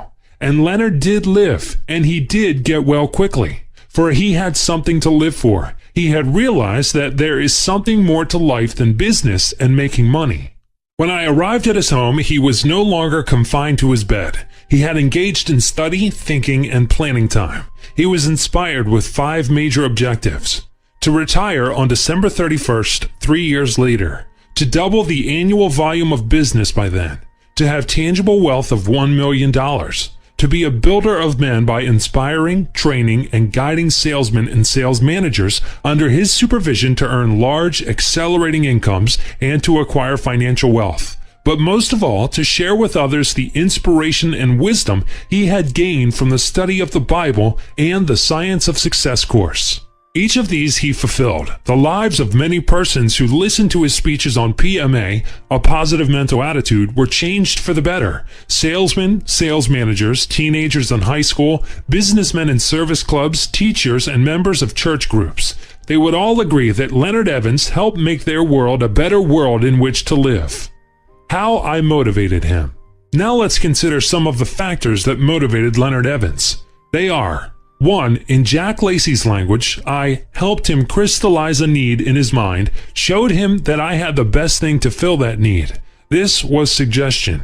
2. There was an appeal to the emotions as well as to reason. I let Leonard know I wanted him, needed him, and had full confidence that his future was ahead of him. He believed me, for I was sincere.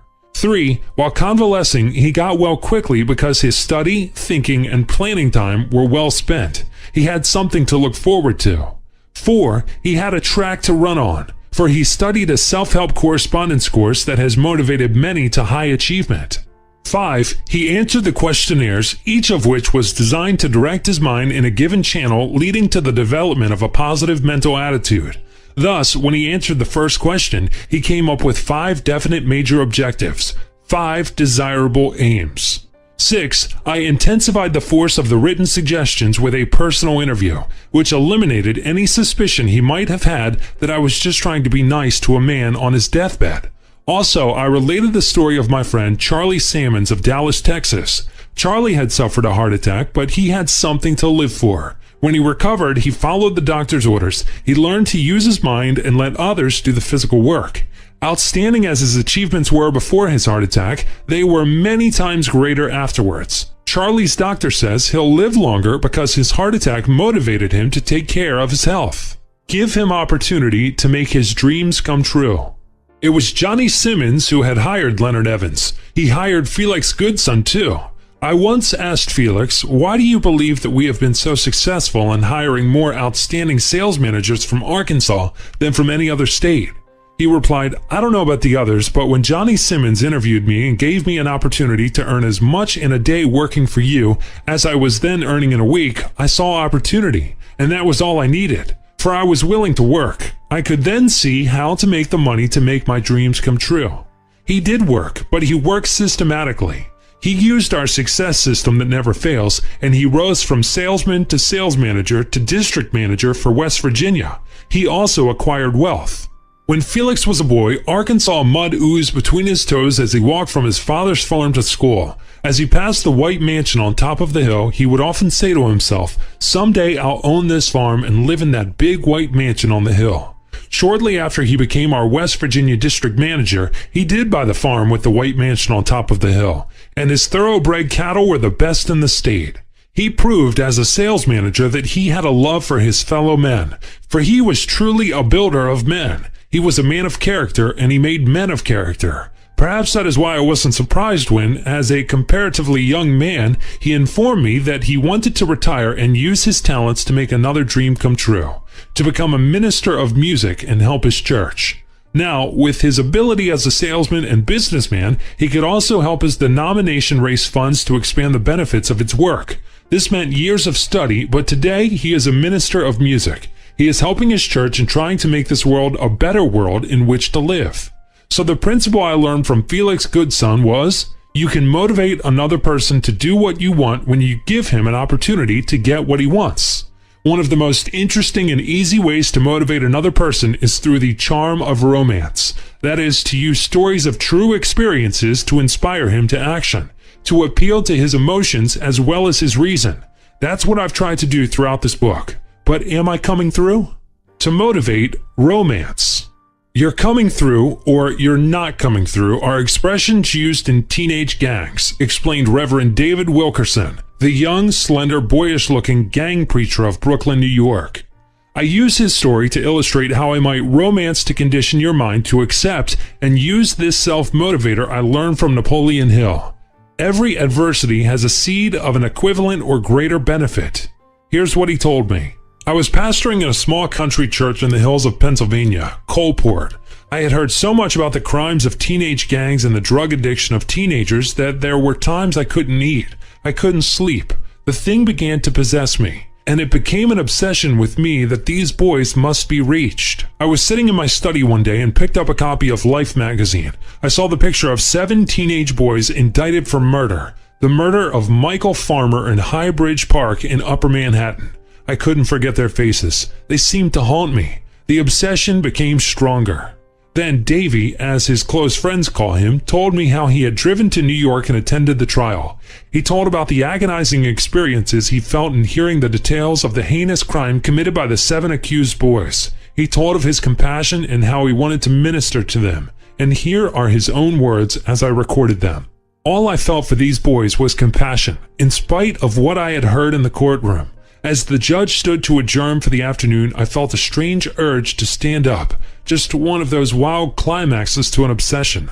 I had to see that judge who was going back to his chambers. The guards would be there again. They wouldn't let me see him before, and I knew they wouldn't let me see him now. So I took my Bible so he would know I was a minister and said, Judge Davidson, Your Honor, would you respect me as a minister and let me have an audience with you, please? He became startled. He ducked down behind the desk and screamed, "Get him out of here, quick!" And all of a sudden, the courtroom was turned into an uproar. 2 police guards lunged at me and started dragging me down the center aisle. At least 35 individuals jumped up, running out of the courtroom, some screaming, "Get the cameras! Here he comes! Get the cameras!" And I was to learn to my great surprise that these were reporters. The police frisked me for a gun. The judge's life had been threatened and I hadn't known that. They thought I was posing as a minister and was going to kill the judge. As I got to the door, my hair was down to my eyes and I began to weep.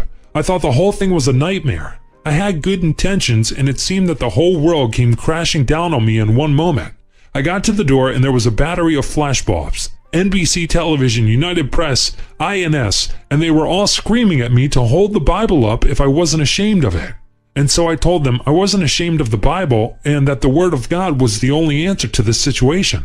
So when I held the Bible up, this was the picture that was snapped. I picked up a paper. It was horrible. It sticks in my memory. I can still see the picture. The 2 police officers, me with my hair down to my eyes, headlines, "Self-styled radical preacher interrupts murder trial." And then Davy told about the humiliation of returning to Coalport. His father thought he had had a nervous breakdown. The trustees of the church suggested at least a 2-week vacation. In fact, the organization I was ordained with had a special meeting wanting to lift my papers for bringing reproach on the ministry, he said. David Wilkerson returned to New York City, and you'll see from his experience an illustration of this self-motivator. Every adversity has the seed of an equivalent or greater benefit. "For," said the young minister, "I walked down 176th Street after parking the car, and I heard somebody call at me. 'Hello there, Dave.' I went over and said, 'Do you know me?' He said, 'You are the preacher that was kicked out of Mike Farmer's murder trial. You were trying to reach Rule Valdez and the boys, weren't you?' I said, 'Yes.' He said, 'Well, I am Tom, president of the Orville Gang.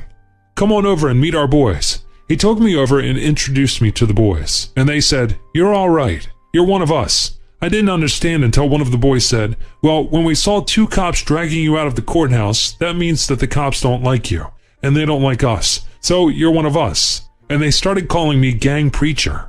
It was because of his great defeat, being thrown out of the courtroom bodily, front-page notoriety, and humiliation that David Wilkerson was able to develop empathy with New York's teenage gang leaders and their followers, boys no one else could reach. For Dave Wilkerson came through to the teenage criminals, prostitutes, alcoholics, and narcotic addicts, the Orvilles, Dragons, Hellburners, Mamas, Chaplains, Gigi's, and others. He inspired them to become decent, law-abiding citizens through a hard-hitting, evangelistic approach. Through his techniques, complete cures are often instantaneous. His success has been so phenomenal that many ministers say he performs miracles. Even some of the worst teenage alcoholics, drug addicts, and vicious and brutal criminals have been inspired to complete their college educations, enter the ministry, and help Dave Wilkerson fulfill his mission in life. But what does this mean to you? It doesn't mean a thing unless you're ready. It doesn't mean a thing unless you can relate, assimilate, and use this principle. Every adversity has a seed of an equivalent or greater benefit. Spark the fire of ambition through the success system that never fails. Now you may ask, how can I relate, assimilate, and use the principle to motivate? Romance. How do you motivate a person to become ambitious when he is not ambitious? How do you inspire anyone to action, to overcome apathy? How do you spark the fire of ambition in the first place? How do you keep the flame of enthusiasm from being extinguished? These are the questions that have often been asked me by parents, teachers, ministers, businessmen, sales managers, and youth leaders. And my answer always is, use the success system that never fails. It consists of 3 important ingredients. 1, inspiration to action.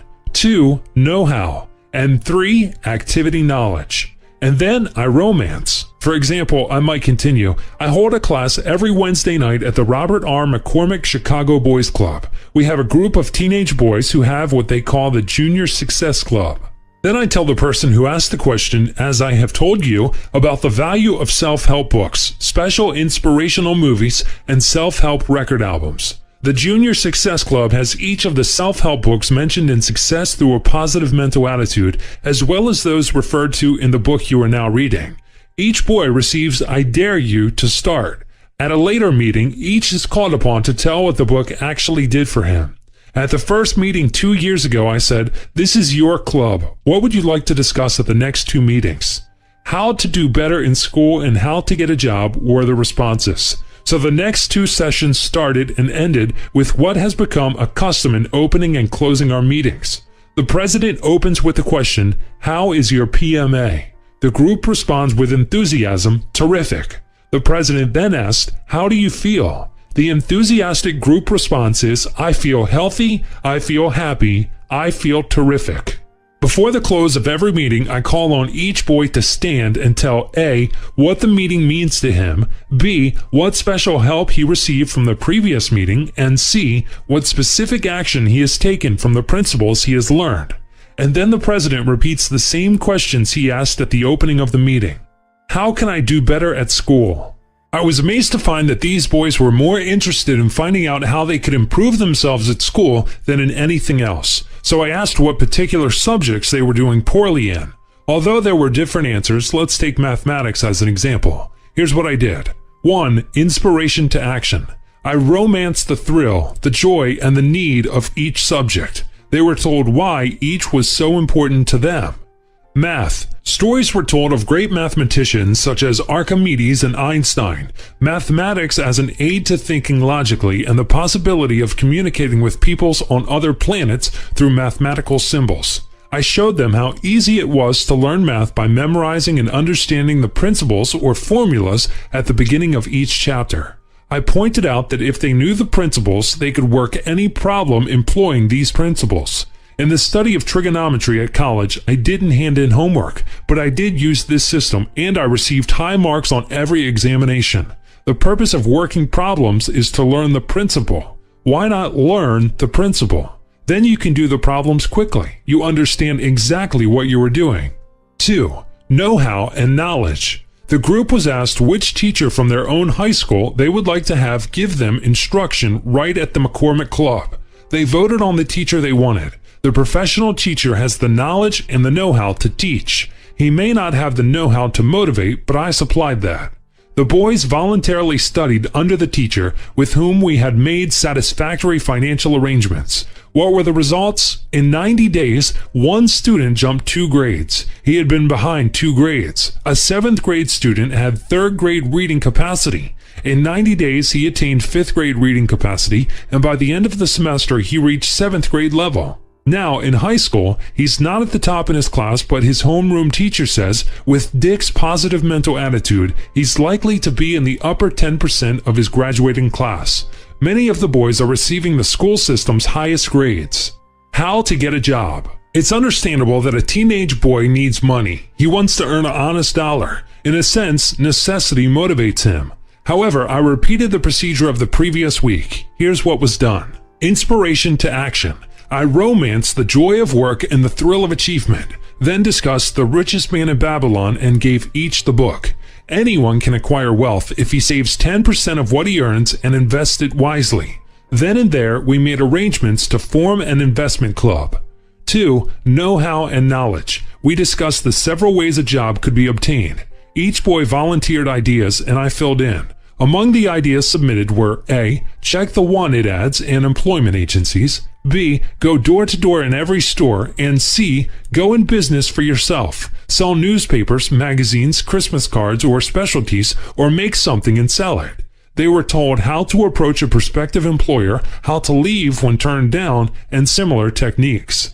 3. Instructions. Everyone who wanted a job was instructed to register with Tom Moore, the assistant director. Tom would have a list of business houses that needed teenage help.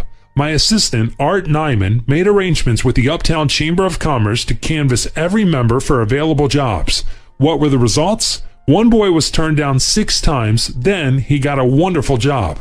Every boy who wanted a job got one. Later, if anyone was terminated for any reason, he found a job on his own or came to Tom for advice. So you see, decent, honorable citizens are made, not born. Poor students can become good students. The teenager who wants a job can find a job.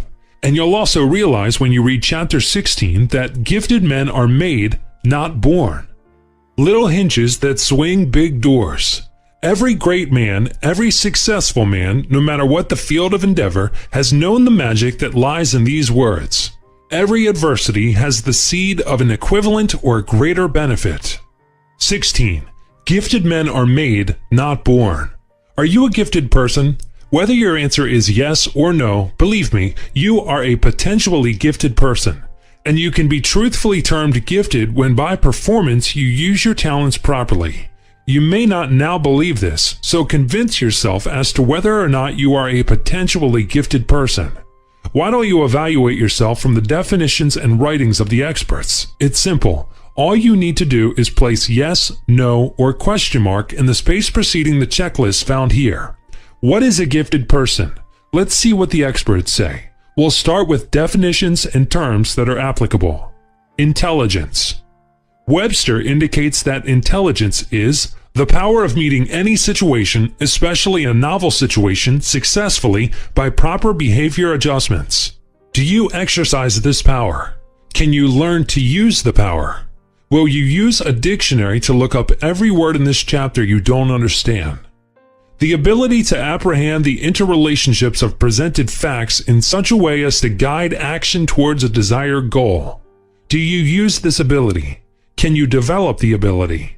Success in meeting or solving problems, especially new or abstruse ones. Are you experiencing this success? Do you believe you can now improve in meeting or solving your problems? The capacity for understanding or for other forms of adaptive behavior, aptitude in grasping truths, facts, and meaning. Do you understand truths, facts, and meaning? Can you improve your understanding of truths, facts, and meaning? Eminent psychologists say intelligence is the ability of an organism to adapt itself adequately to its environment.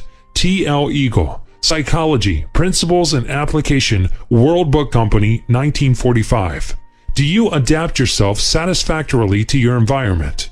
Can you learn to adjust better to persons, places, situations, and things? The ability that an individual possesses for meeting new situations or problems.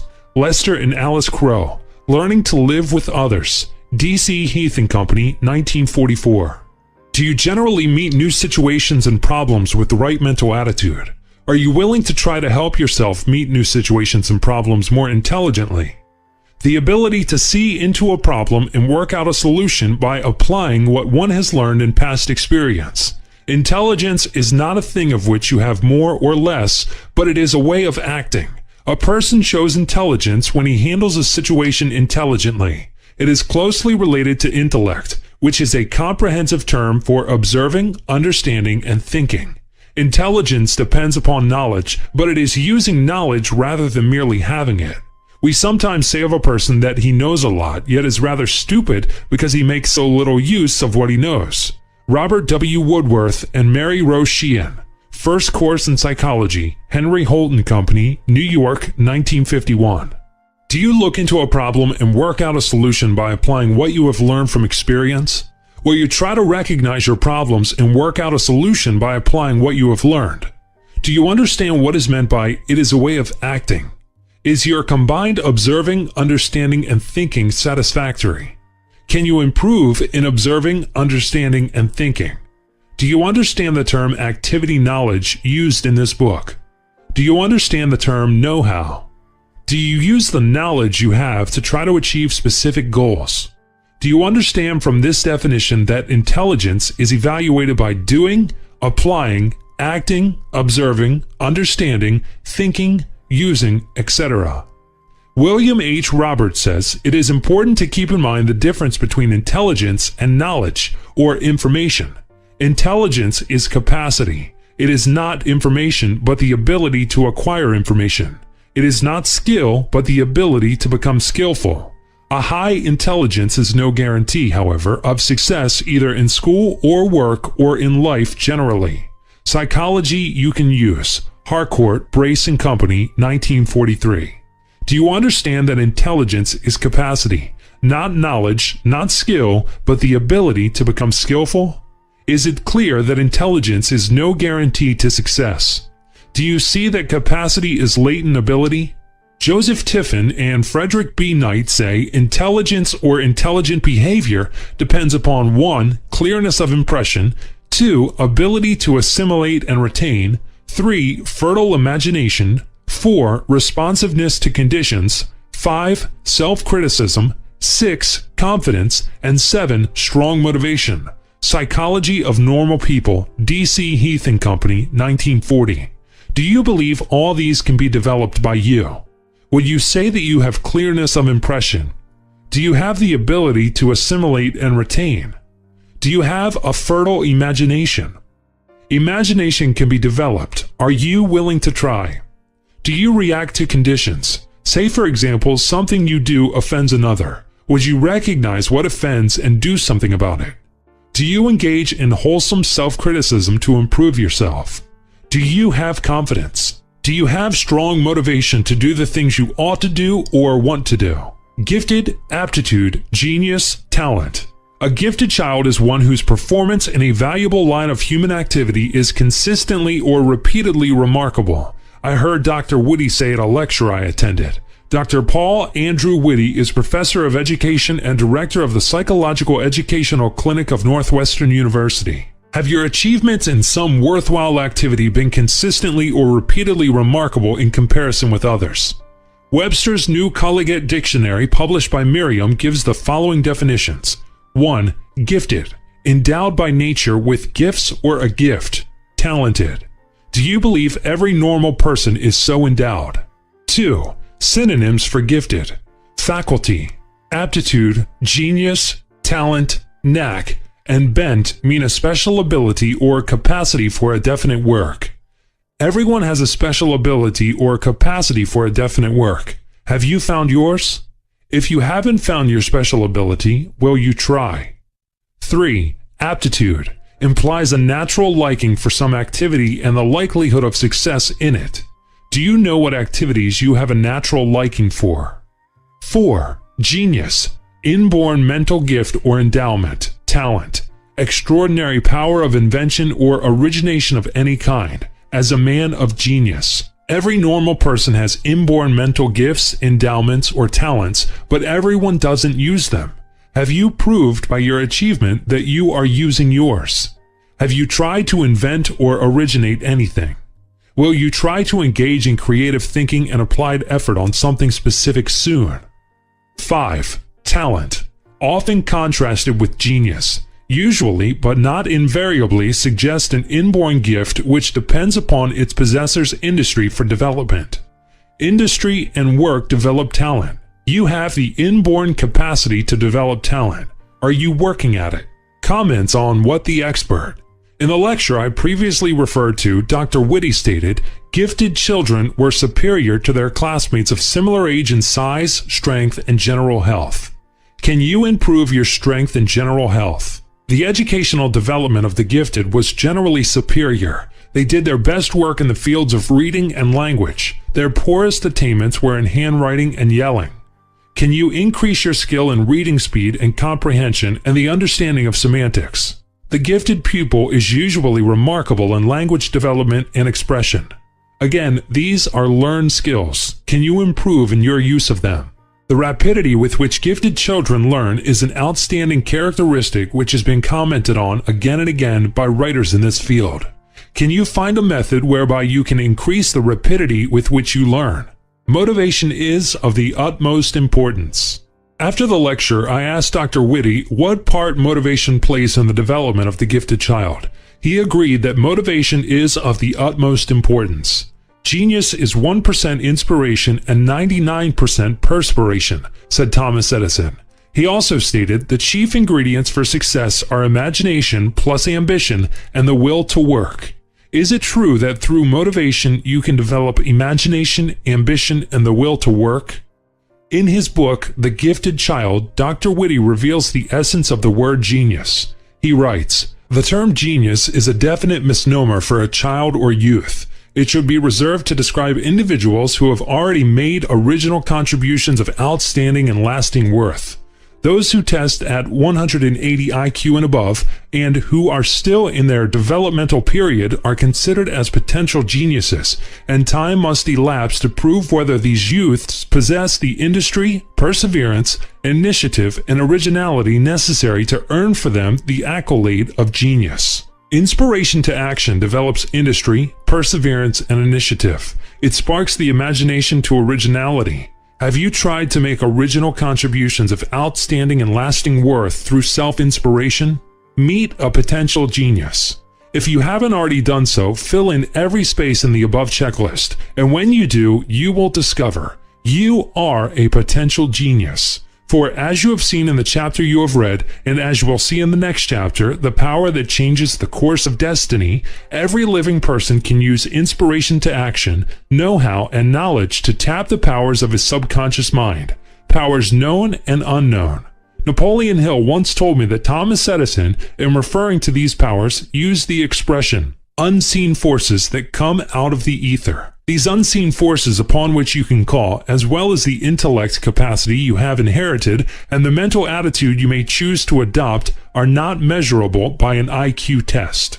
And in referring to IQ tests, Dr. Whitty states, if by gifted children we mean those youngsters who give promise of creativity of a high order, it is doubtful if a typical intelligence test is suitable for use in identifying them. For creativity posits originality, and originality implies successful management, control, and organization of new materials or experiences.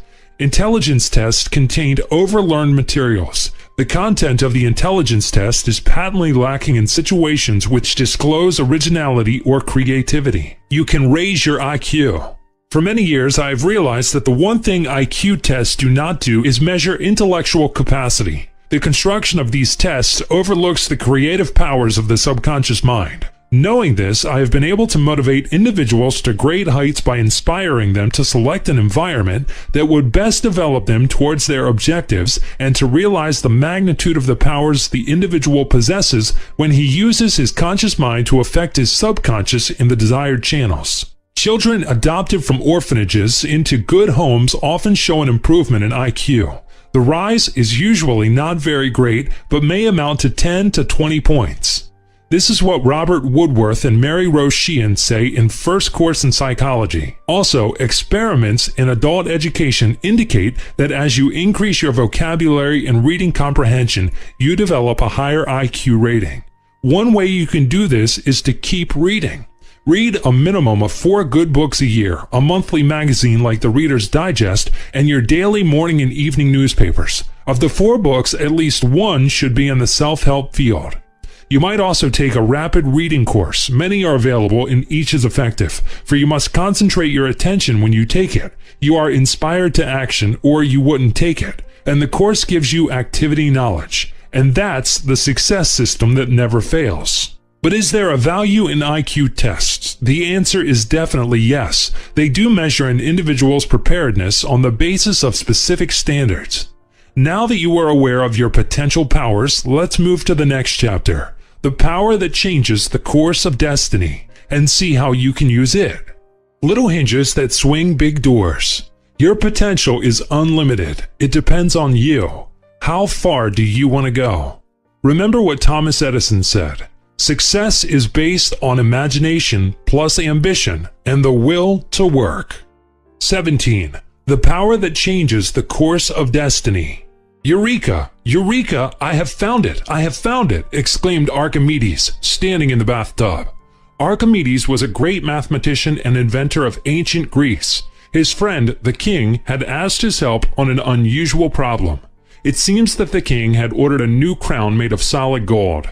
The goldsmith had been given just the right amount of the precious metal. When the finished crown was delivered, the king began to wonder whether it really was solid gold. He had a suspicion that the goldsmith had kept some of the gold for himself and substituted a baser metal. The king wanted Archimedes to check the purity of the crown, but without damaging it in any way. So Archimedes engaged in thinking time. He thought about his problem for several days without finding any solution, but his subconscious mind was at work all the time. Then one day, Archimedes stepped into a bathtub that was filled to the brim. The water poured out over the top. Archimedes stared for a moment, then shouted jubilantly, "Eureka!" An answer had flashed from his subconscious to his conscious mind, just as the solution to a problem often comes to us unexpectedly when we are relaxing, taking a bath, shaving, listening to music, or awakening from sleep. Such flashes of inspiration occur in the form of mental images of something you have seen, heard, smelled, tasted, felt, experienced, or thought.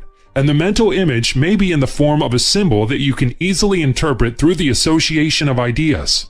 This is especially true when the answer you are looking for comes in a dream. The thought that came to Archimedes was to take 3 identical vessels, each containing an equal amount of water, and put the crown in the first jar, the amount of gold the king had supplied the goldsmith into the second, and an equal volume of silver into the third, then to note the difference in the amount of overflow of water from each. Archimedes, like the man who uses the self-starter "do it now" and immediately gets into action, hurried to test his idea. His experiment proved conclusively that the goldsmith was a cheat. He had used silver as an alloy and kept the balance of the gold for himself. The conclusion was based on the now well-known principle: a body immersed in a fluid loses as much in weight as the weight of an equal volume of that same fluid. Archimedes, like many scientists and inventors we know, wasn't interested in acquiring tangible wealth or operating a business. But if he had been, he could have used exactly the same methods to get his conscious and subconscious mind to work for him. For he knew how to use the power that changes the course of destiny. Use the power that changes the course of destiny. What is this power that can change the course of your destiny? It's a power that you possess, but like all power, its force can be positive or negative. It can be used for good or evil. It's up to you. The power that changes the course of destiny is thought. Like all power, it can be latent or apparent, concentrated or diluted, used or unused. It grows with use. The more you think, the more you can think, but you must think with the right mental attitude. We know that every effect has a cause, and thought is the first cause of success in any worthwhile achievement. If you don't think, you don't succeed. If your thoughts are based on the wrong premises, you fail to get the right answers. Archimedes took thinking time to solve his problems, and Napoleon Hill employed thinking time to find a suitable title for his book. Use your noodle. When Napoleon Hill finished his book, it had been the working title, The 13 Steps to Riches. The publisher, however, wanted a better selling title. He wanted $1 million name for the book. He kept calling every day for the new title, but even though Hill had tried about 600 different possibilities, none of them were any good. Then one day the publisher phoned and said, "I've got to have the title by tomorrow. If you don't have one, I have. It's a humdinger. Use your noodle and get the boodle." "You'll ruin me," shouted Hill. "That title is ridiculous." "Well, that's it, unless you get me a better one by tomorrow morning," responded the publisher. That night, Hill had a talk with his subconscious mind. In a loud voice, he said, "You and I have gone a long way together. You've done a lot of things for me, and some things to me. But I've got to have $1 million title, and I've got to have it tonight. Do you understand that?" For several hours, Hill thought. Then he went to bed. About 2 o'clock, he woke up as though someone had shaken him. As he came out of his sleep, a phrase glowed in his mind. He jumped to his typewriter and wrote it down. Then he grabbed the phone and called the publisher. "We've got it," he shouted. "$1 million sales title." And he was right, for Think and Grow Rich has sold millions of copies since that day and has become a classic in the self-help field.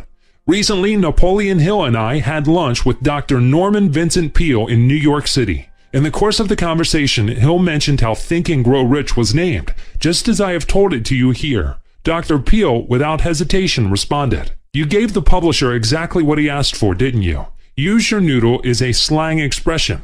To think, get the boodle is a slang expression. To grow rich, use your noodle and get the boodle, and think and grow rich are one and the same." In these stories and others throughout this book, you will observe the use of suggestion, self-suggestion, and auto-suggestion. You'll see how each man's reactions depend upon his previous habits and experiences of thought and action. Each of us has the power to direct his thoughts. When we direct our thoughts properly, we can control our emotions. And when we control our emotions, we can neutralize any harmful effects of those strong inner urges, such as instincts, passions, and emotions that we have inherited and that so often motivate us to do things we don't quite understand. We can protect ourselves from future serious wrongdoing by setting high, invaluable moral standards below which we will not go. A driving desire motivated him to wrong action. In the chapter entitled The Way of All Flesh, sex, alcohol, deception, and stealing were listed as the 4 basic causes of failure among salesmen. They are also the cause of failure among men, women, and children engaged in any activity. And when one of them is a cause, deception in one form or another is generally connected with it. Let's illustrate with Joe. I'm proud of him. He's a man who won a permanent victory over himself. It happened this way. Joe is one of my salesmen who was motivated to action at a sales meeting, but he committed a wrongful act because he was a product of habit, the wrong habit. He had not acquired the invaluable standard of honesty. When competing in an incentive program, instead of trying to achieve the honors given to those who won them in an honorable manner, he was motivated to try to steal the hero's crown. In an aggressive sales organization where there is dynamic enthusiasm, constant drive, and push to break sales records, when the sales manager holds a sales meeting, he appeals to the reason and emotion of his salesmen. At the meeting Joe attended, I set very high aims for the organization and for each individual. At such a meeting, the salesman believes he can achieve the high goals set for him. After the meeting, he gets into action and the high goals set by the organization are achieved because the subconscious mind transmutes a driving desire into reality when the individual believes it is attainable. After this particular meeting, Joe brought in more sales per day than any other representative in the entire United States. The sales record seemed phenomenal. Each of the hundreds of insurance applications he brought in was fully paid for. At the end of the incentive program, it appeared that Joe had won all the top honors and highest awards. He was the fair-haired boy. His moral code didn't stop him. I brought him to sales meetings in many parts of the country, and Joe would tell in minute detail exactly how he achieved his success. His stories seemed so sincere and convincing that they were believable. Joe was promoted to the position of sales manager in another territory, but when the renewals came due for servicing, we found that, like the goldsmith, Joe was a cheat. He had deceived the management. He had stolen the hero's crown. But worst of all, Joe had deceived himself. And the more he lied in telling about his supposed success, the more he began to believe it. That's the way the subconscious mind works. Low standards hadn't stopped him from deception. High standards would have. In an effort to help Joe, I required that he pay a price. He gave back all the awards, was deprived of his honors, and was disgraced among his fellow workers because the deception became known when the true winners were honored. I asked Joe to leave the organization until he could prove that he had found himself. Because hope is one of the greatest motivators, he was given hope that when he did find himself, he could rejoin the sales force. I advised him to seek professional psychiatric treatment and to send me a report with regularity. Also, he was urged to get help where help can always be found by anyone who is searching for it, from his church. After this experience, we made it a practice to inspect all sales after an incentive program before making awards. Joe seemed to everyone to be a man of character, yet his actions were unbelievable. To win recognition, he had actually paid the net premiums due the company out of his own pocket. Now, there are many men like Joe whose moral codes don't stop them. They do wrong and are unable to offer any reason for it. But the true reason is that they didn't develop high and valuable standards below which they would never go. High standards keep him from crime. Now, here was a problem. It bothered me, so I kept searching for the answers. What's the reason for such deception? How can we avoid its recurrence? How can I help Joe and others like him? My thoughts were concentrated on the specific problem. I directed them as you can direct your thoughts by asking myself questions. The answers came to me because of my experience in solving problems by relating principles contained in the materials I had learned and read and associating them with the problem at hand. Just as Archimedes' answer came to him because he was familiar with mathematics and interrelated physical laws. I was a student of Emile Coué's famous self-mastery through conscious autosuggestion, and the term conscious autosuggestion is synonymous with the term self-suggestion used in this book. Dr. Emile Coué, as you know, was world-renowned for his success in helping people to help themselves to cure illnesses and maintain good physical, mental, and moral health through affirmations, which I term self-motivators. His most famous was, "Day by day, in every way, I am getting better and better." I was also aware of experiments in hypnosis where the subject, hypnotized, was handed an imaginary knife, told that a dummy was an enemy who was going to injure him, and given the command, "Stab him."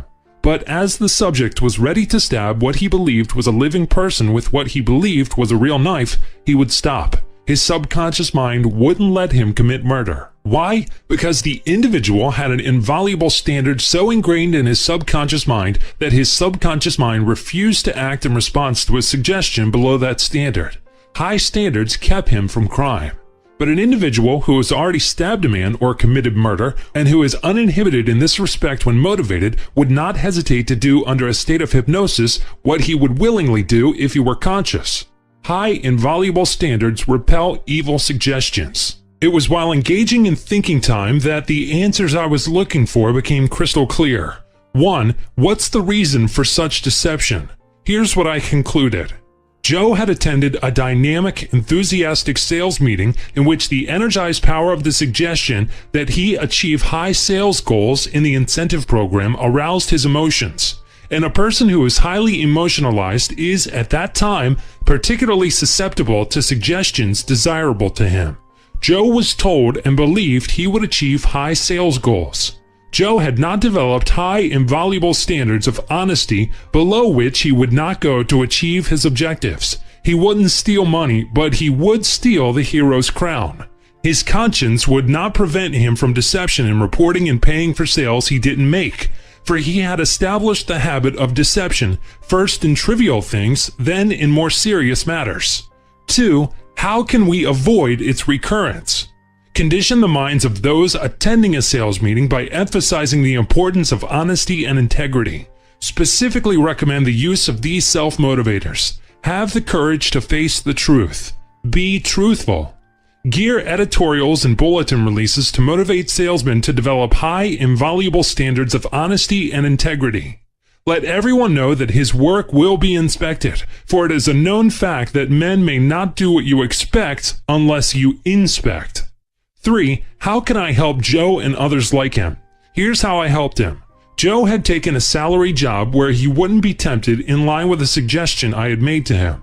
I wrote and encouraged him to keep up the good work he was doing on his job, for I had heard from both him and his psychiatrist.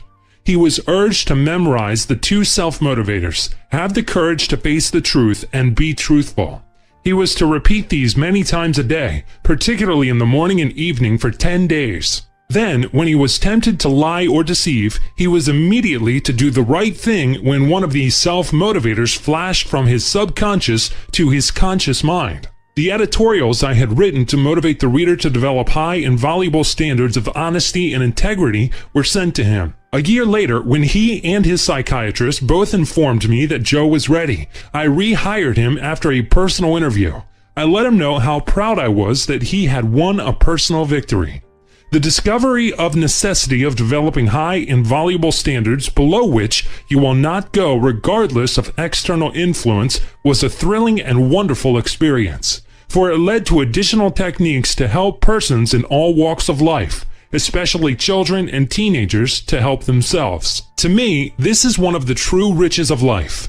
You read in Chapter 12 about the use of suggestion with a teenager. With children, as you are probably aware, when you consistently sow seeds of suggestion with statements such as, "You're bad, you'll never be any good, you'll never amount to anything," many children will respond by being bad and never being good, and never amounting to anything. With others, of course, there may be a reverse reaction.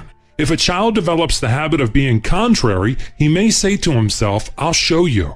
For if the child has acquired the habit of thinking "I can" rather than "I can't," then negative suggestions often cause a reverse reaction. In my work with the Chicago Boys Club and my association with such movements as Teenage Evangelism in Brooklyn and the House of Correction in Chicago, I have become aware of the impact of suggestion in helping so-called problem children. When such a child does something that is good and you sow seeds of good thoughts, he immediately responds favorably. Here are a few seeds of good thoughts. You're improving. Every day you're getting better. I'm proud of you. How to develop the power that changes the course of your destiny.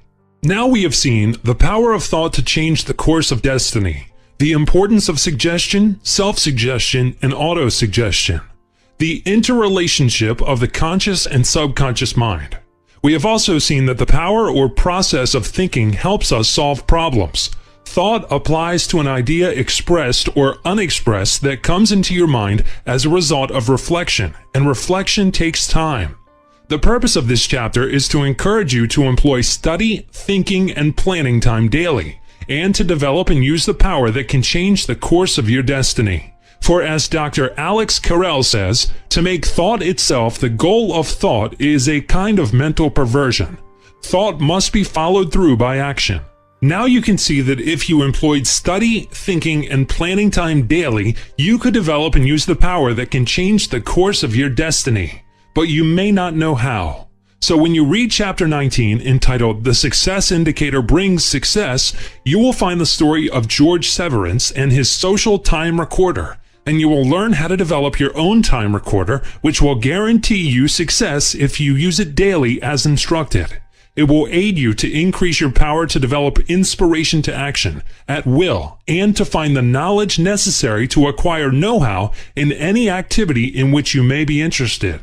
But first, let's take a look at the true riches of life. In chapter 18, you'll read quotations from letters I received from well-known persons in answer to the question, what are the true riches of life? And you'll read the story of a man who has acquired these riches. Little hinges that swing big doors.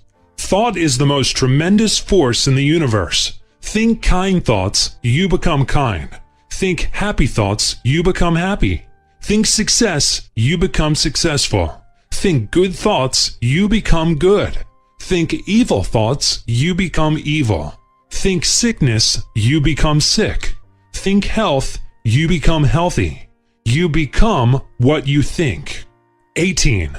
The true riches of life. "Hello, Jack," said a voice on the other end of the wire at 7:30 one morning. This telephone call started a chain of events that changed the life of Jack Stevens, a young businessman. The voice belonged to Harold Steele, the executive director of a boys' club in Atlanta, Georgia. There was a note of serious urgency as Harold explained. "My car won't start, Jack, and I'll be unable to keep an important appointment. I promised to pick up a 4-year-old boy and his mother at 8 this morning and take them to the hospital. The boy is in the last stages of leukemia, and I am informed that at the very most he has only a few days to live. Could you help me out and drive the boy to the hospital this morning? Their home is just a few blocks from you." At 8 that morning, the mother of the boy was sitting in the front seat of Jack's car. The child was so weak that he was lying down, his head in his mother's lap, his little feet resting on Jack's right leg. After starting the motor, Jack glanced down at the youngster, who was staring at him. Their eyes met. "Are you God?" the boy asked. Jack hesitated, then answered softly, "No, son. Why do you ask?"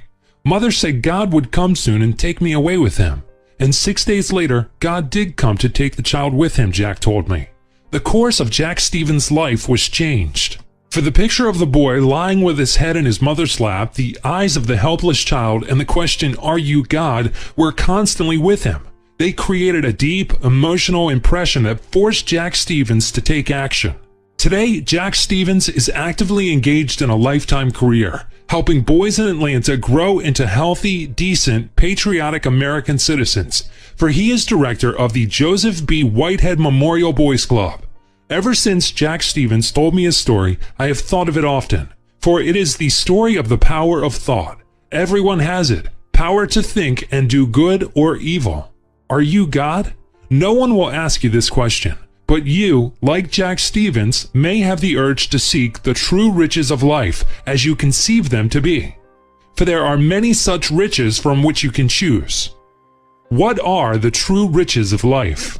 At a recent meeting of the Board of Directors of the Boys Clubs of America, I asked General Robert E. Wood, if someone should ask you for publication, what are the true riches of life, what would your answer be? Without hesitation, he replied, a happy marriage and a happy home. When I arrived home, a happy thought occurred to me.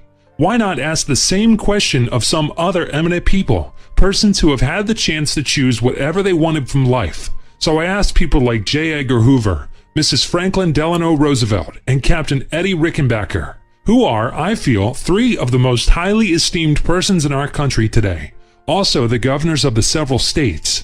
Following are some of the replies I received. Together, the ideas add up to a picture of real success for anyone.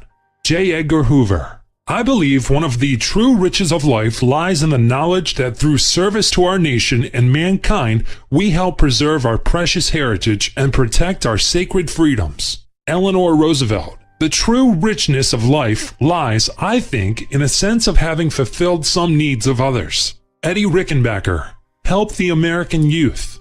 S. Ernest Vandiver, Governor of the State of Georgia. When I visited the Georgia State Mental Hospital at Milledgeville in conjunction with a vast program of mental health reforms, which I had recently approved, I looked down upon a sea of faces which for many years had reflected no hope. They had reflected only resignation to a semi-life in a human warehouse. But on the day I looked into these faces, I saw hope, an eager, grasping, newly awakened type of hope. To me, this was one of the greatest riches of life. A person in public office has unlimited opportunity for winning the true riches of life, perhaps more so than in any other profession. Michael V. DiSalle, Governor of the State of Ohio. During the days when I was the oldest of 7 children, my mother and father had considerable difficulty in making both ends meet. But during those days, we learned through them that no matter how little you had, you were fortunate to share it with others. Buford Ellington, Governor of the State of Tennessee. One of the true riches is a friend. A friend is always near. He rejoices in your good fortune. He shares your disappointments, and your problems become his problem. One is never poor, even though his clothes may be worn and his purse empty, if he still has the love and understanding of loyal friends. John Anderson Jr., Governor of the State of Kansas. Perhaps the most important thing in a man's life is to be loved and respected by his fellow man. John Graham Altman, Governor of the State of South Carolina. The real riches of a man's life can best be obtained through public service. This is not necessarily to mean only political service. John Dempsey, Governor of the State of Connecticut. The true riches of life are experienced in the feeling of satisfaction that comes from having served your fellow man. The man who seeks to make such service his primary goal almost certainly will have a happy marriage, a happy home, and all the other things that we associate with the true riches of life. Matthew E. Welsh, Governor of the State of Indiana. I personally think that faith, a happy home, and challenging work are the motivating factors for a happy life. Otto Kerner, Governor of the State of Illinois. In my judgment, the greatest wealth any man can amass in this life is the enduring reward of serving his fellow men. It is only through self-forgetful activity for others that we come at length to discover who we are. Elmer L. Anderson, Governor of the State of Minnesota. The happiness and success of one's children. Norman A. Erb, Governor of the State of Iowa. To me, the true riches of life include the privilege to work at those tasks which will live as beneficial accomplishments for mankind, and the satisfaction of knowing that I have helped in the progress of the completion of these tasks. Albert D. Rossellini, Governor of the State of Washington. I agree with Aristotle in that learning is the greatest of pleasures, and with the founders of our nation who believed in liberty under the law. To this, one might add health, a happy home, and the opportunity to work with and serve others in his community. Archie Gebrude, Governor of the State of South Dakota. Health and contentment. Perhaps this reply is trite, but upon reflection it seems to me to be the ultimate in physical and mental aspiration. J. Millard Tawes, Governor of the State of Maryland. In my humble opinion, I would say the following. God is his heaven, the Constitution of the United States, and the greatness of Mother Nature. Ferris Bryant, Governor of the State of Florida. The knowledge that I did my part is one of the true riches of life. Albert N. Carville, Governor of the State of Delaware. 1. Robust physical and mental health. 2. The opportunity and desire to accumulate knowledge from a broad well of wisdom. 3. The full utilization of our talents for the welfare of all mankind. Richard J. Hughes, Governor of the State of New Jersey. To me, the true riches of life are a happy family, close and faithful friendships, and a strong, enduring faith. The extent to which a man is blessed with each of these and is aware of them as blessings determines the richness of his everyday life. Jack R. Gage, Governor of the State of Wyoming. In the riches of life, health has to come first, then the privilege of working at an occupation you enjoy, which, if you work hard, will enable you to honestly enjoy your recreation and leisure. Conversely, with no hard work, nothing else is fun. F. Ray Kaiser Jr., Governor of the State of Vermont. There can be but one answer: the motivation of seeking and enjoying the eternal peace of the principles of happiness.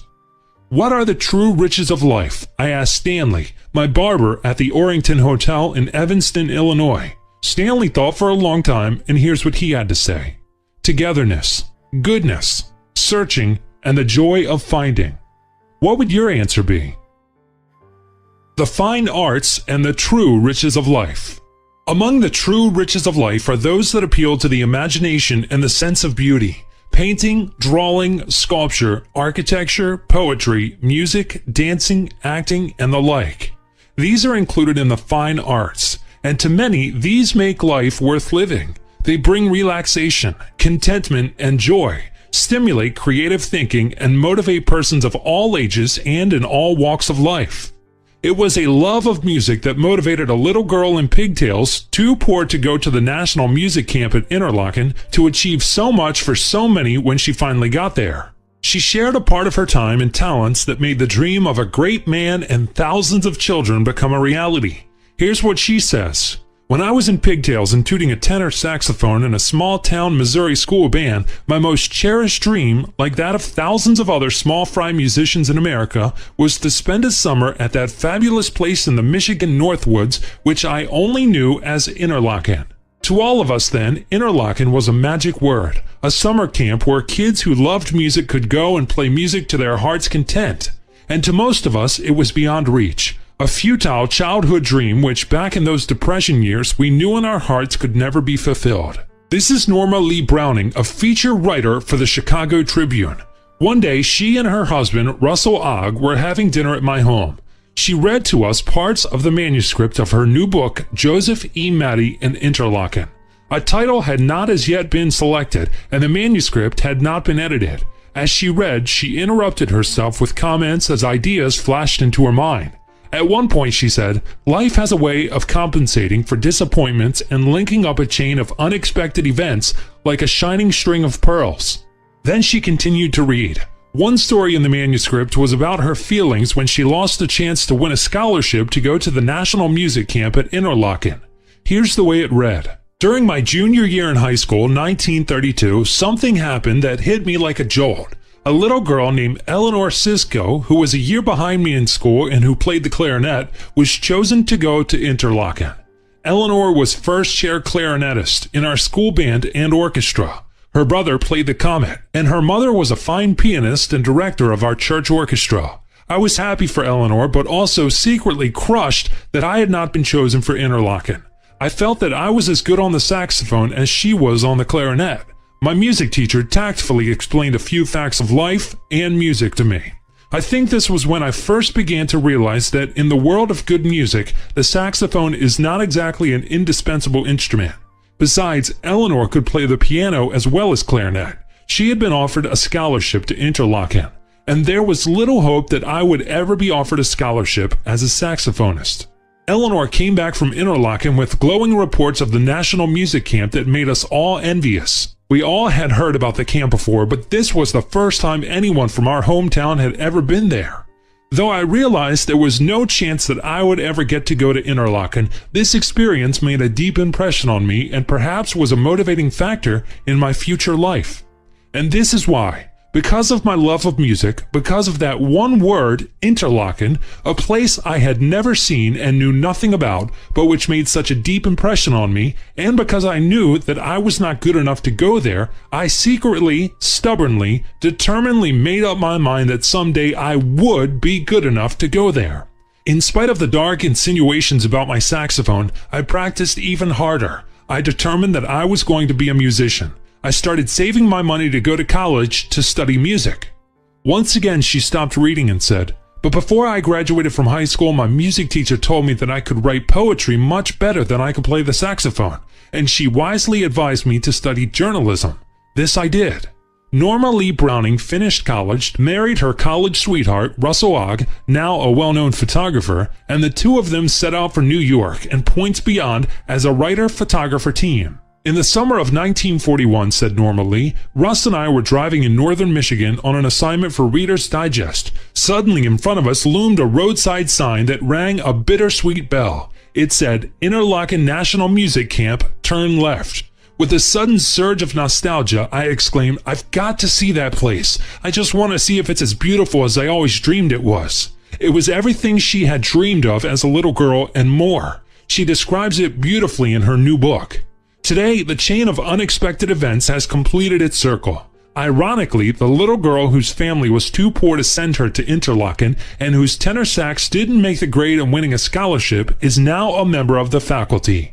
Norma Lee Browning was one of the first to be invited on the faculty of the new Interlaken Academy of Fine Arts. She's not teaching music, but she is teaching creative writing for the gifted youngsters there. Through her influence as a writer, Norma Lee Browning has done more for Interlaken Academy of Fine Arts than anyone else, except Dr. Maddie, for she has attracted hundreds of thousands of dollars to help build and support this school for gifted children. It was Norma Lee Browning who introduced me to one of the true riches of life, meeting and becoming a close personal friend of one of America's great men, Dr. Joseph E. Maddie. He shares the love of music and finds true riches. Did you ever meet a person for the first time and immediately feel that it would be a privilege to have him as a close friend? That's the way I felt about Dr. Joseph Maddie when I first met him, and that's the way I feel about him now that I know him well. For he is a man of character with a positive mental attitude, a man of action who knows what he wants and goes after it and gets it. Faye, his wife, is a symbol of everything a good wife or mother should be. Music, Faye, and a driving desire to develop great musicians in America, to share a part of his love for music with all mankind, constantly motivates this man to ever greater achievement. Dr. Maddie loves to talk, and everyone who meets him loves to listen, for he tells story after story of the great musicians of our time. In her new book, Norma Lee Browning shows how Dr. Maddie shares the love of music and finds true riches. But here I'd like to share with you bits of his philosophy and his activities as he related them to me. For I believe you will get the feel of his success system that never fails. Inspiration to action, know-how, and activity knowledge. The following are a few notes from the many I jotted down as I listened to him. My purpose in life has been to try to make music a part of our educational system. My beliefs have been founded on experience. Motivation is the main requirement in teaching. If we have proper motivation, we succeed. If we don't, we fail. The tryout system we have developed at Interlaken, well known in the musical world, is the greatest motivator there is to inspire music students to try to excel. For each one has an opportunity to be recognized for his work on a competitive basis. Why I entered the field of music education is rather difficult to explain. I just wanted to teach. My father and mother were both school teachers. I felt that I had a knack for teaching. And another thing that got me to enter the field of music education was that I have always had a hankering to play every musical instrument I ever saw. I once asked Joe, as his friends call him, what is the difference between the technique of teaching developed by you and that used in Germany and other European countries? The European method is a mechanical method, he replied. Tedious hours are spent to master thoroughly the working of the instrument itself.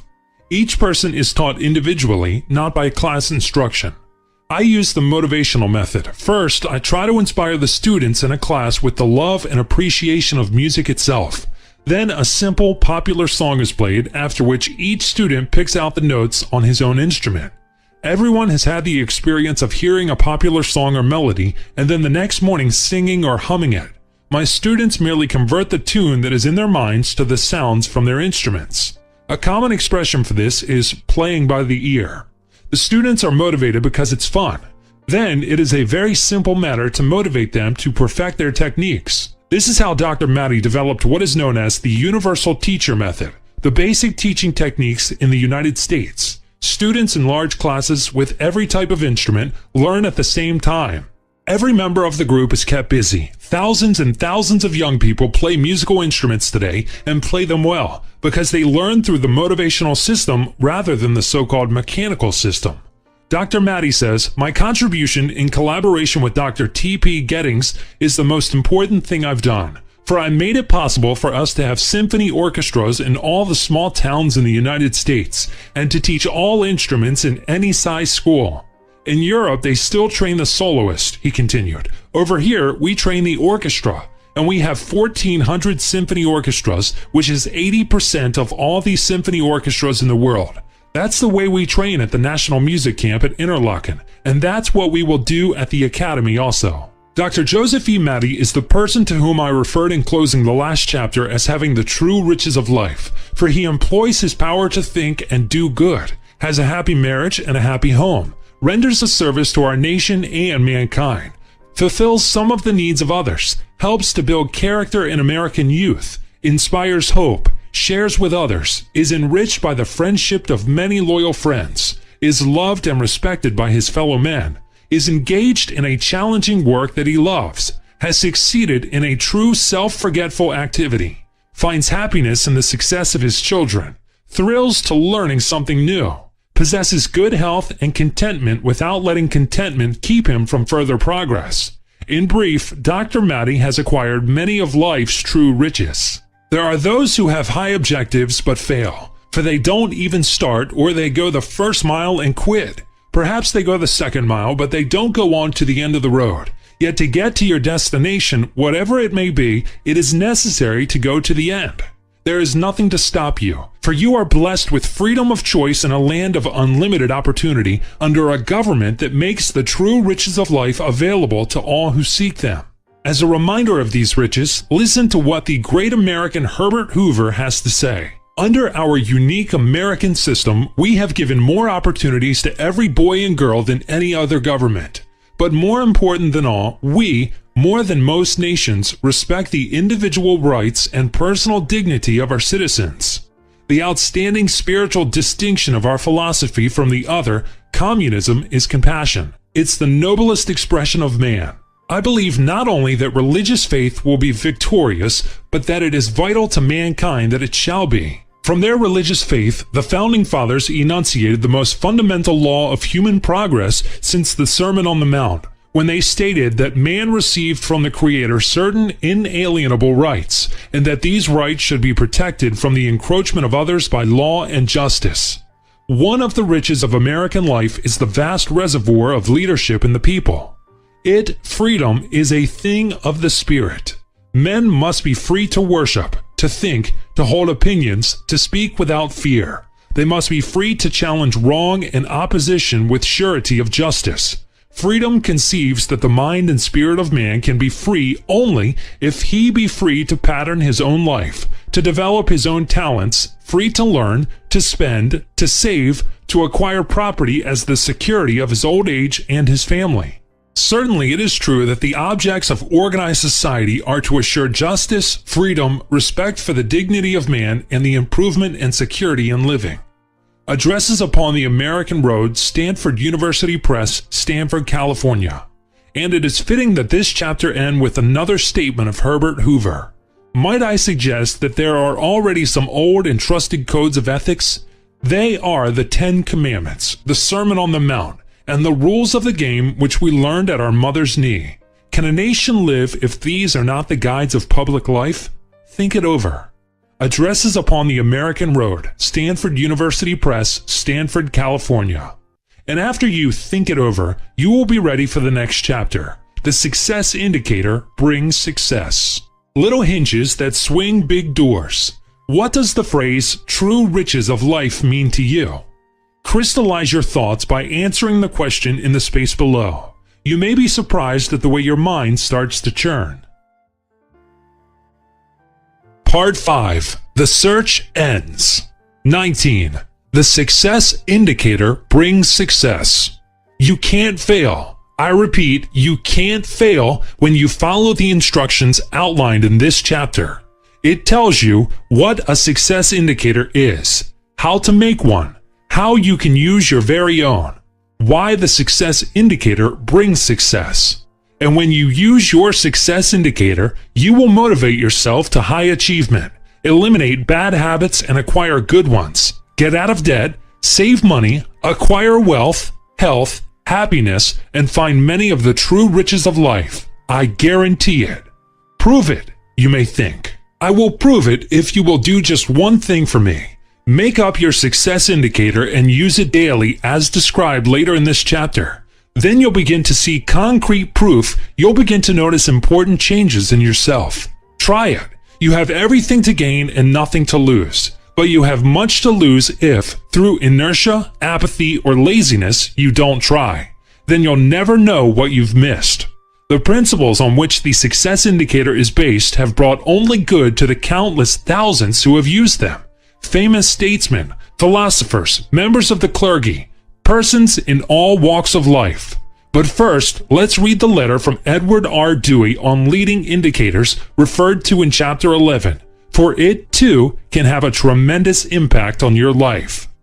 Leading indicators. Do you need to know what's ahead for business? There are many ways in which you can do this. One way is through the use of leading indicators.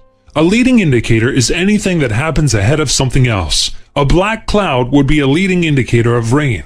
Falling leaves provide a leading indicator of winter. Toy rabbits everywhere are a leading indicator of Easter. In all instances, the indicator comes ahead of, leads the event in which you are interested. Certain business figures tend to go up or down before other business figures. That is, they tend to reach a maximum and start to turn down, or reach a minimum and start to turn up before business in general goes the same way. New orders for durable goods is one well-known leading indicator. Orders decline, then production declines. Then there are layoffs. Then those involved reduce spending. Then retail store sales fall off. Then retailers reduce orders, etc. Other leading indicators are hours worked in manufacturing, the number of new incorporations, stock prices, construction contracts, failures. Failures, either the number of failures or better yet, the liabilities of failures, operate in reverse. That is, when failures go up, it's a bad sign. When they go down, it's a good sign. The Geisinger indicator. There are special combinations and interrelationships of business figures that give even better and earlier forewarning of business turns than the leading indicators generally known. One of these special combinations was discovered by Robert Geisinger of Troy, Ohio.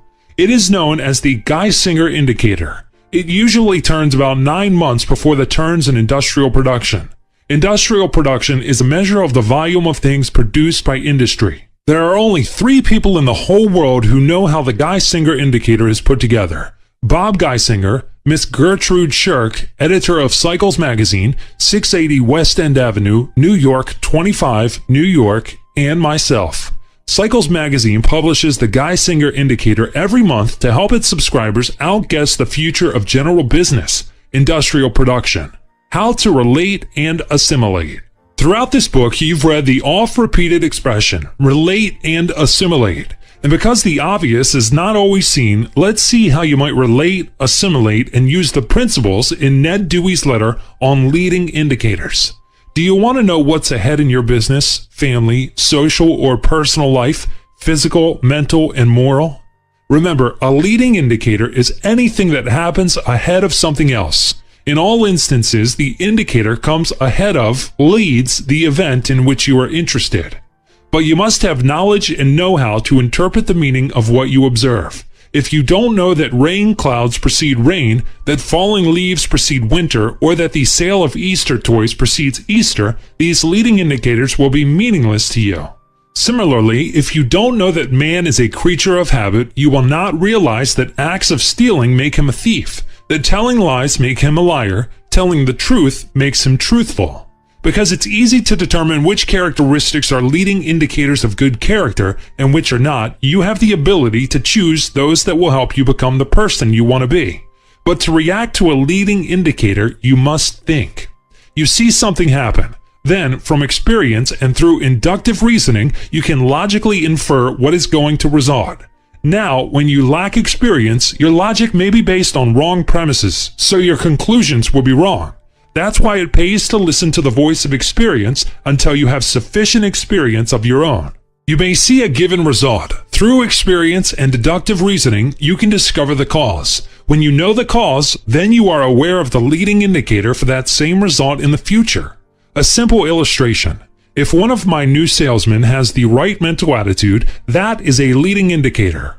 If he learns the theoretical work taught in our sales school, that is a leading indicator. If he employs the principles he has learned, that too is a leading indicator. Each indicates that he will succeed as a salesman for my company. When I first met George Severance, I observed that he was a man of character, had a positive mental attitude, loved his work, and was an expert. From these facts, I could logically infer that he was successful in his chosen field. His social time recorder and the success system that never fails. Perhaps you recall that in Chapter 3, I related how George Severance developed a social time recorder and became a self-builder. Now, for the first time, George's secret of success is revealed to you. The big problem in life with nearly everyone, George told me, can be illustrated by salesmen who don't keep a record of the amount of actual selling time they are spending in sales work. These salesmen don't realize the monetary value of the selling time they waste. In fact, they don't know where they are going in life or how to get where they think they want to go, all because they don't have a time recorder. Well, how did you solve this problem for yourself? I inquired. First of all, if you want to make an improvement in your daily life, you must certainly know some of the errors that are creeping into your daily performance. Knowing these errors makes you conscious of self-improvement to start with. That's what my social time recorder does for me. It helps me to accomplish more by working less. And why is this, I asked? Well, you have to have specific objectives in life. President Wilson used to say, without a vision, the people perish. And without a direction, you don't know where you're going. You must have some purpose in life. For what's going to happen to us tomorrow depends on what we are doing today and planning for tomorrow. That's why I like to know how I am performing each day so that I can prepare for the next. Now, George, tell me, I said, exactly how do you use your social time recorder?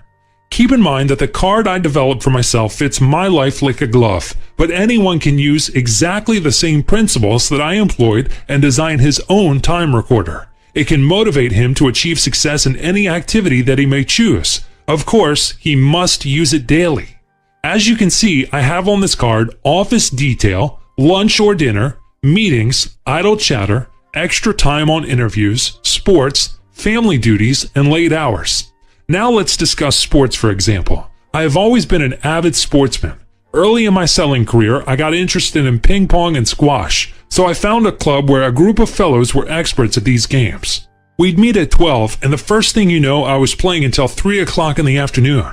So how did this show up on your social time recorder? On the line marked sports, I'd write 2 hours in the column headed wasted time. Then, at the end of the month, I'd make a tally.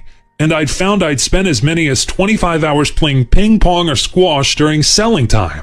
I soon realized that I had to do something about it. Don't misunderstand me, I still play ping pong and squash, but only during time I've set aside for playtime. How did your social time recorder motivate you to do something about eliminating this waste of selling time? I asked. Well, on the card I have boxes entitled Needed Improvements, Business and Personal. In the personal column I'd mark Eliminate ping pong and squash during selling time. I'd abbreviate this statement in the form of a code, so if someone else picked up my card, he wouldn't be aware of my personal thoughts. As I completed a new card each day, any encroachment on my selling time from these sports would be forcibly brought to my attention, and I'd take corrective action. At the end of the month, I'd see all the hours stolen from my selling time in sports. This would motivate me to do something about it. Where does the total show up on your social time recorder? I asked. To tally the total at the end of the month, I'd make a special card merely by changing the word day to month on the first line of side 1 of my social time recorder and insert the sum of all time spent in the proper places. What effect would this have on you? The daily writing of Eliminate ping pong and squash under the heading Needed Improvements obviously would affect my subconscious mind. I wanted to succeed, and in due course I developed the habit of converting wasted selling time into profitable selling time. I also engaged in sports, but during my playtime. George, am I correct in concluding that certain listings on side 1 of your card pertain to time that might be an infringement on selling time?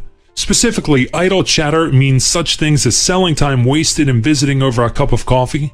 Extra time interviews means unnecessary time spent in prolonged interviews. Family duties refers to running errands or shopping for the family during selling time. And is it correct that late hours means time lost from your home and family unnecessarily after business meetings, and that the abbreviation OBS stands for objective and M indicates thousands of dollars of life insurance? You're absolutely right, said George. Why the subheading evening? I asked. In my business, it's necessary to make some evening calls. With my social time recorder, I have reduced this work to a maximum of 2 nights a week instead of 6. On such occasions, however, I will shorten my business days so I have plenty of time for my family, recreation, and study. Each of these is most important for a truly successful life. Then I continued, on side 2 of your card, you list the names of persons you intend to call on. Time C indicates the time of your appointment, and under prose, you show the time you actually spent in the presence of the prospect. Under sales calls, sub means subsequent calls. Is this correct? Yes, and I differentiate between sales calls and sales interviews. There are many times when I make a call and don't try to make a sale. I may be just seeking information or making arrangements for a sales call. You will see also the notation at close. This gives me a check on the number of times I attempted to close. If you don't make any attempt to close, you aren't going to make any sales. Of course, app means the amount of life insurance sold. The heading Other Time-Sir stands for service calls. I get a lot of prospects from service calls and list the number under prose.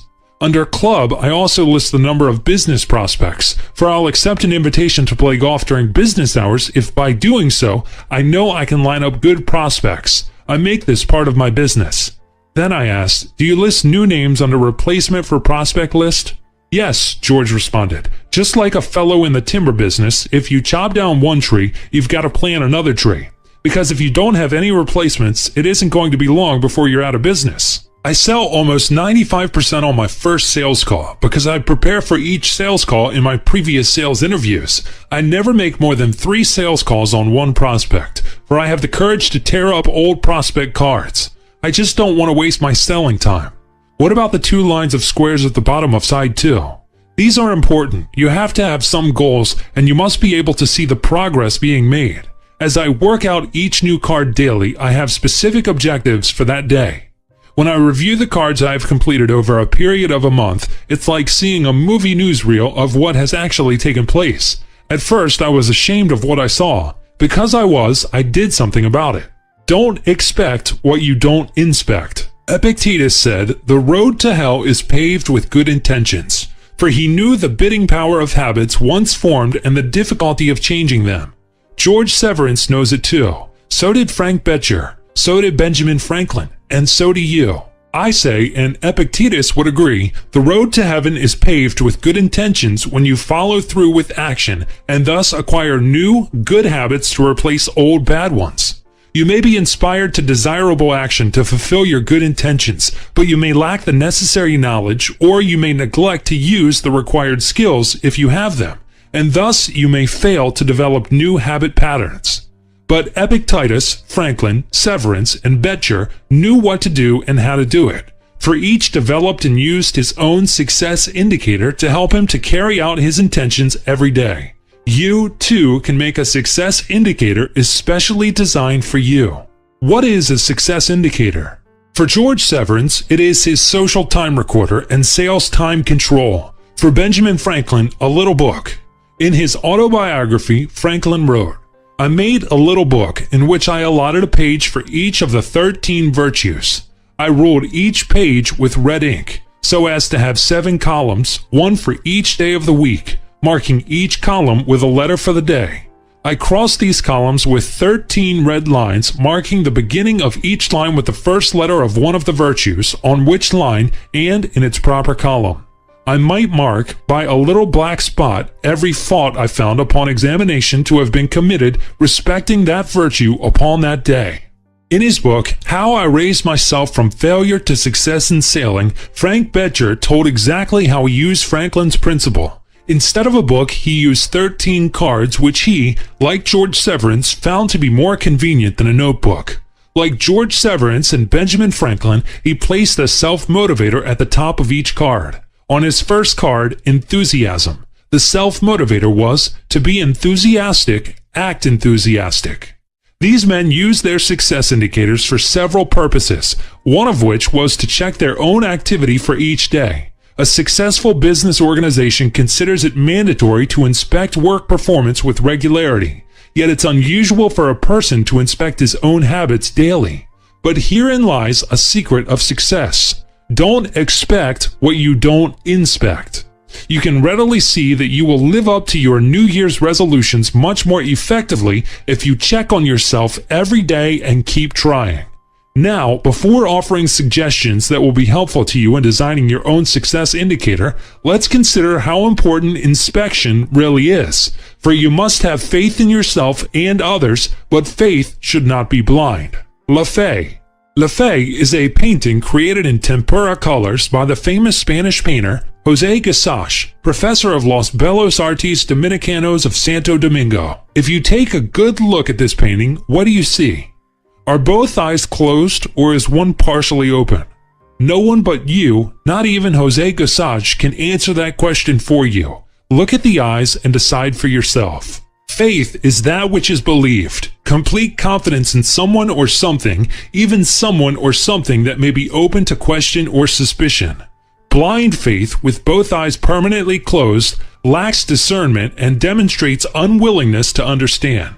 Such faith is often without reason or discrimination. It is the mother of ignorance and the frequent cause of misery and disaster. Isn't faith strengthened by having one eye closed and one partially open, be it faith in an individual, an idea, or a philosophy?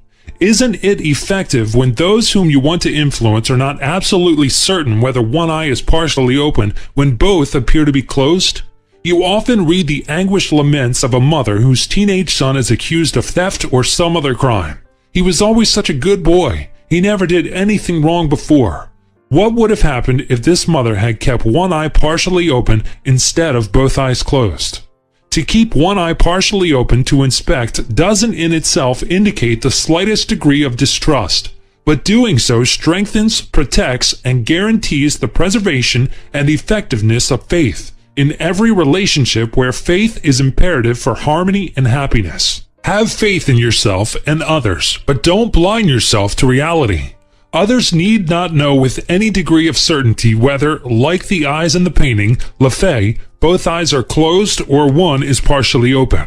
They, like you, must make their own decision and act accordingly. Be honest with yourself. If you are an honest person, when you make a promise to another person, you will live up to it. But it's just as important that you be honest with yourself.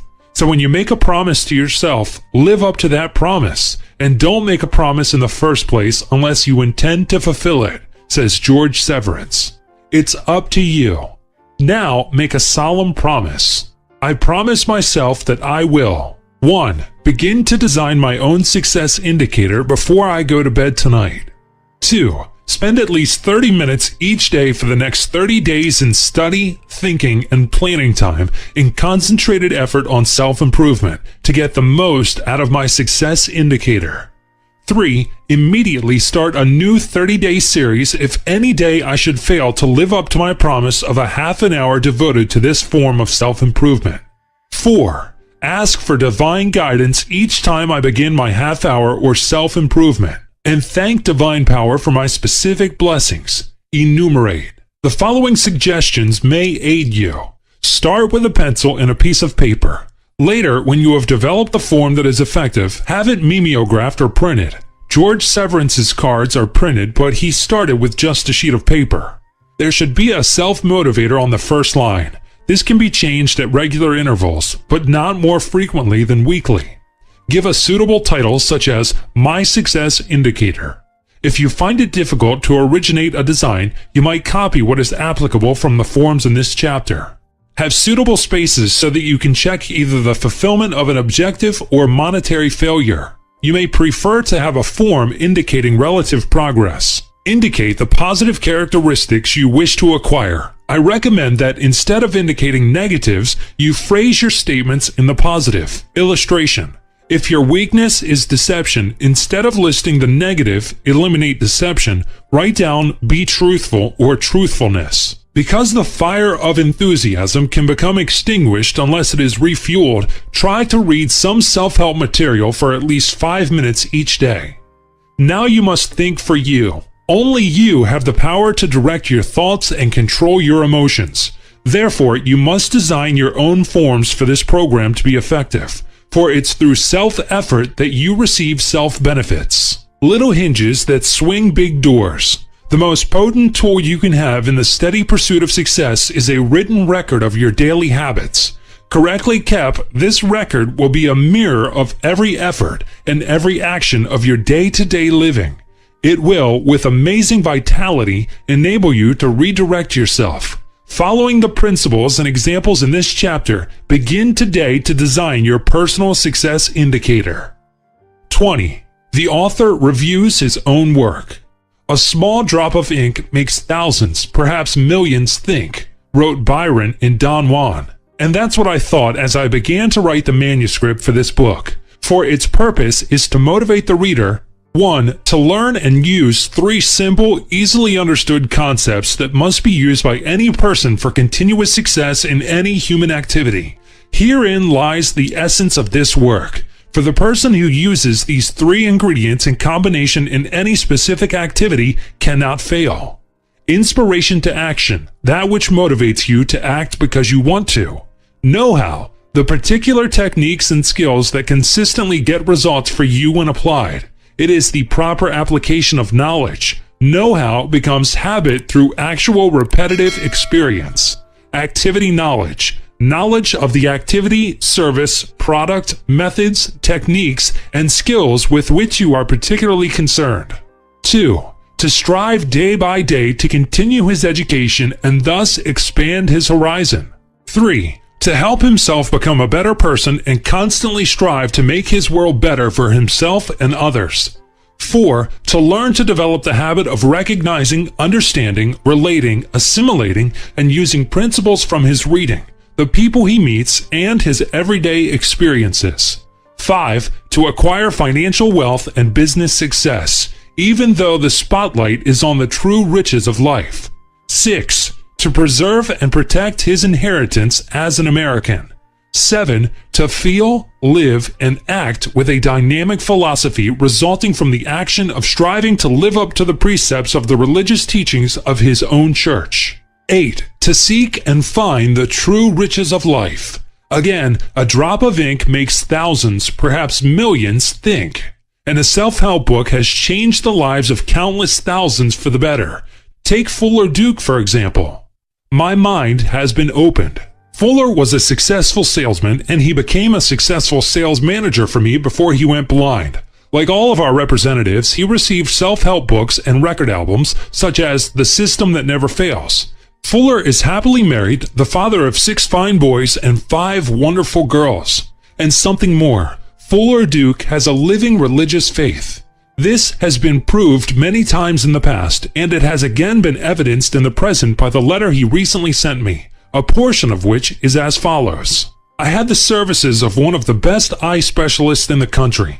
He exerted every effort to save my vision and was very upset at the final examination to find that further surgery or treatment would be without avail. Now, as to my thinking about my future, bearing in mind that every adversity carries with it the seed of an equivalent or greater benefit, and using the success system that never fails, I was inspired to action, and immediately set forth to acquire the necessary know-how and activity knowledge to ascertain what, if any, limitations are to be mine.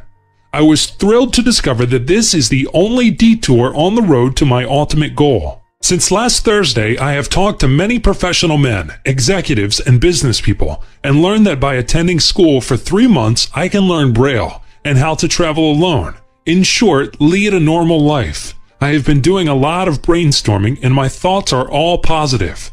To be sure, I will not cease to search for a cure. I hope, like George Campbell in Success Through a Positive Mental Attitude, that I too can demonstrate my positive mental attitude by proving that I am still capable of attaining success. It is my firm belief that the age of miracles has not passed, and if it will be the will of the Almighty, the prayers of my family and friends will not go unanswered.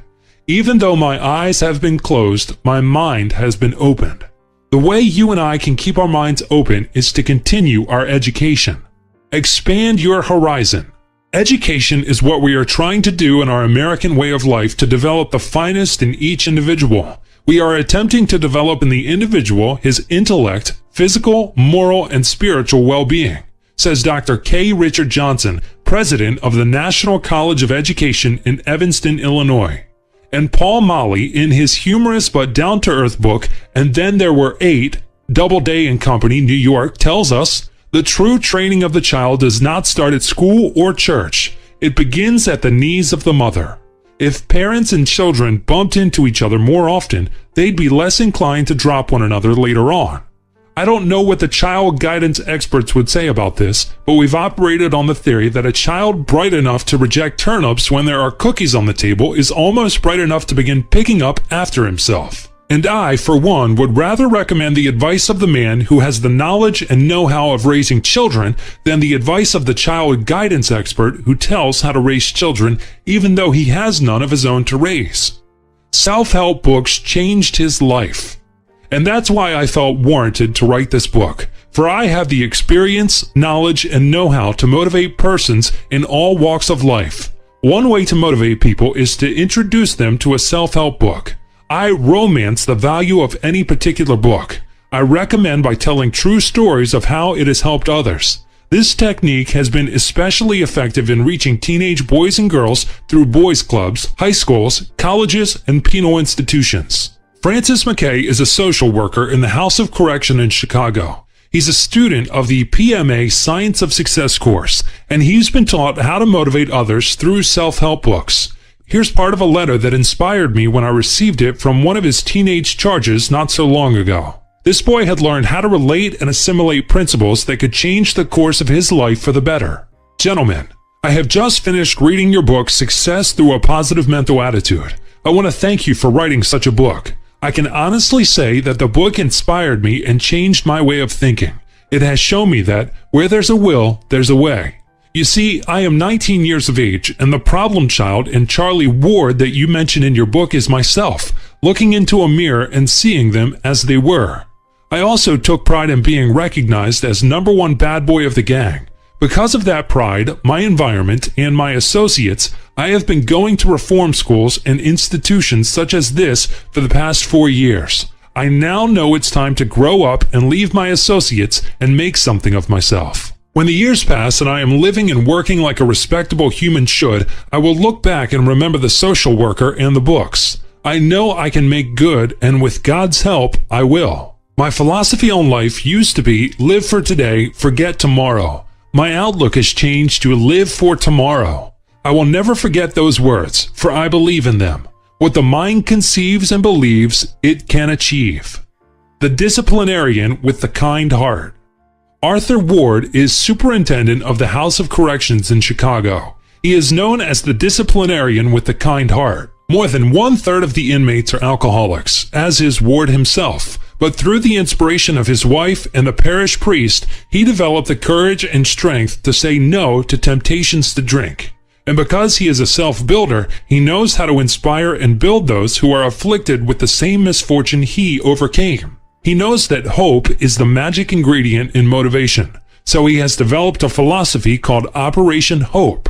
When men and women leave the House of Correction, they have pride in their appearance and an inspirational philosophy in their hearts. For under Operation Hope, each has been given suitable clothing and an opportunity to learn success principles from the PMA Science of Success course and other inspirational materials. I guess you would say that the theme Operation Hope has been the story of my life.